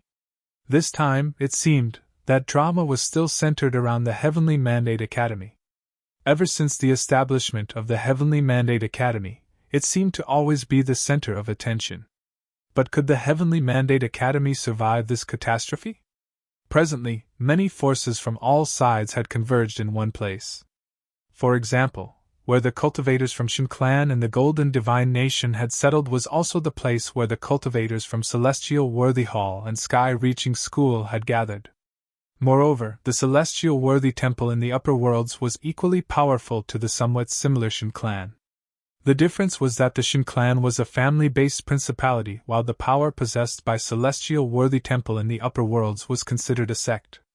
In the upper worlds, this principality was called Celestial Worthy Mountain, and it was created by a Skylord. Many of the unique methods that were cultivated today at the Celestial Worthy Temple all came from Celestial Worthy Mountain. Sky Reaching School was considered a local principality. This time, the gate of hell has opened. Who do you think will be sent to the lower worlds from the court? A cultivator from Celestial Worthy Mountain asked. They were also from the outside and knew who was the principality behind hell. In fact, the origin of the top forces in the Hidden Land realm today all once stemmed from that principality, but they competed in the original realm in the name of hell. The Dark World ruled by the Dark Court was a force at the same level as the divine prefectures of the East. In the endless Dark World, there were many who cultivated the dark arts. These cultivators were once ordered to cultivate in this world, thus created those other supreme forces such as the Hidden Land realm, and the others. Therefore, judging from its source, the various principalities in the Hidden Land realm all operated within the influence of the Dark World. As for the Shin clan, Celestial Worthy Mountain, and other forces, They were top principalities from the land of Divine Prefecture, which was the territory ruled by Dongwang the Great. Don't know, but if the girl is so important to the Dark Court, then whoever that comes this time will be someone mighty. They may possibly one of the prominent figures on the Dark Thrones. Anyone less would not do, Shingao replied. If this is the case, then who can stop the hell?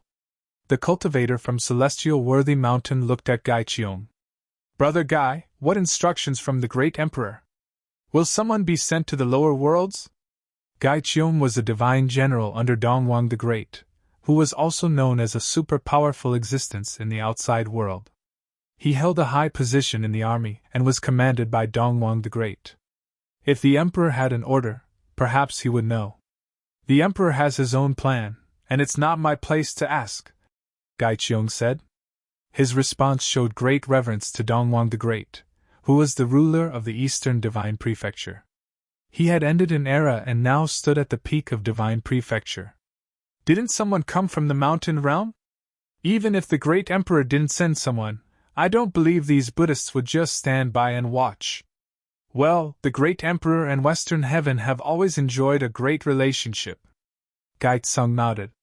This was yet another rumor from many years ago, claiming that the great emperor rose from nothing and that in order to gain his experience in the world, he had once traveled to the Western Heaven to seek Buddhist doctrines.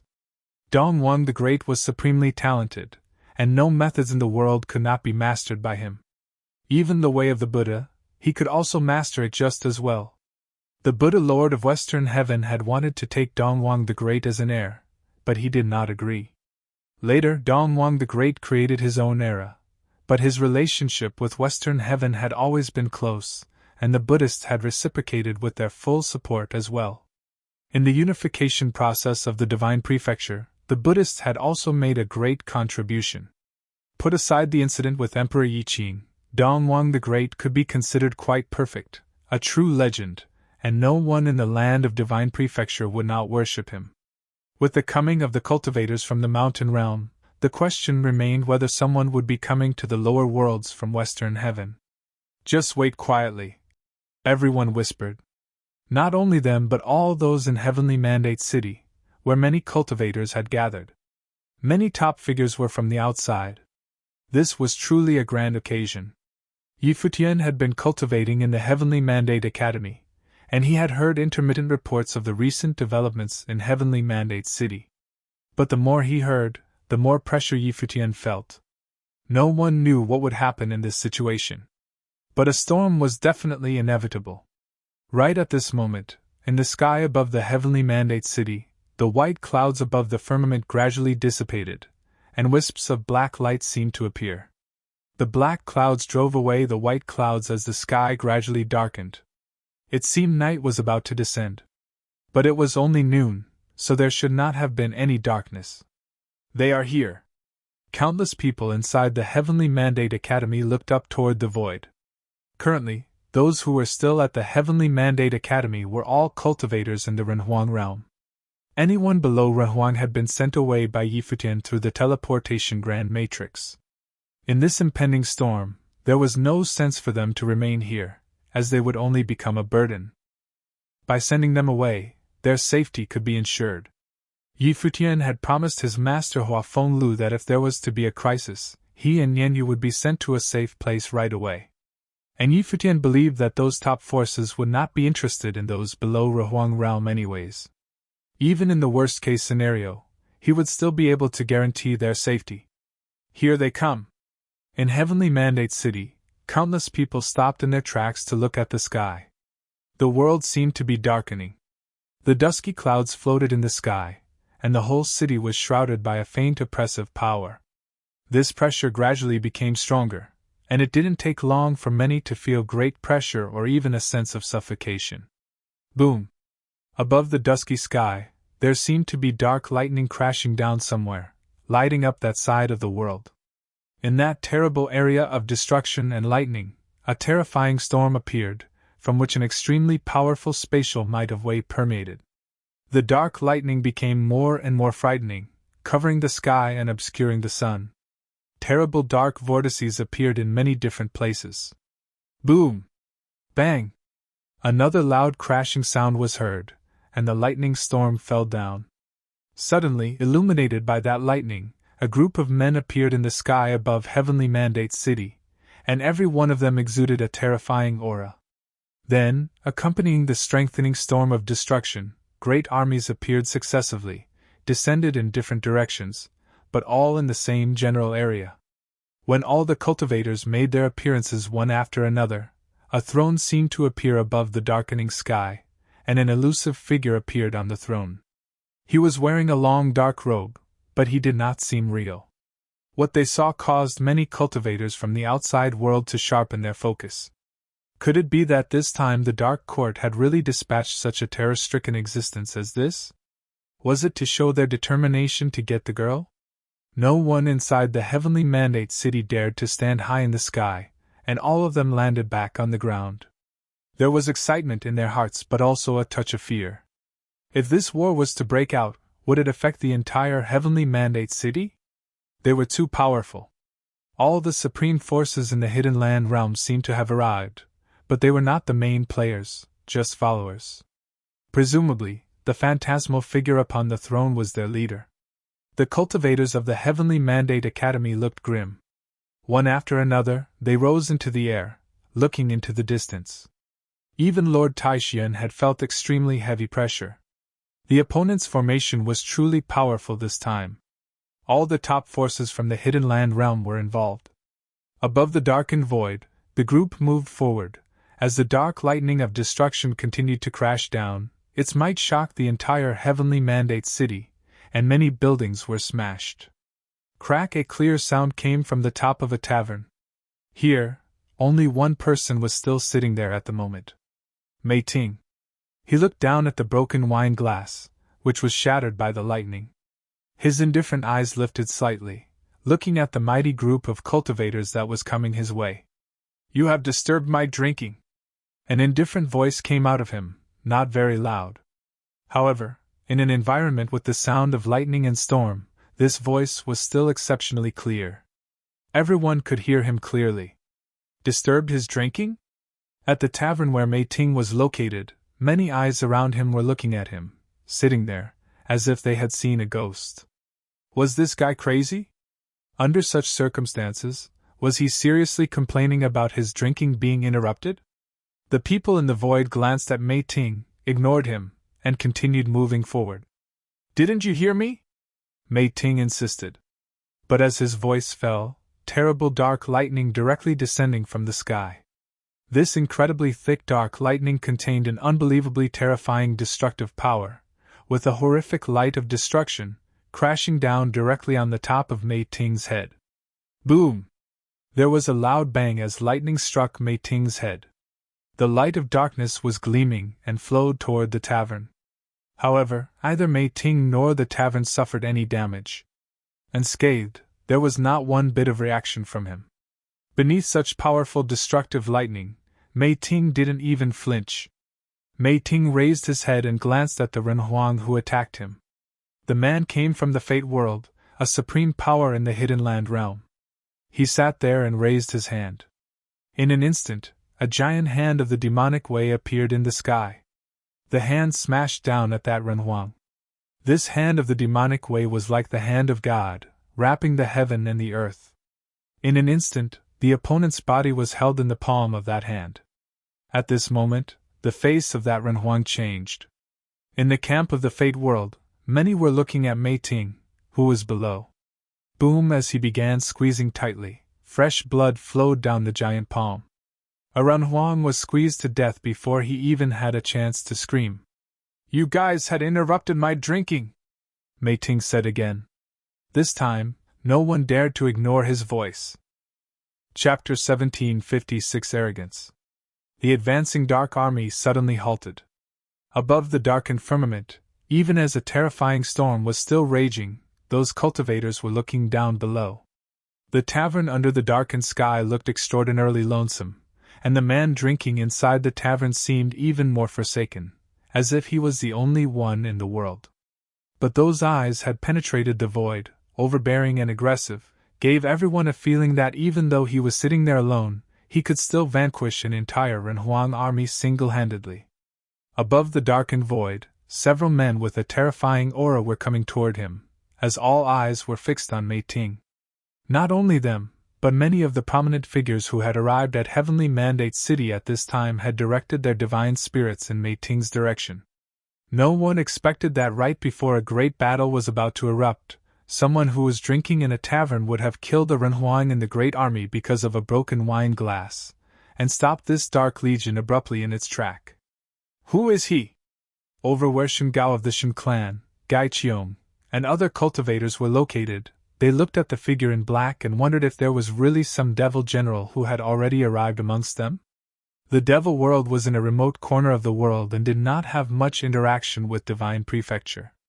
It was known for its aggressive and objective ways, which made the whole world its enemy. The devil world had no allies, and everyone was an enemy, but they didn't much care.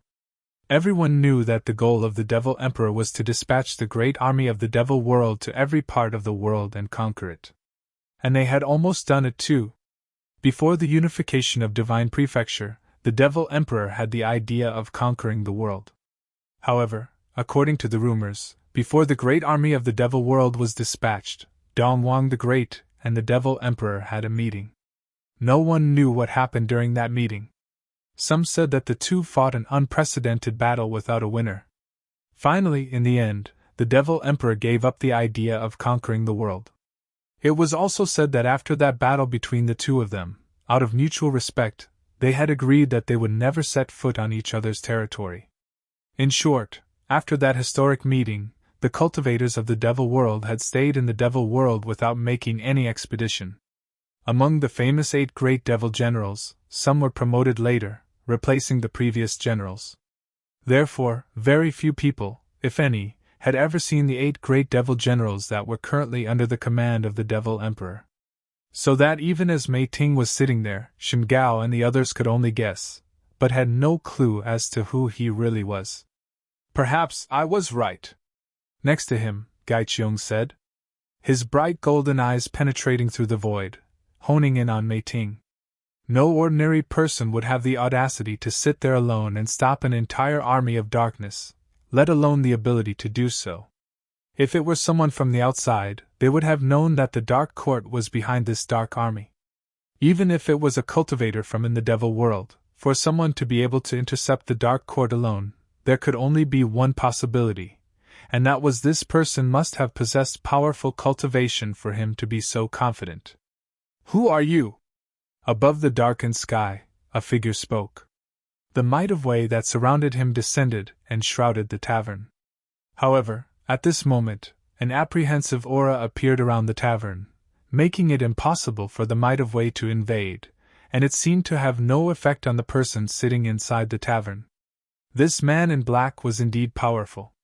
Mei Ting did not respond to the question. He glanced at the broken wine glass on the table and asked, "What are you going to do about it?" "About what?" The cultivator in the void looked cold and indifferent. He had killed a Renhuang over a broken wine glass, and he was asking them what do they want to do about it. Someone dared to be this arrogant and aggressive in the face of the Dark Army. "What do you want to do?" someone said indifferently. The one who spoke was a top figure in the Fate world. The Renhuang that died moments ago was his peer. Even though this man was extremely strong, he didn't think there was anyone who could be strong enough to counter an entire army. Never mind the many top figures that had come from the Hidden Land realm, just that supreme existence from the Dark Court alone should give everyone pause. "You are asking me?" Mei Ting looked at the other and asked instead, slowly getting up. Suddenly, a tremendous powerful demonic might swept across the sky. With Mei Ting as the center, a terrifying storm was forming. Countless demonic currents raged across the sky, and pitch-black demonic currents moved through the space with wrath. Bang! Mei Ting stepped into the void. At this moment, the sky seemed to be quite still, and countless cultivators felt that it was difficult to move. Everyone was oppressed by a suffocating force of the Great Path. When the Region Lord of the Fate World felt this aura of the Great Path, his expression altered somewhat. He took a step as a horrific destructive image of life and death appeared in the sky. Infinite death rays sprinkled down, turning into pitch-black lightning of death. The space seemed to be on the verge of collapse and destruction. Under the lightning of death, it seemed that no life could exist, a true doomsday scenario. Boom! Boom! Boom! There was a terrible sound of destruction, but it did not seem to affect Mei Ting much. With him as the center, an independent field of the great path was forming, so that even as that terrible destructive lightning slammed down, it could not breach the defense of the great path. Buzz! Mei Ting took a step forward, but his body disappeared in the next moment, turning into a black afterimage. Watch it!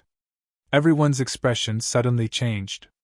Where the army of the Fate world was located was penetrated directly by a dark light, and no one could make out that shadow clearly. Not only was it fast, but all the cultivators were being oppressed by the great path. It was as if they didn't even have the ability to dodge. The dark light traveled in a straight line as it traversed directly through the army of the Fate world. Time seemed to stand still. Mei Ting appeared behind the great army, with his back facing the army of the Fate world. The next moment, in that straight line, the bodies of all the cultivators exploded and shattered, turning into dust. The rest of those who were still alive trembled, turning their heads cautiously to look at the man in shock, with great fear in their eyes. The Regent Lord of the Fate world was pale. His eyes fixed on the back of that man, who was still standing there quietly. One strike had smashed through an area, killing anyone who was in its path. It seemed that his fist was no longer human. The light streamers of the demonic way still wreaked havoc between heaven and earth, and the Dark Legion was shaken by it. The people in Heavenly Mandate City felt this even more so. Way too powerful. No one imagined that a demonic cultivator who casually sat and drank in a tavern could be so powerful to this terrifying degree.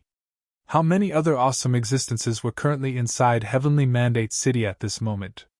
Even at the Heavenly Mandate Academy at this time, as Lord Taixian and many other cultivators stood above the academy, covering the endless area with their divine spirit, they were shocked into speechlessness. With the coming of the great army, they had made the preparation for war. However, as the army was passing by a tavern, a wine glass was broken, and someone's drinking was interrupted. Therefore, in a most dramatic fashion, the army was forced to stop. Among the cultivators at the Heavenly Mandate Academy, the Dragon Master of the Dragon Gods was also present, and he was shocked even more as he saw what was played out before him. He had seen that man before, and it was at the Dragon Gods. Unless the other had done this to help the Heavenly Mandate Academy? This turn of event perplexed him greatly. At the Dragon Gods, the other had killed the demonic dragon, so why would he help them now? Lord Taixian Futian, this man had been to the Dragon Gods just a few days ago. The Dragon Master transmitted his voice to Lord Taixian and Yi Futian. Both Lord Taixian and Yi Futian looked curious. Yi Futian asked in return, "What was he doing there?" "To see the demonic dragon." Soon after his visit, the demonic dragon of Long Yuan perished. The Dragon Master continued to speak through voice transmission, as he didn't want to relay the information in public. After all, the current situation was way too complicated. It was better not to disclose the matter. "You mean the dragon elder who taught you Xing?" Yi Futian asked. "Well, I was going to tell you about this later," the Dragon Master continued. Yi Futian was extremely disturbed. He knew that the demonic dragon had instructed Yu Xing. It was said that the demonic dragon was imprisoned in Longyuan because of his involvement with Emperor Yi Qing. Was there any connection to all this? His foster father was a demonic cultivator, and the skills taught to Yu Xing was also demonic methods, and the sword that was given to the great senior brother was a demonic sword. He suddenly had a bold idea. When the demonic dragon instructed Yu Xing back then, could it be because he knew who Yu Xing was? Could this powerful demonic cultivator be coming for none other than Yu Xing? What exactly was the true identity of this foster father? However, guessing was all that could be done at the moment. If this was really the case, that this person was here for Yu Xing, then the matter was more involved than previously imagined. He had a vague feeling that the mystery of both Yu Xing and his birth was getting closer to being unraveled. Perhaps after they got out, they would have the chance to find the answer. Mei Ting! At this moment, a terrible sound was heard from above the firmament. It resounded throughout the entire heavenly mandate city. Above the darkened sky, an infinitely domineering dark figure appeared. With the appearance of this figure, infinite darkness descended on the throne, and the phantom in front of the throne gradually solidified.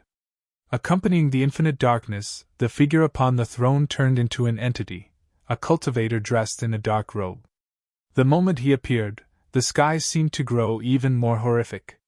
However, all the cultivators from the outside world were shocked by the two words he spat out. Mei Ting. Mei Ting was one of the 8 great devil generals under the command of the Devil Emperor. It turned out that a devil general from the devil world had truly arrived. Although they had never seen him before, the names of the 8 great devil generals were well known to all. As for the figure that just appeared, cultivators from the outside world stared at the man upon the throne. Another super cultivator had arrived.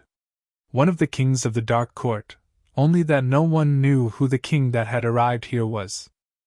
The Dark Court had 7 great thrones that were occupied by the Dark Kings.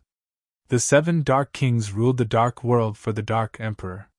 In the Dark World, every cultivator on the throne had unparalleled authority and awesome strength. For such characters in the Void Realm, as well as the outside world, they would always be the topmost existence.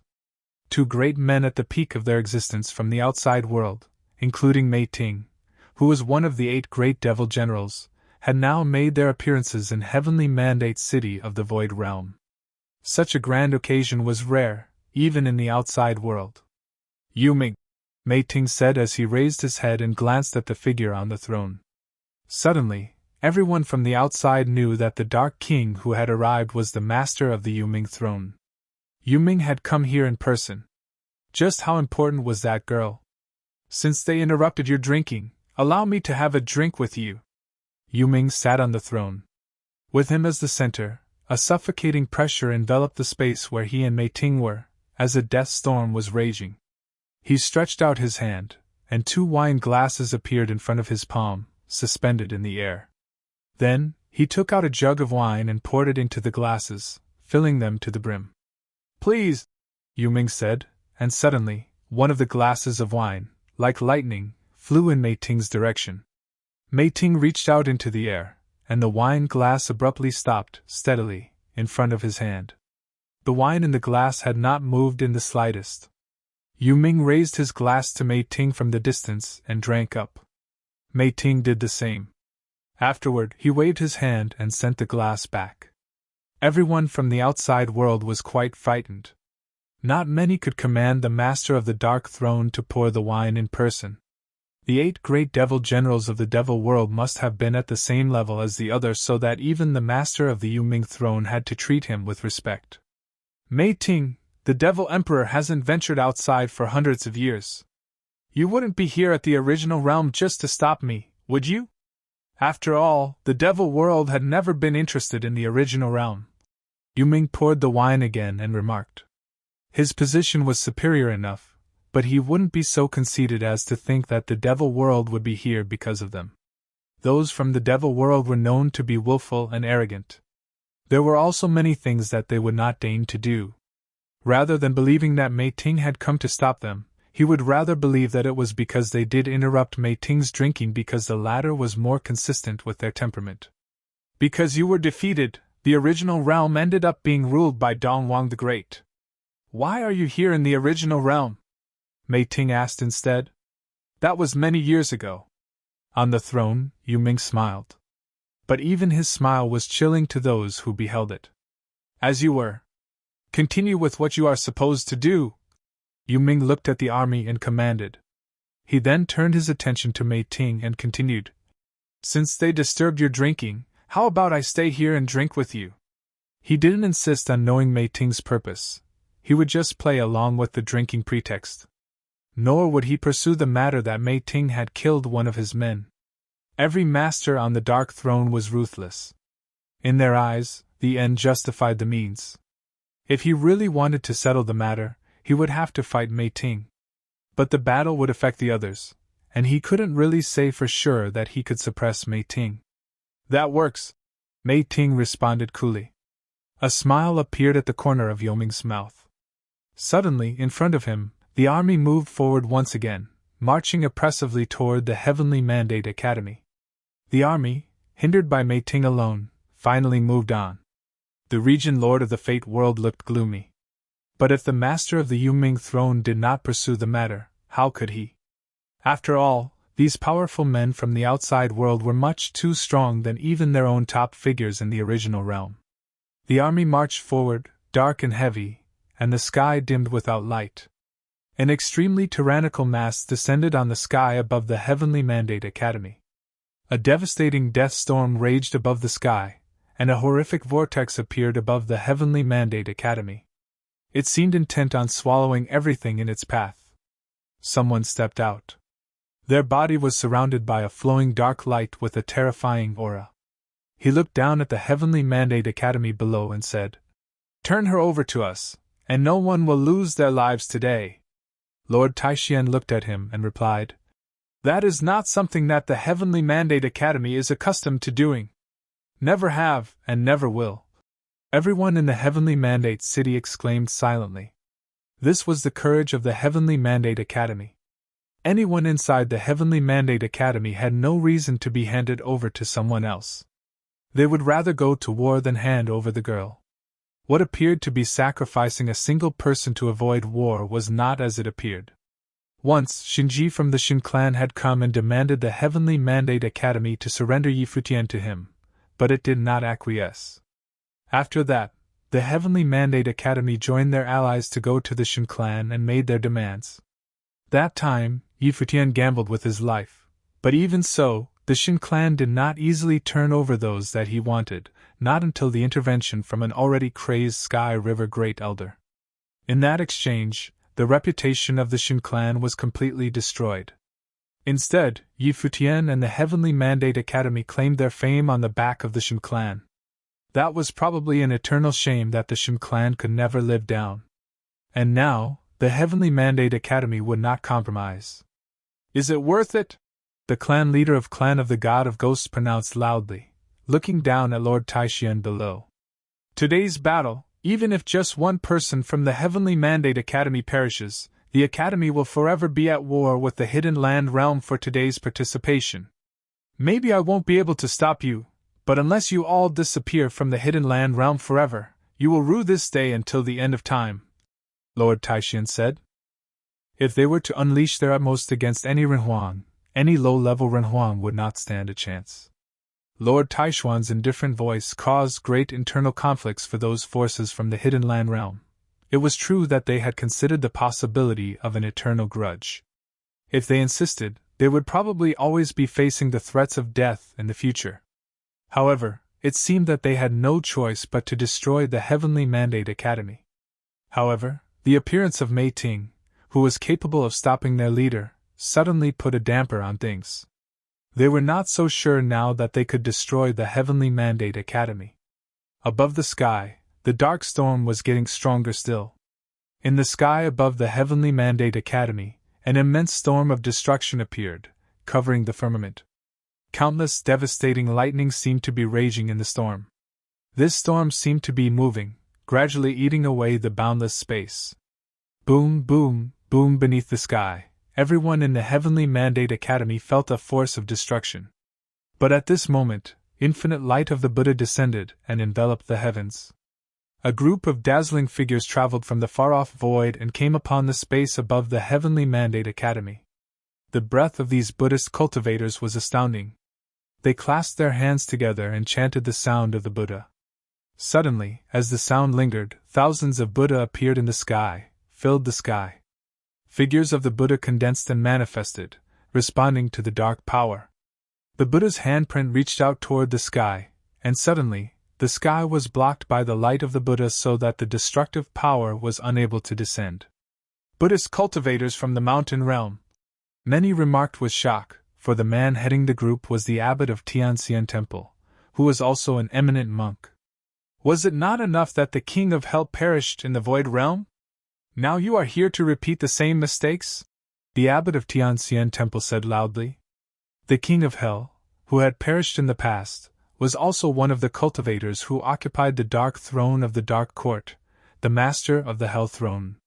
However, the Master of the Hell Throne was suppressed by the Vajra Buddha with Buddhist doctrine, and the two died together.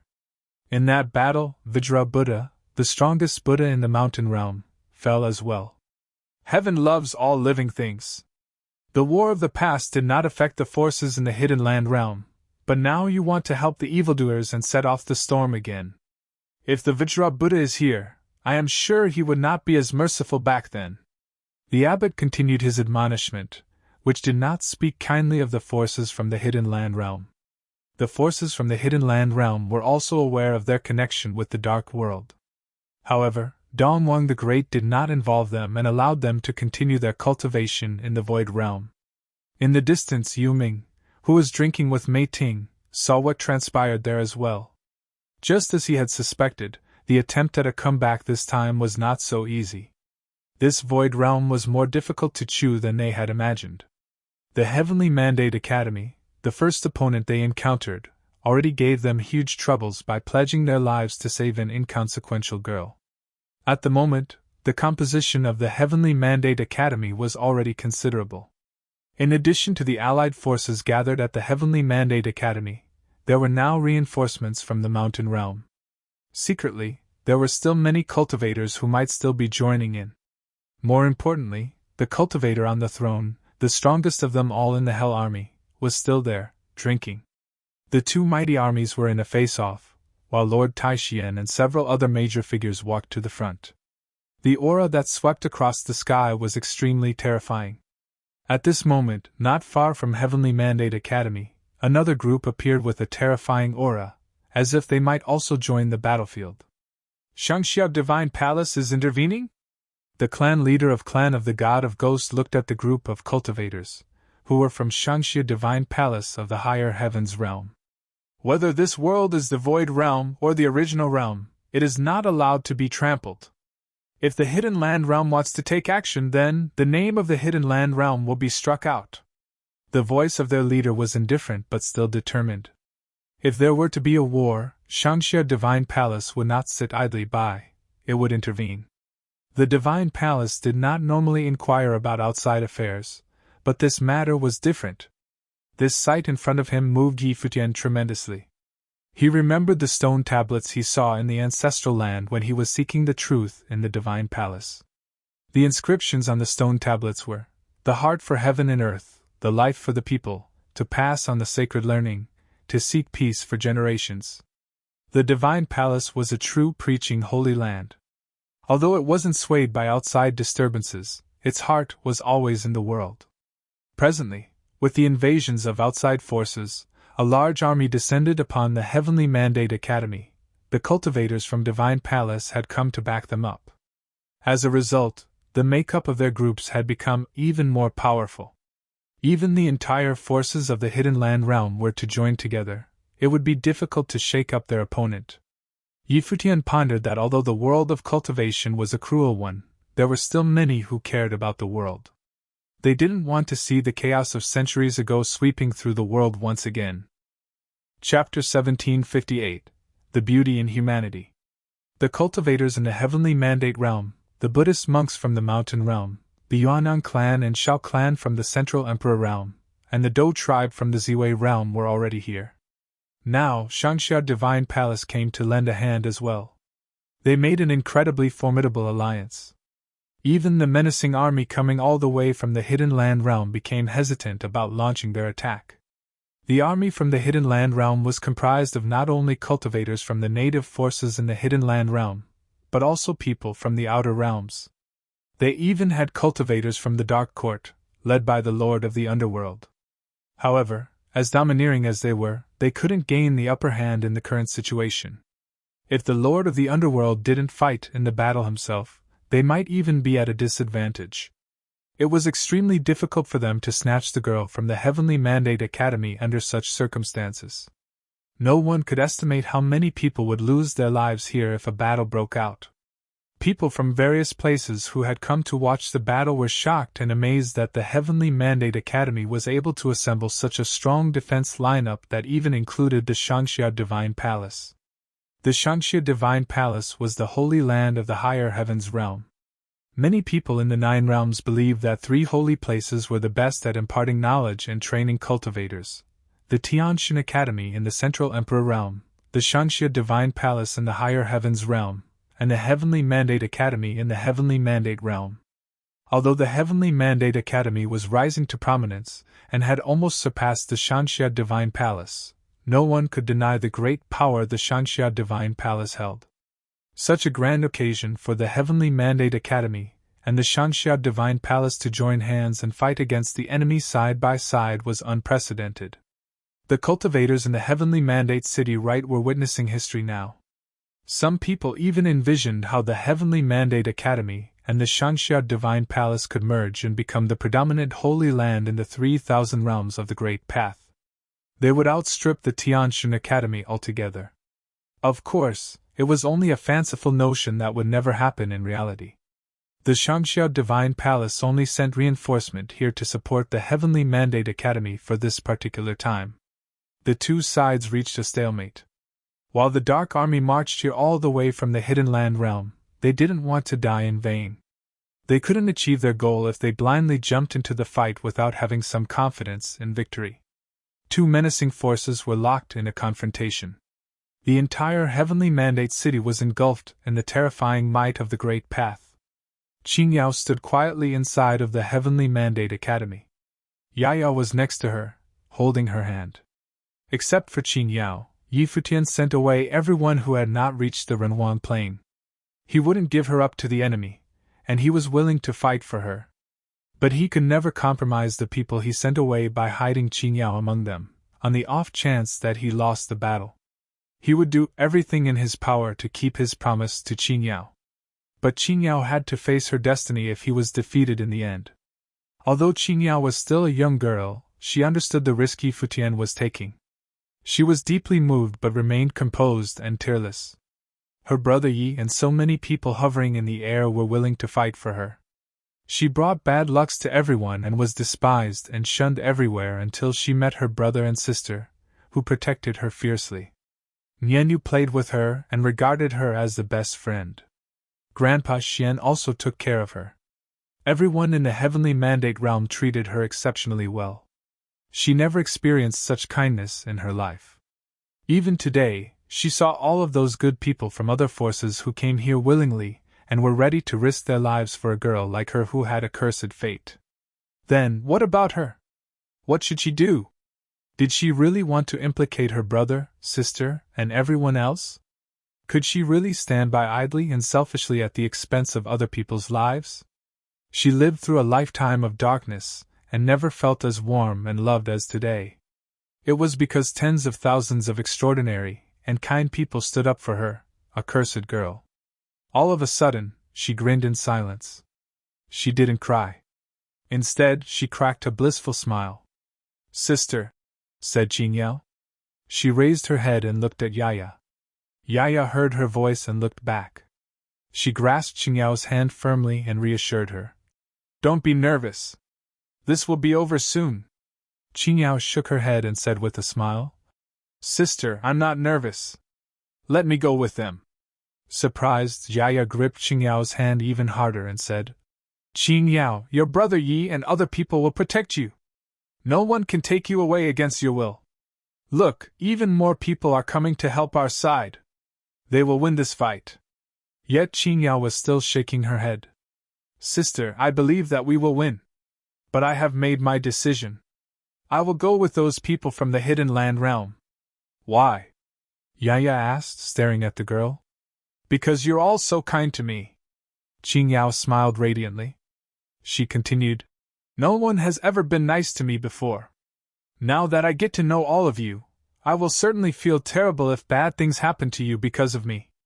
I don't want to see any of you being hurt. Not today, not ever." Yaya was astounded. Looking at the smile on Qingyao's face, she was overwhelmed by mixed feelings. She felt touched and sorrowful at the same time. She surely understood that this matter had put tremendous pressure on both Futian and the Heavenly Mandate Academy. However, Futian obviously wouldn't hand Qingyao over without a fight. This was about holding one's ground and keeping one's words. It was meaningless and unnecessary to argue about right and wrong or to put a price on the level of sacrifice. None of them would give in to the enemy and put people they cared about in danger. To fight to the death was different from utter abandonment. Nevertheless, Qingyao wanted to leave even when Futian and the Heavenly Mandate Academy had already summoned enough people to turn the tables. Qingyao, take a look, those people don't dare to provoke us now. Yaya was going to speak more, yet was interrupted by Qingyao, who said, Sister, they came here and committed such acts because of me. They won't simply give up in the future. People here in the academy will definitely be harmed if I stay here. Yaya looked at the girl and was at a loss for words. She couldn't refute because she knew Qingyao was right. These people in the Hidden Land realm sent a large army at high costs all the way to the Heavenly Mandate Academy. Even if they failed or retreated this time, who could tell what they would do in the future to achieve their objective? Would they give up? Absolutely not. The threat would always lurk in the shadows as long as Qingyao stayed in the Heavenly Mandate Academy. Sister, brother, you told me that everyone has the right to determine their own fates. Isn't that right? Qingyao smiled broadly said. Right now, I have made my decision. Qingyao learned this from Futian, and she was telling it to Yaya now. If you don't want me to go, I will leave on my own. Would you grab me against my will? You would make yourself a bad person if you did that. Qingyao chuckled. As a 12-year-old girl, she seemed to be exceptionally mature and rational. Yaya's eyes sparkled as she looked at Qingyao's innocent face. Despite Qingyao's average appearance, she seemed truly beautiful to Yaya. It was the beauty of a gentle and kind spirit. Yaya smiled back at Qingyao. She knew that Qingyao had grown up now. Qingyao, have you really decided? Yaya asked. Brother, you will definitely help you as long as you want to stay. Sister, this is the only choice I have ever made. I will never regret it. Qingyao replied. Yaya looked at her earnest face, said, I support you. Thank you, sister. Qingyao beamed with joy. All of her fear and anxiety evaporated. She felt incredibly relaxed at the moment. The two armies were still engaged in a standoff in the air. No one dared to act recklessly. The Dark Army seemed to be waiting for order while the Lord of the Underworld was drinking wine. At the time, Yaya held Qingyao's hand and slowly rose into the air. They moved toward Futian, who was standing on the battlefield. No one noticed Qingyao and Yaya's conversation in front of the academy since the atmosphere was so intense. Yaya, why do you bring Qingyao here? Futian saw them and asked. Brother, I'm leaving, Qingyao said to Futian with a smile. Her eyes were filled with deep affection. The past few days in the academy were the happiest times she had in her entire life. You're leaving? Futian looked at Qingyao, surprised. Qingyao decided to leave, Yaya said to Futian. Futian stared at them in confusion. I agree with Qingyao about her decision. Yaya saw Futian's expression and added. Yaya, she is still a little girl. What does she know? Lord Taishan walked toward them and said to Yaya and Qingyao. Grandpa Xian, if only you were my real grandpa. Qingyao smiled and replied. Lord Taishan was puzzled and said to her. But I am your real grandpa. Ha ha! Qingyao chuckled again when she heard Lord Taishuan's reply. The laughter then turned into a muffled sob, not because she was sad, but because she was moved by their care for her. Grandpa Xian, just like Nianyu, I want to play with you affectionately too. But I was not brave enough. Now that I'm leaving, can I give you a hug? Qingyao asked, smiling and crying at the same time. Of course you can. But who said you have to leave? Lord Taishan stepped forward and held the girl in his arms. Qingyao hugged Lord Taishan tightly, then she mimicked Nianyu and pulled Lord Taishuan's beard. Lord Taishan looked at Qingyao's smile, and could feel that she was a different girl now. Have you really made up your mind? Lord Taishan suddenly asked. Yes, Qingyao nodded. Maybe I won't see Grandpa Xian again in the future, but I surely will miss you a lot. After that, she turned around and opened her arms at Futian, who was standing to the side. Futian picked up the girl and looked at her. Qingyao used her hand to cover Yi Futian's mouth, said, "Brother, can you let me choose my own life, please?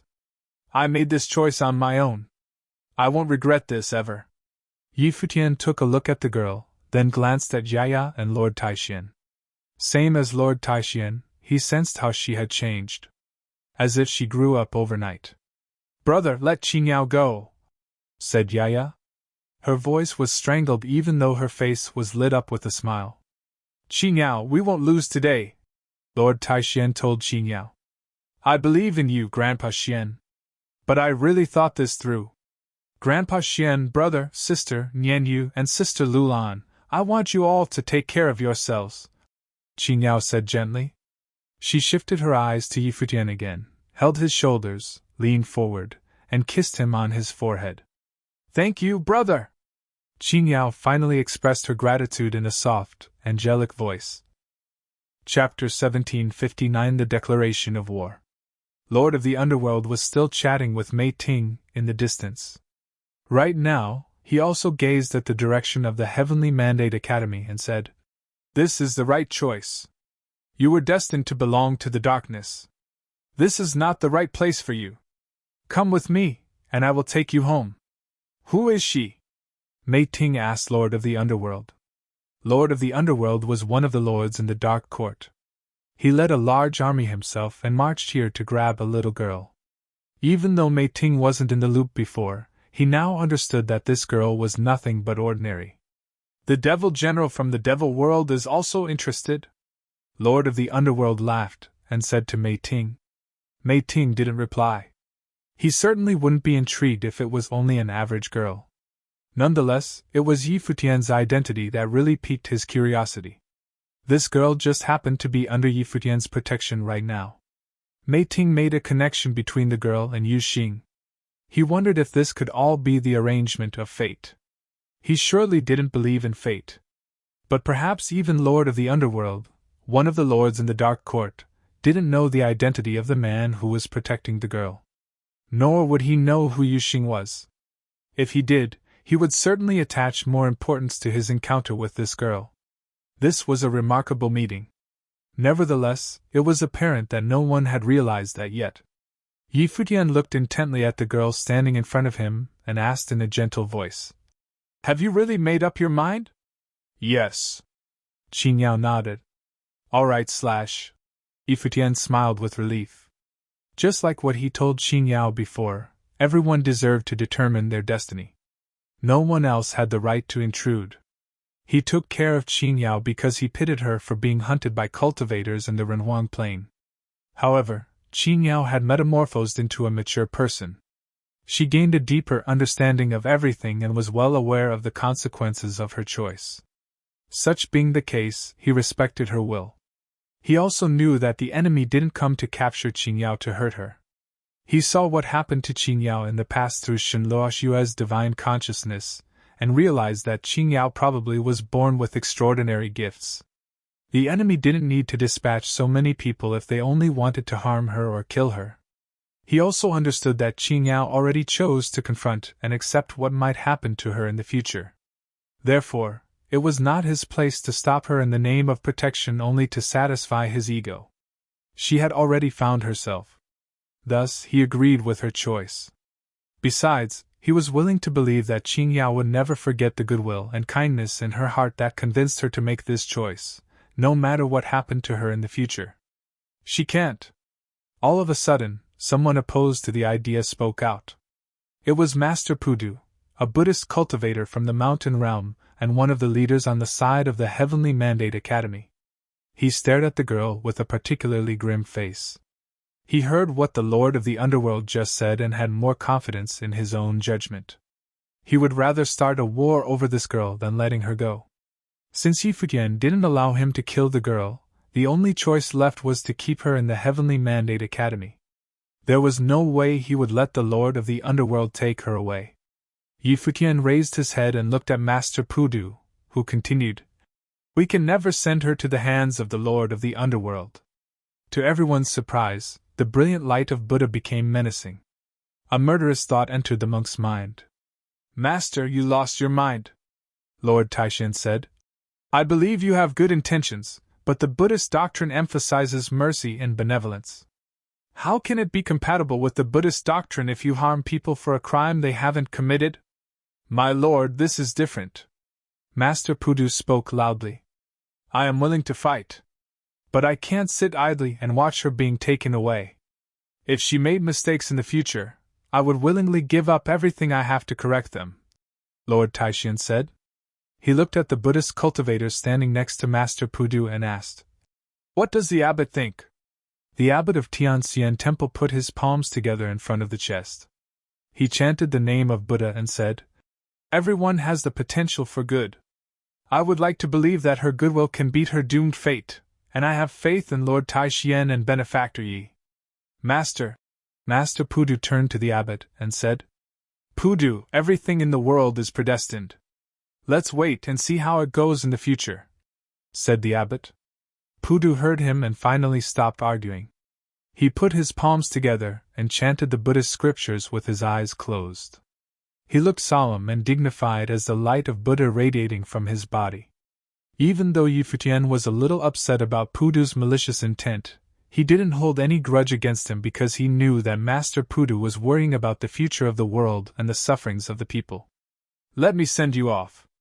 Futian picked up Qingyao's hand and stepped forward. Lord Taishan walked next to them. Futian held Qingyao's hand and walked out of the Heavenly Mandate Academy. A master cultivator from the opposing side also strode toward them to come and take Qingyao. They soon met each other. Rather than handing over Qingyao right away, he made a demand. I want someone. Who do you want? The guy from the opposing side asked. Lian Qingyi from the clan of the God of Ghosts, said Futian. Lian Qingyi was standing in the matrix of the clan of the God of Ghosts far away. She was stunned. What did Futian mean? What did he want her for? The master cultivator who met with Futian hesitated and glanced back, unsure of how to proceed. Lian Qingyi was the goddess of the clan of the God of Ghosts, not a mere commoner. Give her to him, the Lord of the Underworld instructed in a calm voice. They came here with only one goal in mind, to take Qingyao away. He certainly wouldn't give Futian chances to negotiate if he had an absolute advantage over him. However, they were in an unfavorable position and only got the girl because she wanted to leave with them herself. Therefore, how could he refuse to trade Lian Qingyi with Futian? He would agree to Futian's terms straight off even if Futian added a few more people to his list of requests. The leader of the clan of the God of Ghosts narrowed his eyes and turned back to look at the Lord of the Underworld. Lord of the Underworld glanced at him and said, Didn't you hear me? Yes. The leader of the clan of the God of Ghosts nodded. He looked at Lian Qingyi in silence. His expression took Lian Qingyi aback. She was abandoned. The Dark Court finally arrived at the Hidden Land Realm again and provided them an excellent opportunity to break free from the Hidden Land Realm and advance to the Dark Court. Comparing with the Hidden Land Realm, where they were constantly hampered and restrained, the Dark Court seemed like a true paradise for them. That was why she volunteered to come to the Heavenly Mandate Academy last time. She intended to get Qingyao back in order to earn a merit badge. However, Futian didn't hand over Qingyao to her. Why on earth did Futian ask for her now? Chills went down Lian Qingyi's spine as she saw the obliging faces of the master cultivators on her side. She felt as though she was abandoned by the world. This was distinctly different from what happened with Qingyao. Qingyao came out of her own volition. Before that, the Heavenly Mandate Academy would rather start a war than giving up Qingyao. Yet Lian Qingyi, on the other hand, was discarded without a doubt, even when she was the goddess of the clan of the God of Ghosts. It offered a sharp contrast. Lian Qingyi had no choice under such circumstances. She understood the cruelty and viciousness of the dark world, and she knew that they would kill her immediately if she refused. Lian Qingyi stared at Futian and stepped forward. She soon stood in front of Futian and said to him, This is against my will. But I will serve you if it's Ren Huangye's wish. Futian took a brief look at her. The master cultivator then walked closer and said, Give the girl to me now. Brother, I'm leaving. Qingyao gazed at Futian. Take care of yourself. Futian nodded. He let go of her without saying much. Qingyao's body drifted toward the master cultivator. She and the master cultivator went away soon after and left Lian Qingyi with Yi Futian. Lord of the Underworld stood up from his throne. Joy flashed in his dark eyes. Mei Ting, let's call it a day. We should have another drink in the future if the opportunity arises. The Lord of the Underworld had accomplished his objective and naturally lost interest in staying. He was about to leave with his people. The dark storm dissipated, and the nerve-wracking situation seemed to be over. A bloody battle was averted. Yi Futian stared at Lian Qingyi. The goddess of the clan of the god of ghosts probably never said anything truthful to him ever since they met the first time. Yi Futian's fingers generated tremendous sword will of the great path, and formed a terrifying whirlwind. Lian Qingyi lowered her head and noticed Yi Futian's hand. Panic-stricken, she yelled, "Renwan Yi, I didn't ask for this. You made a choice. Everyone needs to pay the price for their choices," Yi Futian said to her. A storm of sword will surged as he pointed his fingers at her. Lian Qingyi's face turned deathly pale. She drew back hastily yet was still struck by Yi Futian's finger. The force from his finger tore through the air. Buzz! Yi Futian's finger penetrated the storm of the great path. It gathered around Lian Qingyi's body and pierced her brow chakra. Her spiritual soul was shattered. Devastated, she stared at Yi Futian with her vacant eyes as though she still didn't understand why she had to die. Lian Qingyi's body fell from the sky. The cultivators of the clan of the god of ghosts were furious. The Dark Army also turned their heads to Yi Futian. The situation became volatile again at once. Even Lord of the Underworld fixed his eyes on Yi Futian. What did this silver-haired young man intend to do? Did he want to establish his authority? The cultivators in the Heavenly Mandate City looked at Yi Futian with curious eyes as well. None of them expected Yi Futian to kill the goddess of the clan of the god of ghosts. His attack showed no hesitation or pity for such a pretty woman. No one, including Lian Qingyi, would foresee that Yi Futian asked for her just to kill her. Various groups from the Hidden Land realm trespassed on the Heavenly Mandate Academy, and thereby, the Heavenly Mandate Academy declares war on the forces that came here today, said Yi Futian. His icy voice reverberated in the air and made a lot of people shudder in silence. The Heavenly Mandate Academy gave up Qingyao not because they were afraid of the enemy and bent under pressure. They did it out of due regard for her choice. Qingyao would suffer tremendously, much more so than losing her life, if many people who cared for her and rekindled her spirit died to protect her. They made Qingyao realize that she was real flesh and blood. She was human. Yi Futian respected her wish yet still declared war on the forces from the Hidden Land realm by killing the goddess of the clan of the god of ghosts, Lian Qingyi. Chapter 1762 Holy Lands Join Hands. Qingyao turned her head and looked at Yi Futian briefly. Her clear eyes were filled with surprise at first. They crinkled in a smile. She understood what Brother Yi meant. Many people from the Hidden Land realm were stunned by Yi Futian's announcement. By killing the goddess of the clan of the god of ghosts to declare war on the Hidden Land realm, Yi Futian made them aware that he would never let anyone who besieged the Heavenly Mandate Academy on this day off the hook even though the battle didn't really happen. The Heavenly Mandate Academy didn't declare war on everyone who participated in the confrontation because of Yi Qingyao. They wanted to eradicate the hell. It was just like how the Buddhist cultivators collaborated with Emperor Nan and took out the hell in the past. The forces in the Hidden Land realm got themselves involved in trouble this time. No one could escape the disaster that befell the group. The cultivators of the clan of the god of ghosts looked particularly stern. Lian Qingyi was their goddess, yet she was killed by Yi Futian in front of everyone to make a statement. They devoted a lot of resources to train Lian Qingyi, who also had extraordinary talents. But Yi Futian didn't even give her a chance to fight back. At the same time, the turn of events also demonstrated the difference between the Heavenly Mandate realm and the Dark Forces. Yi Futian and the Heavenly Mandate realm did their utmost to protect Yi Qingyao up until the point that the girl herself didn't want them to sacrifice their lives for her. On the contrary, the hell cast Lian Qingyi aside straight out. Let's go. The Lord of the Underworld glanced at Yi Futian. He already obtained Yi Futian and had no intention to cause more complications. He couldn't care less about Yi Futian's statement. An had no quarrel with the boot. Why should he pay any attention to some war in the Void Realm? Even if Yi Futian destroyed the entire Hidden Land realm, so what? The Dark World controlled by the Dark Court could easily wipe the 9 supreme imperial realms in the Void Realm off the map if not for the consideration of Dongwang the Great Emperor. The Dark Army and the Hell pulled back and left. No one expected that the large enemy force that bore down upon the border withdrew in such manner. Both people in Heavenly Mandate City and cultivators came from other places were taken by surprise.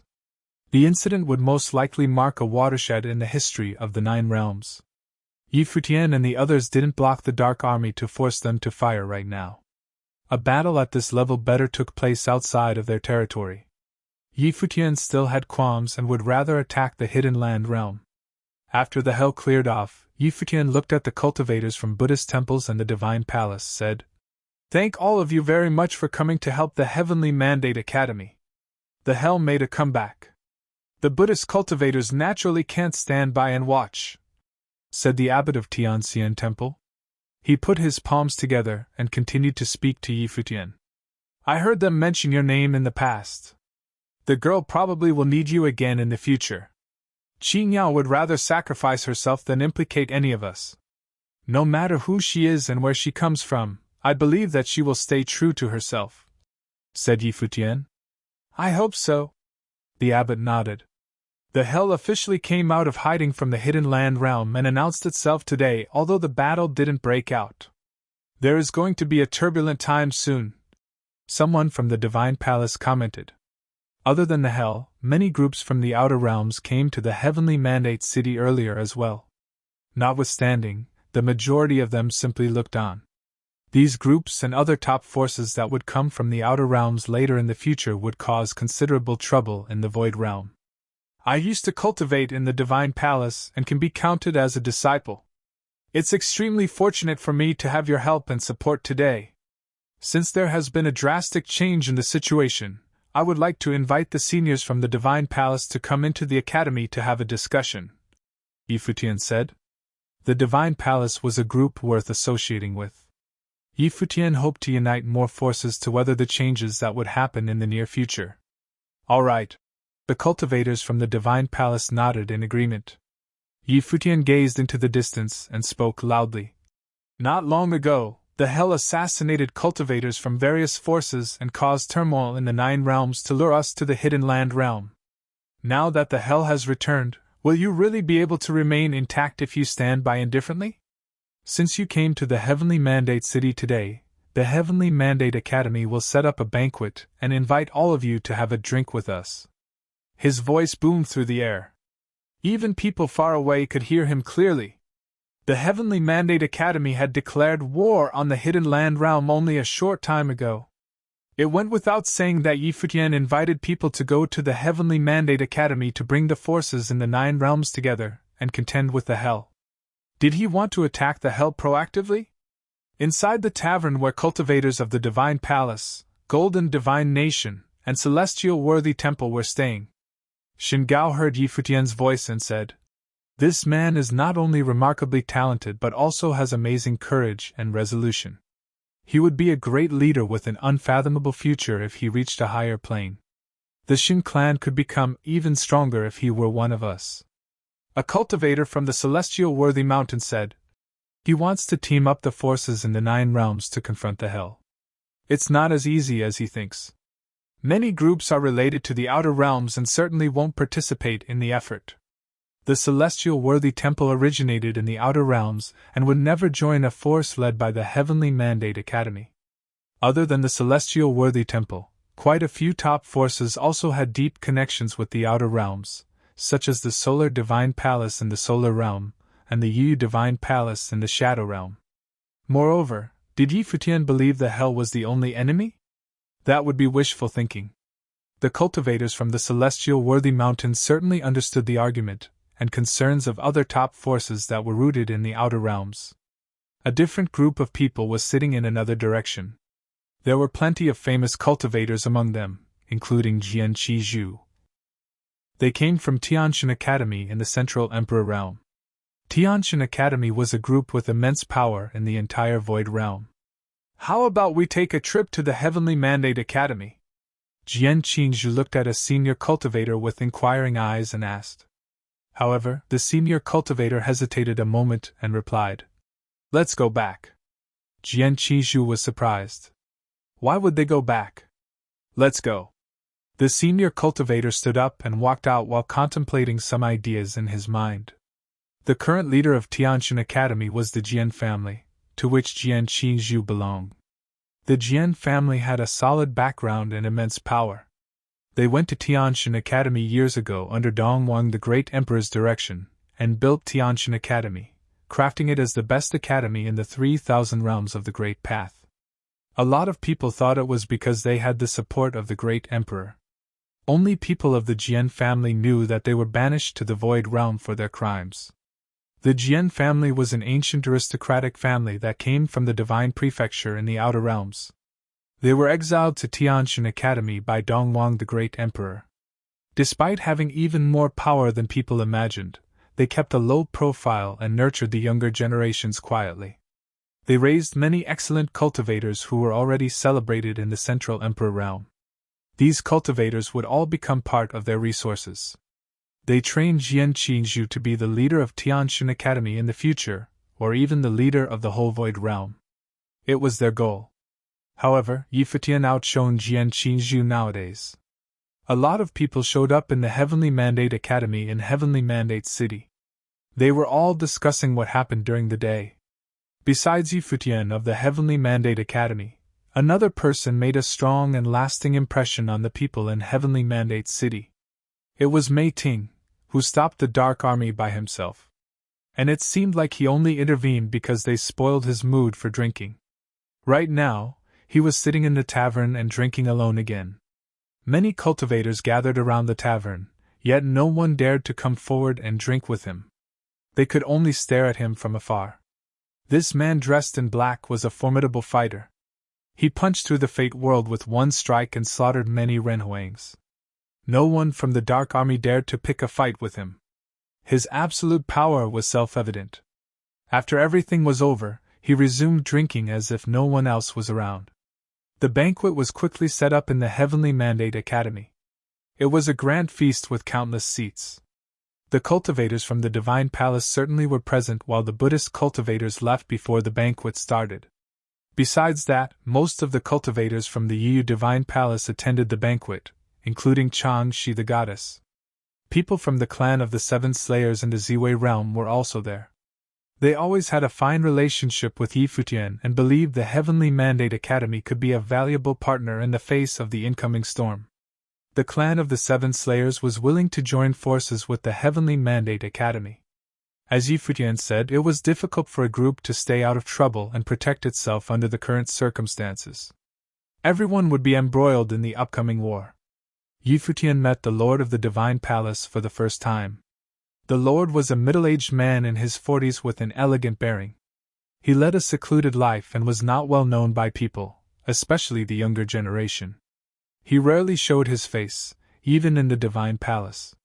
Huang Zhong followed him around quietly. Although Huang Zhong was a legendary cultivator with a perfect divine wheel, he still acted like a reserved student in front of the Lord of the Divine Palace. I used to cultivate in the ancestral lands. It's an honor to meet my lord today. Let me propose 3 toasts to you. Futian stood up and said to the Lord of the Divine Palace. He observed the etiquette for juniors and drank 3 glasses of wine. Although you never met me before, I noticed you when you entered the ancestral lands. However, it seemed like the ancestral lands were not that significant to you, the Lord of the Divine Palace said with a smile. The ancestral lands could help cultivators develop perfect divine wheels. Futian obviously didn't need that. I benefited a lot from my time in the ancestral lands. I'm almost a disciple of the Divine Palace. Futian replied deferentially and humbly. You were not so modest when you were in the Divine Palace. The Lord of the Divine Palace laughed. People around him all recalled Futian's arrogant conduct in the Divine Palace and started to laugh. He was so high and mighty back then. My lord is laughing at me now, said Yi Futian. Lord Taishian, who was on the side, also joined the conversation. Futian is practically a disciple of the Divine Palace and the founder and leader of the Heavenly Mandate Academy. Looking at it this way, the Heavenly Mandate Academy is more or less a form of extension of the Divine Palace in the Heavenly Mandate realm. We both impart knowledge to disciples and are derived from the same origin. I suggest we connect the Heavenly Mandate Academy and the Shangxia Divine Palace with the Teleportation Grand Matrix so the disciples on both sides can move around and share their experience easily. What does my lord think? I think if disciples in the Divine Palace will be exhilarated if they learn about this. I'm only afraid that my disciples will all come to the Heavenly Mandate Academy. The Lord of the Divine Palace laughed. He apparently agreed to the proposal. He was joking because the Heavenly Mandate Academy focused on helping people to develop perfect wills, so they had been a strong attraction for top cultivators. Chapter 1761 Chaos and Opportunities. When Lord Taishian saw that the Palace Lord of the Divine Palace gave his promise, he smiled and said, "The Palace Lord is most benevolent. Do you know if the clan of the Seven Slayers in Yu Divine Palace have any thoughts on the matter? Now that the Void Realm is facing such a major change, those of us in the Void Realm should be making preparations." The clan leader of Clan of the Seven Slayers did not come in person, but he was a powerful figure with great ability himself. The first disciple of the clan leader, the first kill, was a man who looked to be 35, and his temperament was very cold. "I will discuss this matter with my master after I return," the first kill said. Lord Taishian nodded. "As to you, Divine Palace, I am afraid there will be people coming from the divine prefectures of the upper worlds in the future, so I cannot make a decision in this case." "Goddess Chang," she said apologetically. Lord Taishian completely understood. This time, the chaos in the Void Realm will not be limited to just the Hidden Land realm. Now that the passage to the Void Realm has been opened, and without any definitive orders issued by the Great Emperor, I am afraid that another round of changes is inevitable. The Palace Lord of the Divine Palace commented. In this era of great changes, the 9 supreme imperial realms may see a shuffling of powers. Lord Taishian nodded in agreement. Unless Dong Wang the Great issued an order, the power structure of the 9 realms would change drastically. In the next few years, they would no doubt undergo a baptism of war. Some forces would die out, while others would rise against all odds. If the top forces from the outside world had any intentions about the Void Realm, they would not easily squander an opportunity such as this. For example, because Yu Divine Palace also had connections to the outside world, they would not be involved with the Heavenly Mandate Academy. At this time, someone came to inform Lord Taishian. "My lord, Nantian Divine Kingdom has come to pay us a visit. Please show them in," Lord Taishian replied. Nantian Divine Kingdom was a transcendental power, and Emperor Nan's cultivation was extremely powerful. If Nantian Divine Kingdom could form an alliance with them, it would be of great significance. Soon, the cultivators from the Nantian Divine Kingdom arrived, and the person in the lead was peerlessly graceful, stunningly beautiful, and seemed to be out of this world. It was the princess of Nantian Divine Kingdom, Nan Luoshan. Nan Luoshan greets Lord Taishian and all the elders. Although Nan Luoshan was the palace lord of the Nantian Divine Kingdom and the treasured daughter of Emperor Nan, she was in the presence of many prominent individuals who were of the same level existence as her father. Their strength may not be comparable to her father's, but their seniority far outranked that of her father. Therefore, Nan Luoshan would not exhibit too much arrogance on an occasion like this. "The princess is truly stunning. Everyone, please take a seat," Lord Taishian said. Soon, the cultivators from Nantian Divine Kingdom settled in. Yi Futian looked at Nan Luoshan and was a little surprised. He didn't expect that Nantian Divine Kingdom would attend the banquet. "Princess Luoshan, what is your father's view on what is happening now?" Lord Taishian asked, referring to Emperor Nan's Qinghe Divine Sword as the sword that had sealed the gate of hell. "Back then, on the order of the Great Emperor, my father had fought with hell on the battlefield, in the hopes that the world would be peaceful and there would be no more chaos. Now that hell is up to its old tricks again, my father is worried that troublesome times will once again descend upon us. Therefore, on this trip, my father wished that a teleportation grand matrix can be built between the Heavenly Mandate Academy and Nantion Divine Kingdom. If there are emergencies at the Academy, we can take care of each other," said Nan Luotian. Her words were surprising to Lord Taishian, but he was delighted because it was exactly as he had hoped. He didn't expect Emperor Nan to have the same idea that coincided with his own. "I had the same idea too. We are so pleased that Emperor Nan would be willing to lend a helping hand. Please thank the Emperor on my behalf. We will immediately prepare to set up the spatial grand matrix," Lord Taishian said with a smile. "My lord needn't be so formal.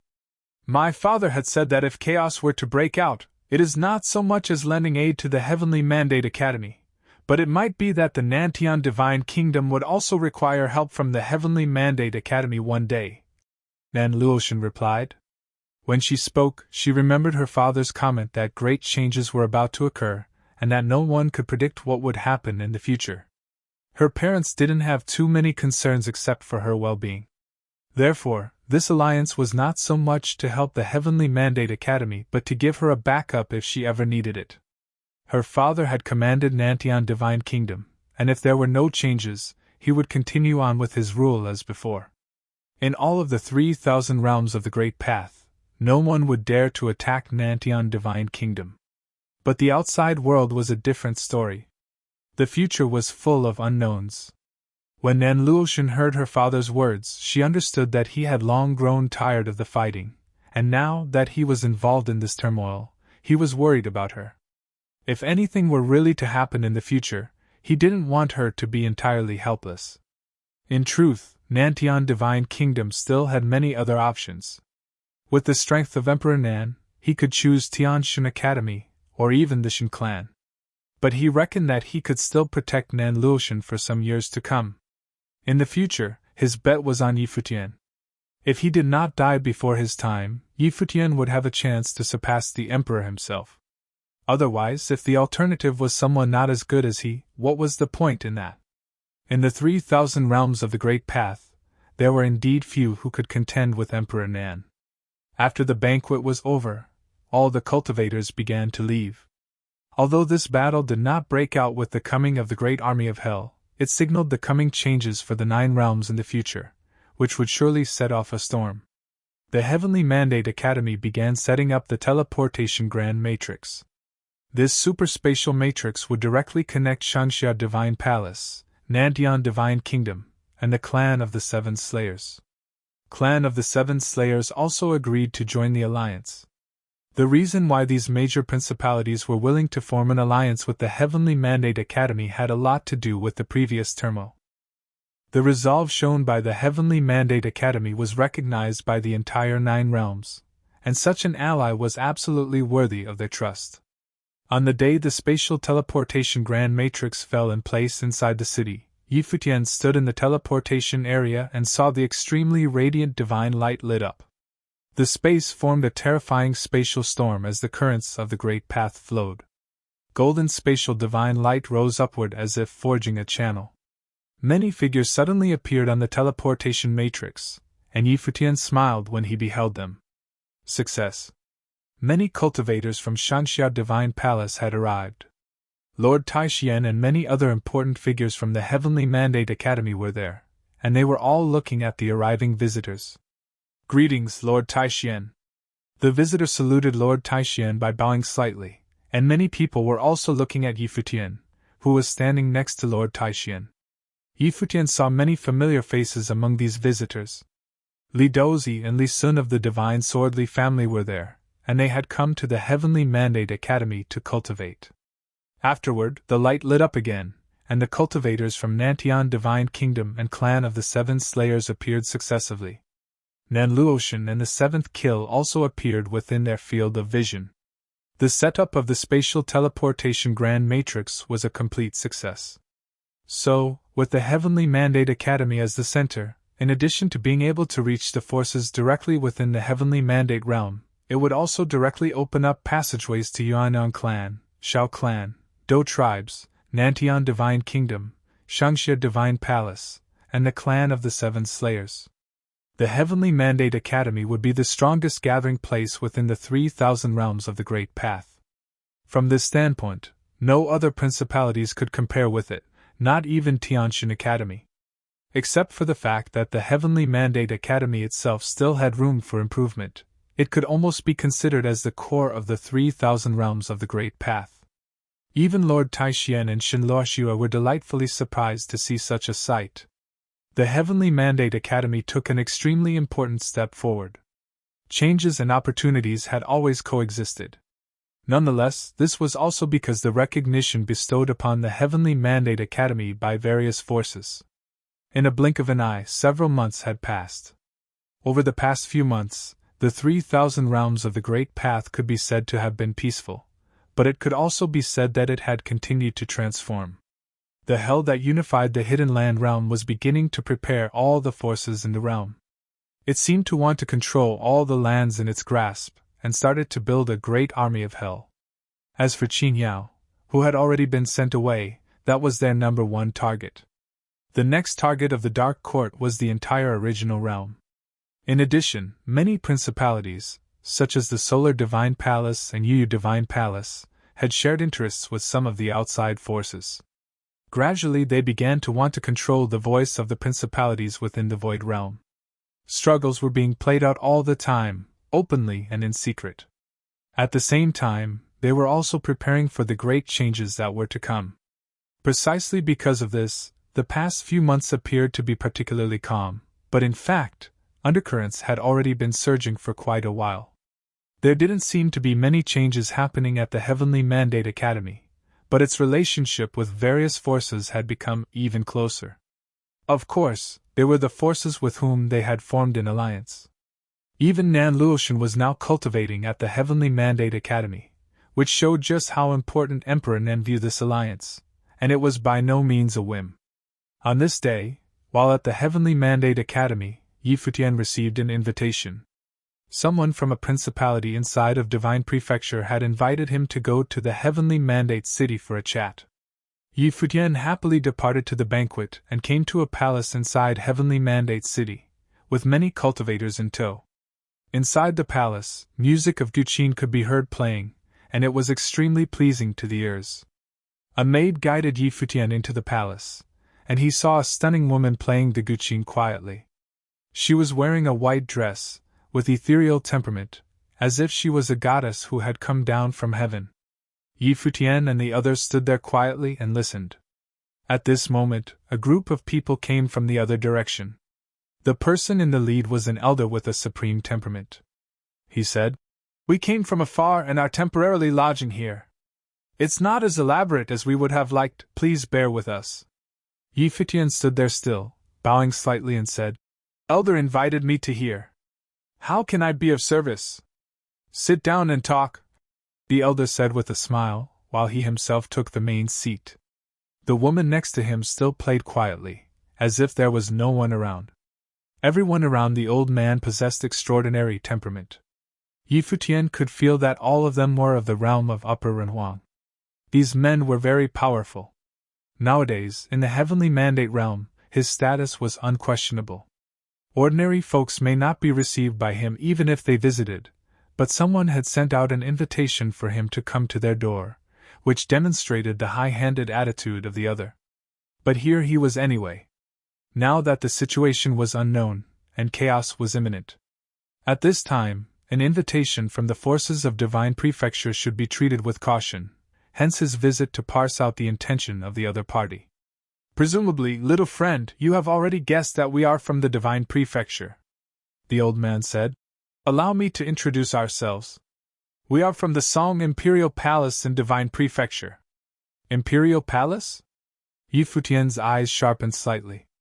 To be able to take the name of the Imperial Palace, even if it was no longer ruled by an emperor now, there must have been a figure of the same level as the Great Emperor, another ancient and terrifying principality. Futian was not clear on exactly how many forces from the 9 realms had come. However, he knew that even in Heavenly Mandate City, there were already many top forces that were active all the time. Aside from the forces that had previously visited the Heavenly Mandate Academy, Song Imperial City was the first force to send him an invitation to come over to their place. Futian sat there quietly and did not say anything, waiting for the other party to continue speaking. The elder of Song Imperial City continued saying, "When coming over from the Divine Prefecture, I came to understand a little about the events that occurred in the Void Realm. I have heard that, currently, the Heavenly Mandate Academy is facing a bit of trouble?" "We are doing well," Futian replied. "Thank you, Senior, for your concern. Hell is a power that belongs to the Dark Court," the elder continued. "Even the Master of the Throne of the Underworld has come in person.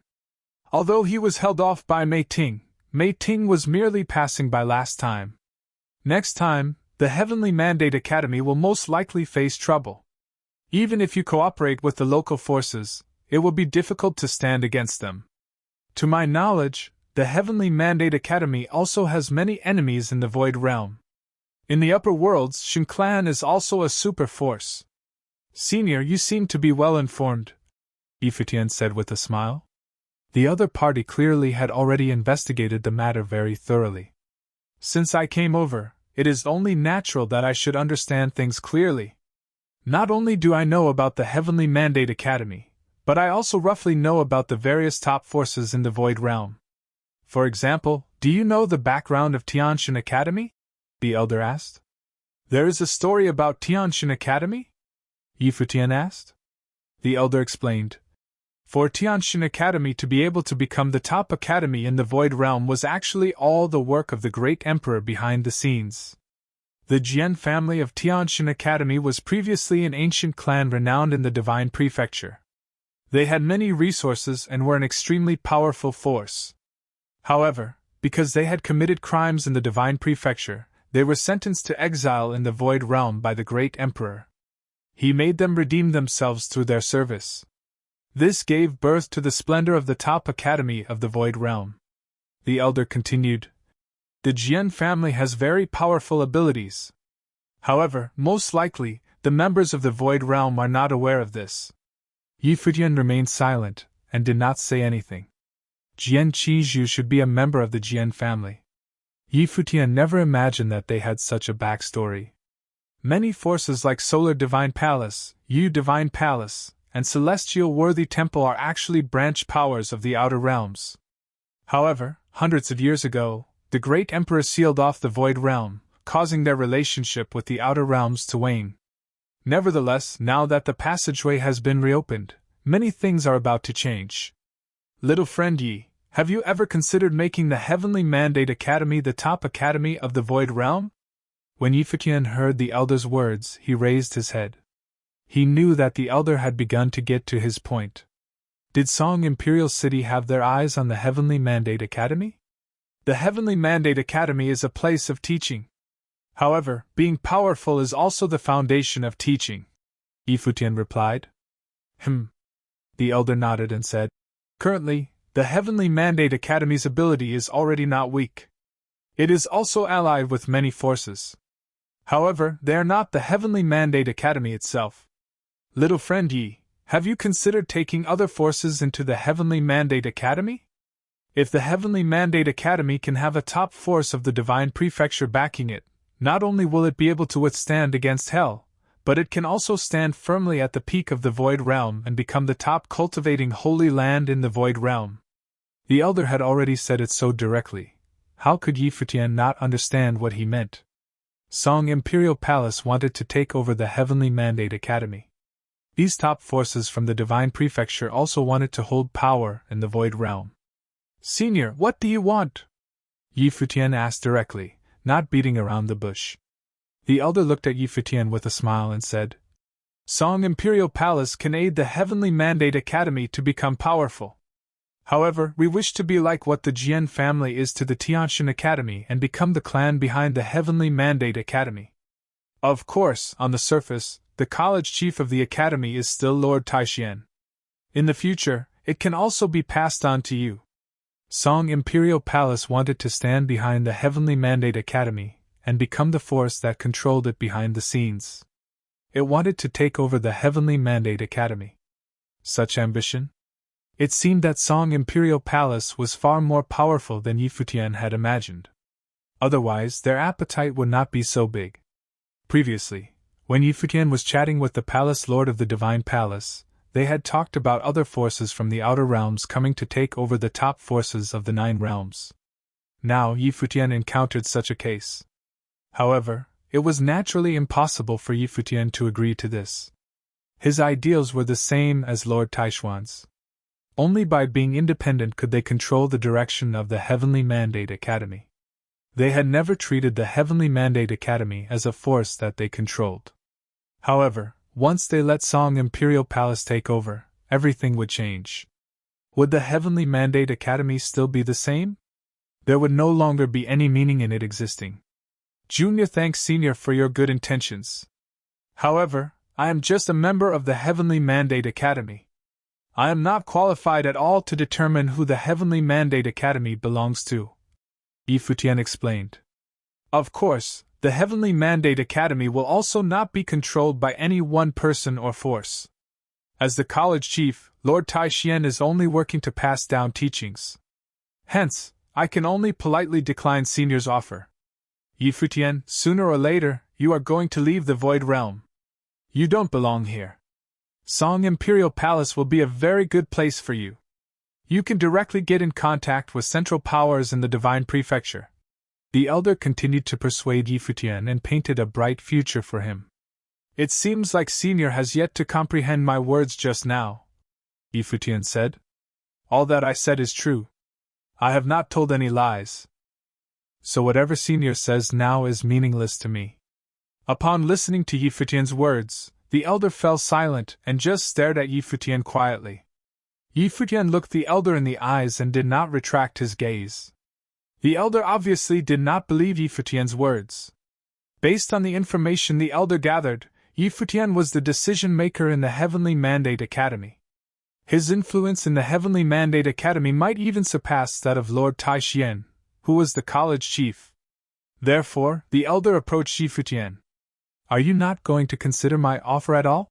The elder asked. Futian stood up. Bowing slightly, he said, Junior will take my leave now. Even though he was somewhat irritated, he did not want to make more enemies now. Hence, Futian still kept his manners even though he had lost interest in continuing the conversation with the elder. Suddenly, the music turned intense and rang in Futian's ears. He turned around and saw that the lady had stopped playing the instrument. Her gaze was fixed on him. Her eyes were extremely enchanting, but they revealed hints of aloofness. One could clearly sense that she was distancing herself from the rest. Futian swept a glance at her and left. The members of the Heavenly Mandate Academy left along with him. After they left, the elder was still sitting at his spot. They are ignorant of their current state. A stern-looking, middle-aged man who stood behind the elder commented. His aura was overbearing. Before Futian and the rest left, he was pressuring everyone from the Heavenly Mandate Academy with his might. If the elder had given his order, he would have attacked them right away. We are outsiders, after all. They are the owners of this side of the world. Naturally, they will not hand over the right of control so easily. The elder responded. Moreover, this Futian is talented and famous. I am sure he is very arrogant. Judging from his attitude, it is impossible for him to willingly allow us to have shares in the Heavenly Mandate Academy. The group from Song Imperial Palace came here with a mission this time. They had to seize control of a force in the Void Realm. The Heavenly Mandate Academy was undoubtedly their first choice. This force had huge influence and potential. If they could win Futian over to join their Song Imperial Palace, it would be even more perfect. Unfortunately, their plan had failed. However, they still had plenty of time, and they were not in a rush. Now that the passageway had been connected, the chaos in the Void Realm would last for a while.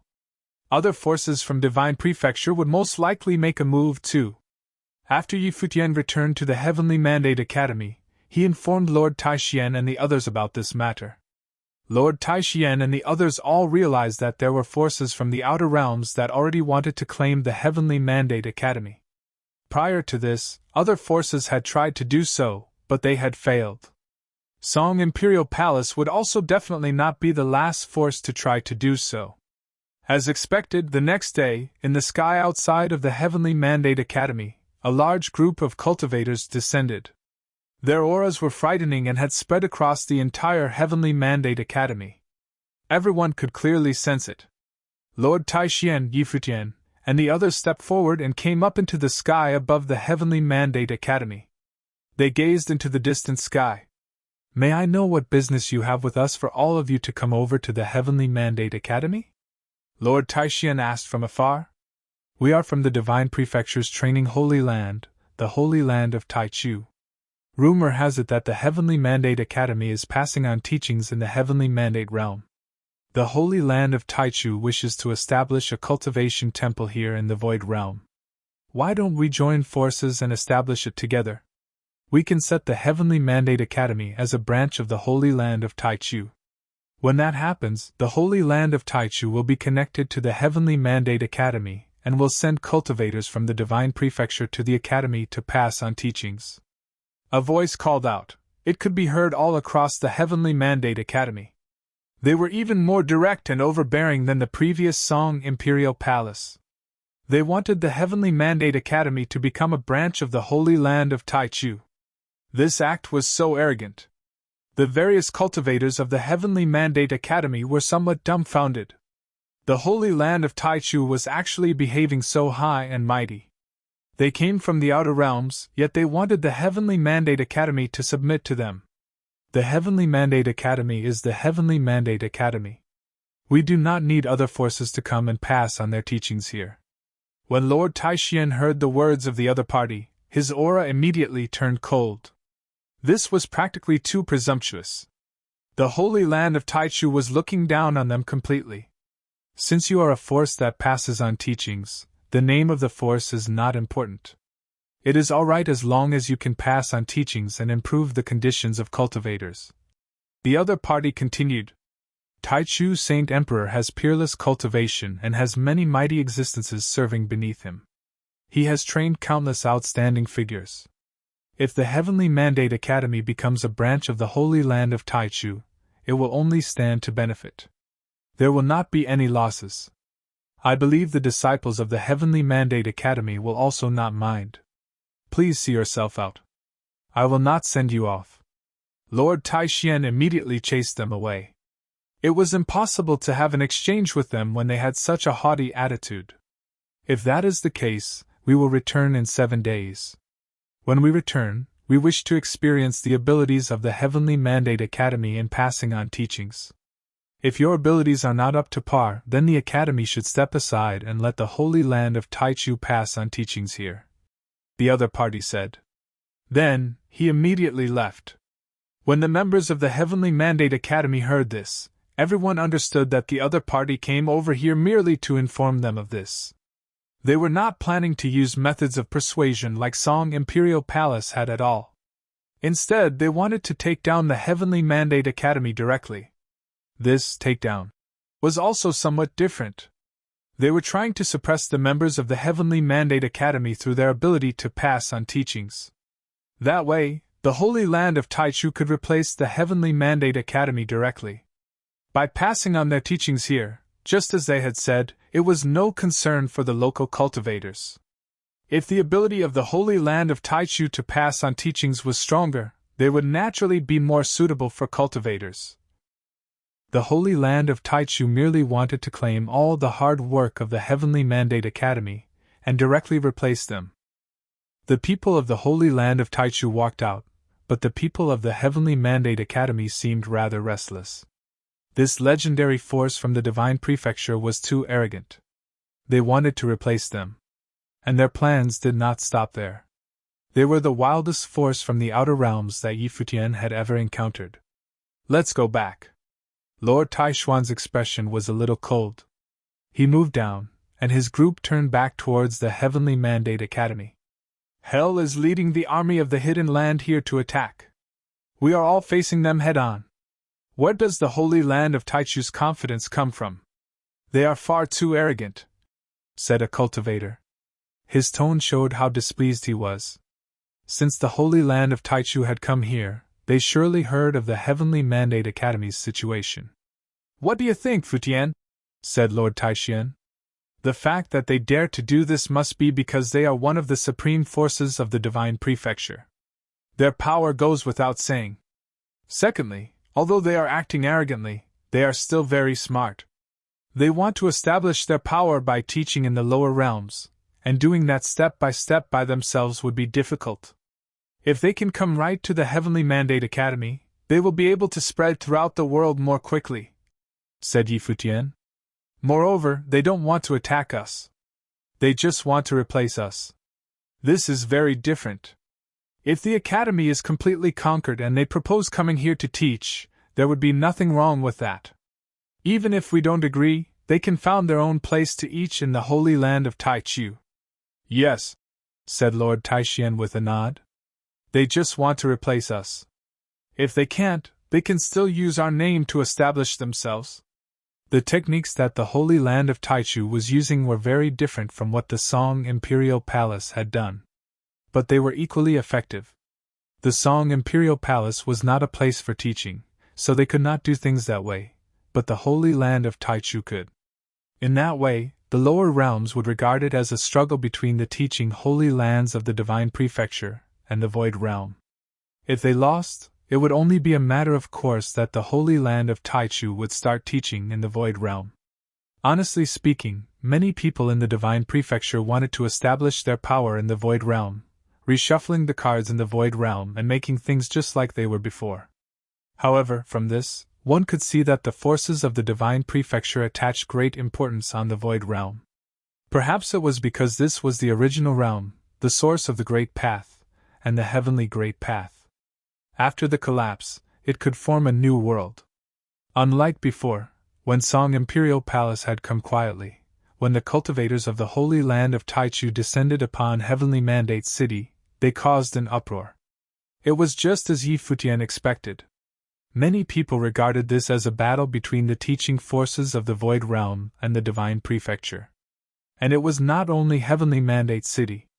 The news spread quickly throughout the 9 Supreme Realms, including the Heavenly Mandate Realm itself. The chaos caused by the armies of the Hidden Land Realm had not yet subsided, and this caused new disturbances. Things were truly unsettled now. Many people sighed at this. The Heavenly Mandate Academy had truly become the center of the 9 realms. It was extremely busy there now. At that moment, in the guest palace where the people from the Song Imperial Palace were staying, the old man who had invited Yi Futian was there. He and the others were discussing these matters.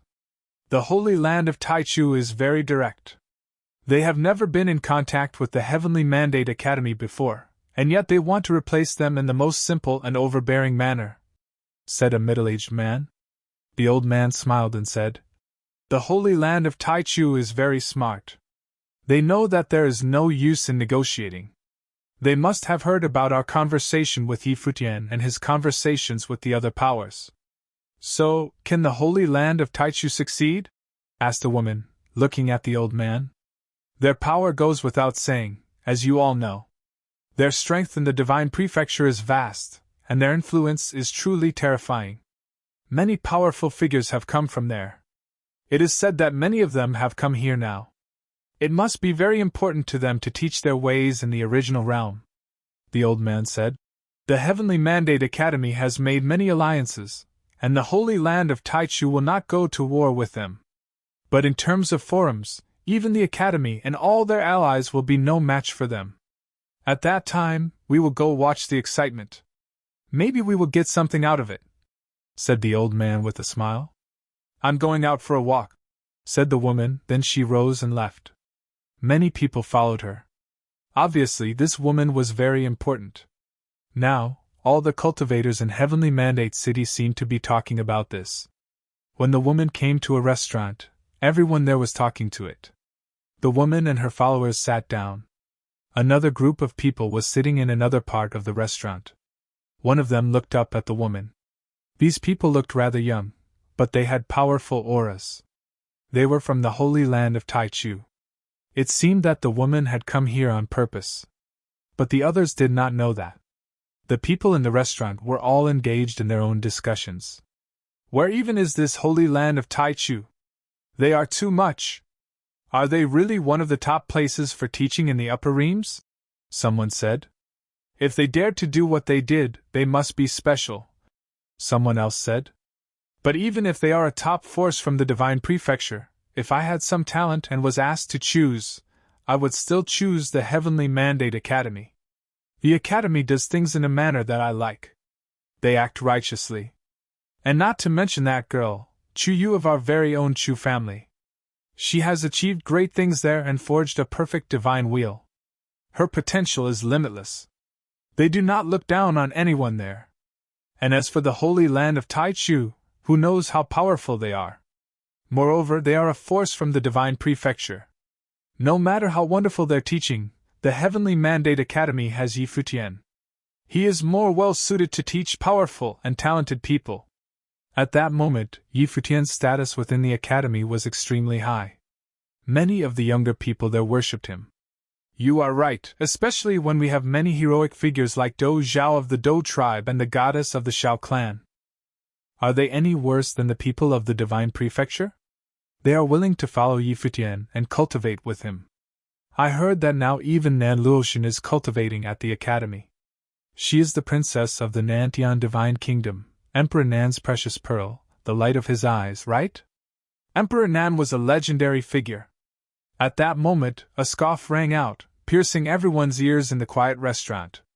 Everyone turned and looked in the direction that the scoffing sound had come from. They saw that it was the great figure from the holy land of Taichu. Seeing how powerful he and his companions were, the rest of the people in the restaurant were silent. The person who had spoken before asked, "Do you think that what I said was false?" The people from the holy land of Taichu did not answer. They still sat there. The woman from Song Imperial Palace watched them. The cultivators of the holy land of Taichu were so arrogant that they would certainly not deign to get into a fight here. Moreover, the ones who had come were all Renhuangs. How many levels of swordsmanship has Brother Qingke mastered?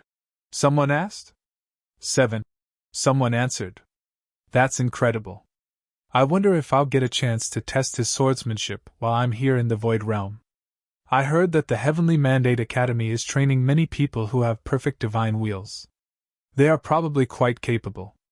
Perhaps there will be a time for crossing swords, said someone else. Suddenly, the restaurant became very calm. It seemed that they all knew who these people were.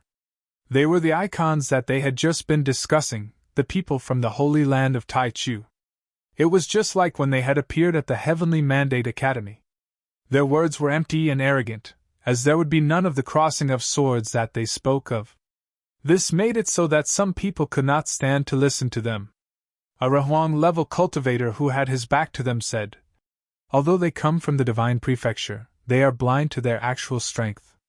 The people at the Heavenly Mandate Academy stand at the top of the 3,000 realms of the Great Path." The people of the holy land of Tianchu just smiled. But in the next instant, a suffocating sword will fill the restaurant. Everyone could clearly feel it enter them. It seemed that the place had suddenly been sealed off by sword will. And the Renhuang who had just spoken felt it the fiercest. It was like there were swords everywhere, and they were all as sharp as possible. Soon, sweat began to bead on the Renhuang's face. He was under a great amount of pressure. But then the sword will disappeared. One of the people from the holy land of Taichu said, "A summer insect cannot discuss ice. You have never left here, so your perspective is limited to here. When your vision is so limited, there is no need for your opinion. Let's go." On saying this, they rose and prepared to leave. But the woman said, "Is Mu Qingke of the Taichu sparring grounds here?"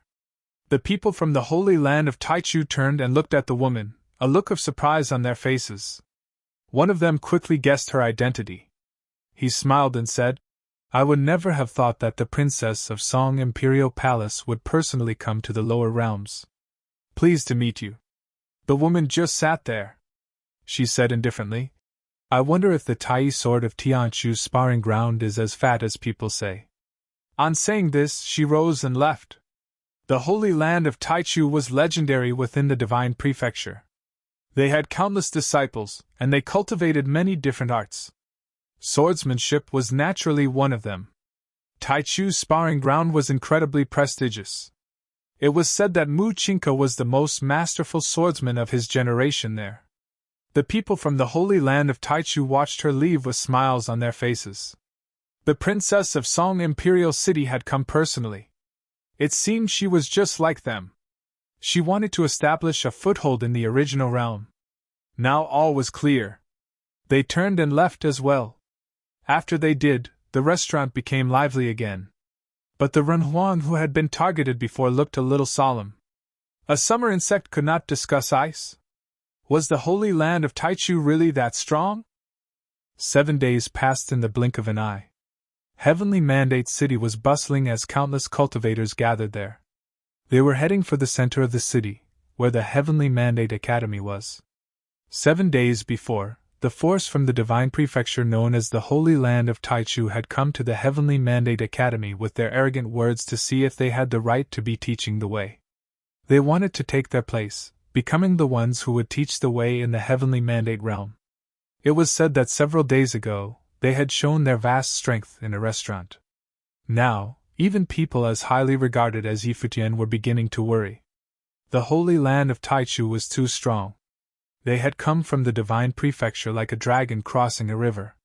If the two forces got into a fight, given the strength of the Heavenly Mandate Academy's current alliance, even the Holy Land of Taichu would not have a chance. But they did not want to destroy the Heavenly Mandate Academy. They just wanted to enter it and become its masters or replace it. In this situation, it was impossible for the Heavenly Mandate Academy to unite with all their allies to surround and repress them. This was a struggle between the teaching holy lands of the Divine Prefecture and the Heavenly Mandate realm. Once the Heavenly Mandate Academy came under pressure, then even if they could keep teaching, it would still be a great shock to them. After all, the Holy Land of Taichu wanted to teach here as well. And this was not short-term. They would be here for a long time. Gradually, they would naturally replace the Heavenly Mandate Academy. Thus, the people Heavenly Mandate City paid close attention to this struggle. At dawn, cultivators from all over would gather together outside the academy like a sea of people. Everyone was looking at the character inscribed at the top of the academy. The light off of the great path covered an endless area, and everyone could feel a marvelous will. They all remembered the character that Lord Taixian had once inscribed when the academy had been founded. Ever since the founding of the academy, it had withstood many storms. But they didn't know if it would make it through this one. At that moment, Futian and Hua Jieyu were with Hua Fenglu within the academy. Nianyu was there as well, enjoying the peaceful quiet. After the crisis ended, Futian had taken them back from the Dou tribe. "Will there be any trouble today?" Although they were in the center of the Heavenly Mandate Academy, cultivators had excellent hearing, and Hua Fenglu could faintly hear the voices outside in the distance. People would occasionally go flying by through the air outside, coming towards the academy. But they did not dare fly directly above the academy but instead descended outside. "Only a little trouble, otherwise, how could I be your apprentice?" Futian asked Hua Fenglu. Said Hua Fenglu with a nod. He was used to Futian's boasting ability. After all, he was his apprentice, and thus the ability came from him. "I know that Dongwang the Great was very far away from Qingzhou City, but I did not know he was quite this far. Now that you have finally come into contact with the Divine Prefecture, these top forces that come from there will put some pressure on you," said Hua Fenglu. He was not totally sure about Futian's identity, but he knew that he was related to Emperor Yi Qing. Thus, in his view, even those forces that came from the Divine Prefecture could not block his path. Futian shrugged and said, "You don't need to worry about any of these things. I will take care of them." "All right." Hua Fenglu ate no more on the subject. He waved his hand and said, "You and Jieyu can go. Nianyu, stay here." "Okay," said Futian with a nod. He took Hua Jieyu's hand and left. Nianyu wanted to follow them, but she looked at Hua Fenglu's expression and just sat there pouting. Hua Fenglu watched them leave and sighed quietly. Although he looked carefree and unconcerned, how could he not be worried? After coming here, he had experienced a life and death crisis. The last time that Futian had asked them to leave, he had been worried the whole time. He hoped that what had happened at the Holy Ji Palace in the past would not happen here at the Heavenly Mandate Academy. Someone of his age could not withstand a shock like that. At that time, there were many people gathered together at the Heavenly Mandate Academy. When Yi Futian arrived, all eyes fell upon him. They were all speechless. The man was actually unperturbed. "Ah, you're all here," said Yi Futian with a smile, looking at everyone. All the people of his generation from each force was there. Dou Zhao, Xiao Muyu, even Nan Luoshan, and others were all present. Nan Luoshan looked at Yi Futian in surprise. Yi Futian was still enjoying the tranquility at a time like this. Was he really so confident? "Brother, I can't wait anymore. Why haven't the people from the Holy Land of Taichu shown up yet?" Dou Zhao seemed eager, wishing to fight as soon as possible. He was itching for a fight. There were few worthy opponents at the Heavenly Mandate Academy. Yi Futian smiled at him and said, "Don't worry about it. Have you forgotten about the battle with Di Wu of the Solar Divine Palace? The Holy Land of Taichu is from the Divine Prefecture, and their core members will likely be no weaker than him. Even when fighting people of your generation, your victory will not be assured. Moreover, we don't know for sure what tricks they will try. No matter what, don't try to hold me back this time, brother." Dou Zhao seemed to hold a grudge about the fact that there had been no battle last time. "If there is someone suitable for you to fight, you will have the chance," said Yi Futian. He looked off into the distance. It all depended on what the Holy Land of Taichu did. However, he knew that they had the advantage in a struggle between powers. The group around him all had perfect divine wheels. They were the preeminent figures from many major realms. If they could not suppress their opponents, then any other realm would not have a chance. "Do you remember the ancestral land of the Divine Palace?" came a voice. Someone was speaking to Yi Futian. Yi Futian looked and saw that the speaker was someone he was familiar with.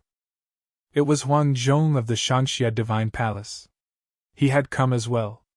The Heavenly Mandate Academy and the Shangxia Divine Palace were allies now.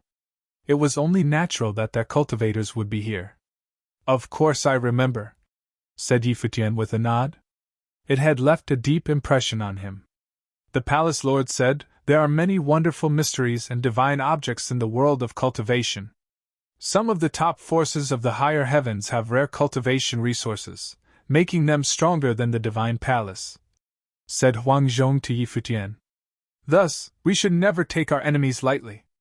Huang Zhong was normally very proud, but now, facing the Holy Land of Taichu, he seemed to be a bit more calculating.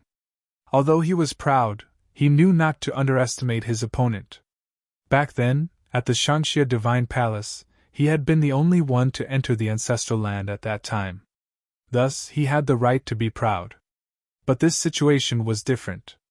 There were many people at the Holy Land of Taichu who were his equal. Thus, he had no right to be arrogant in these circumstances. Yi Futian understood what he meant.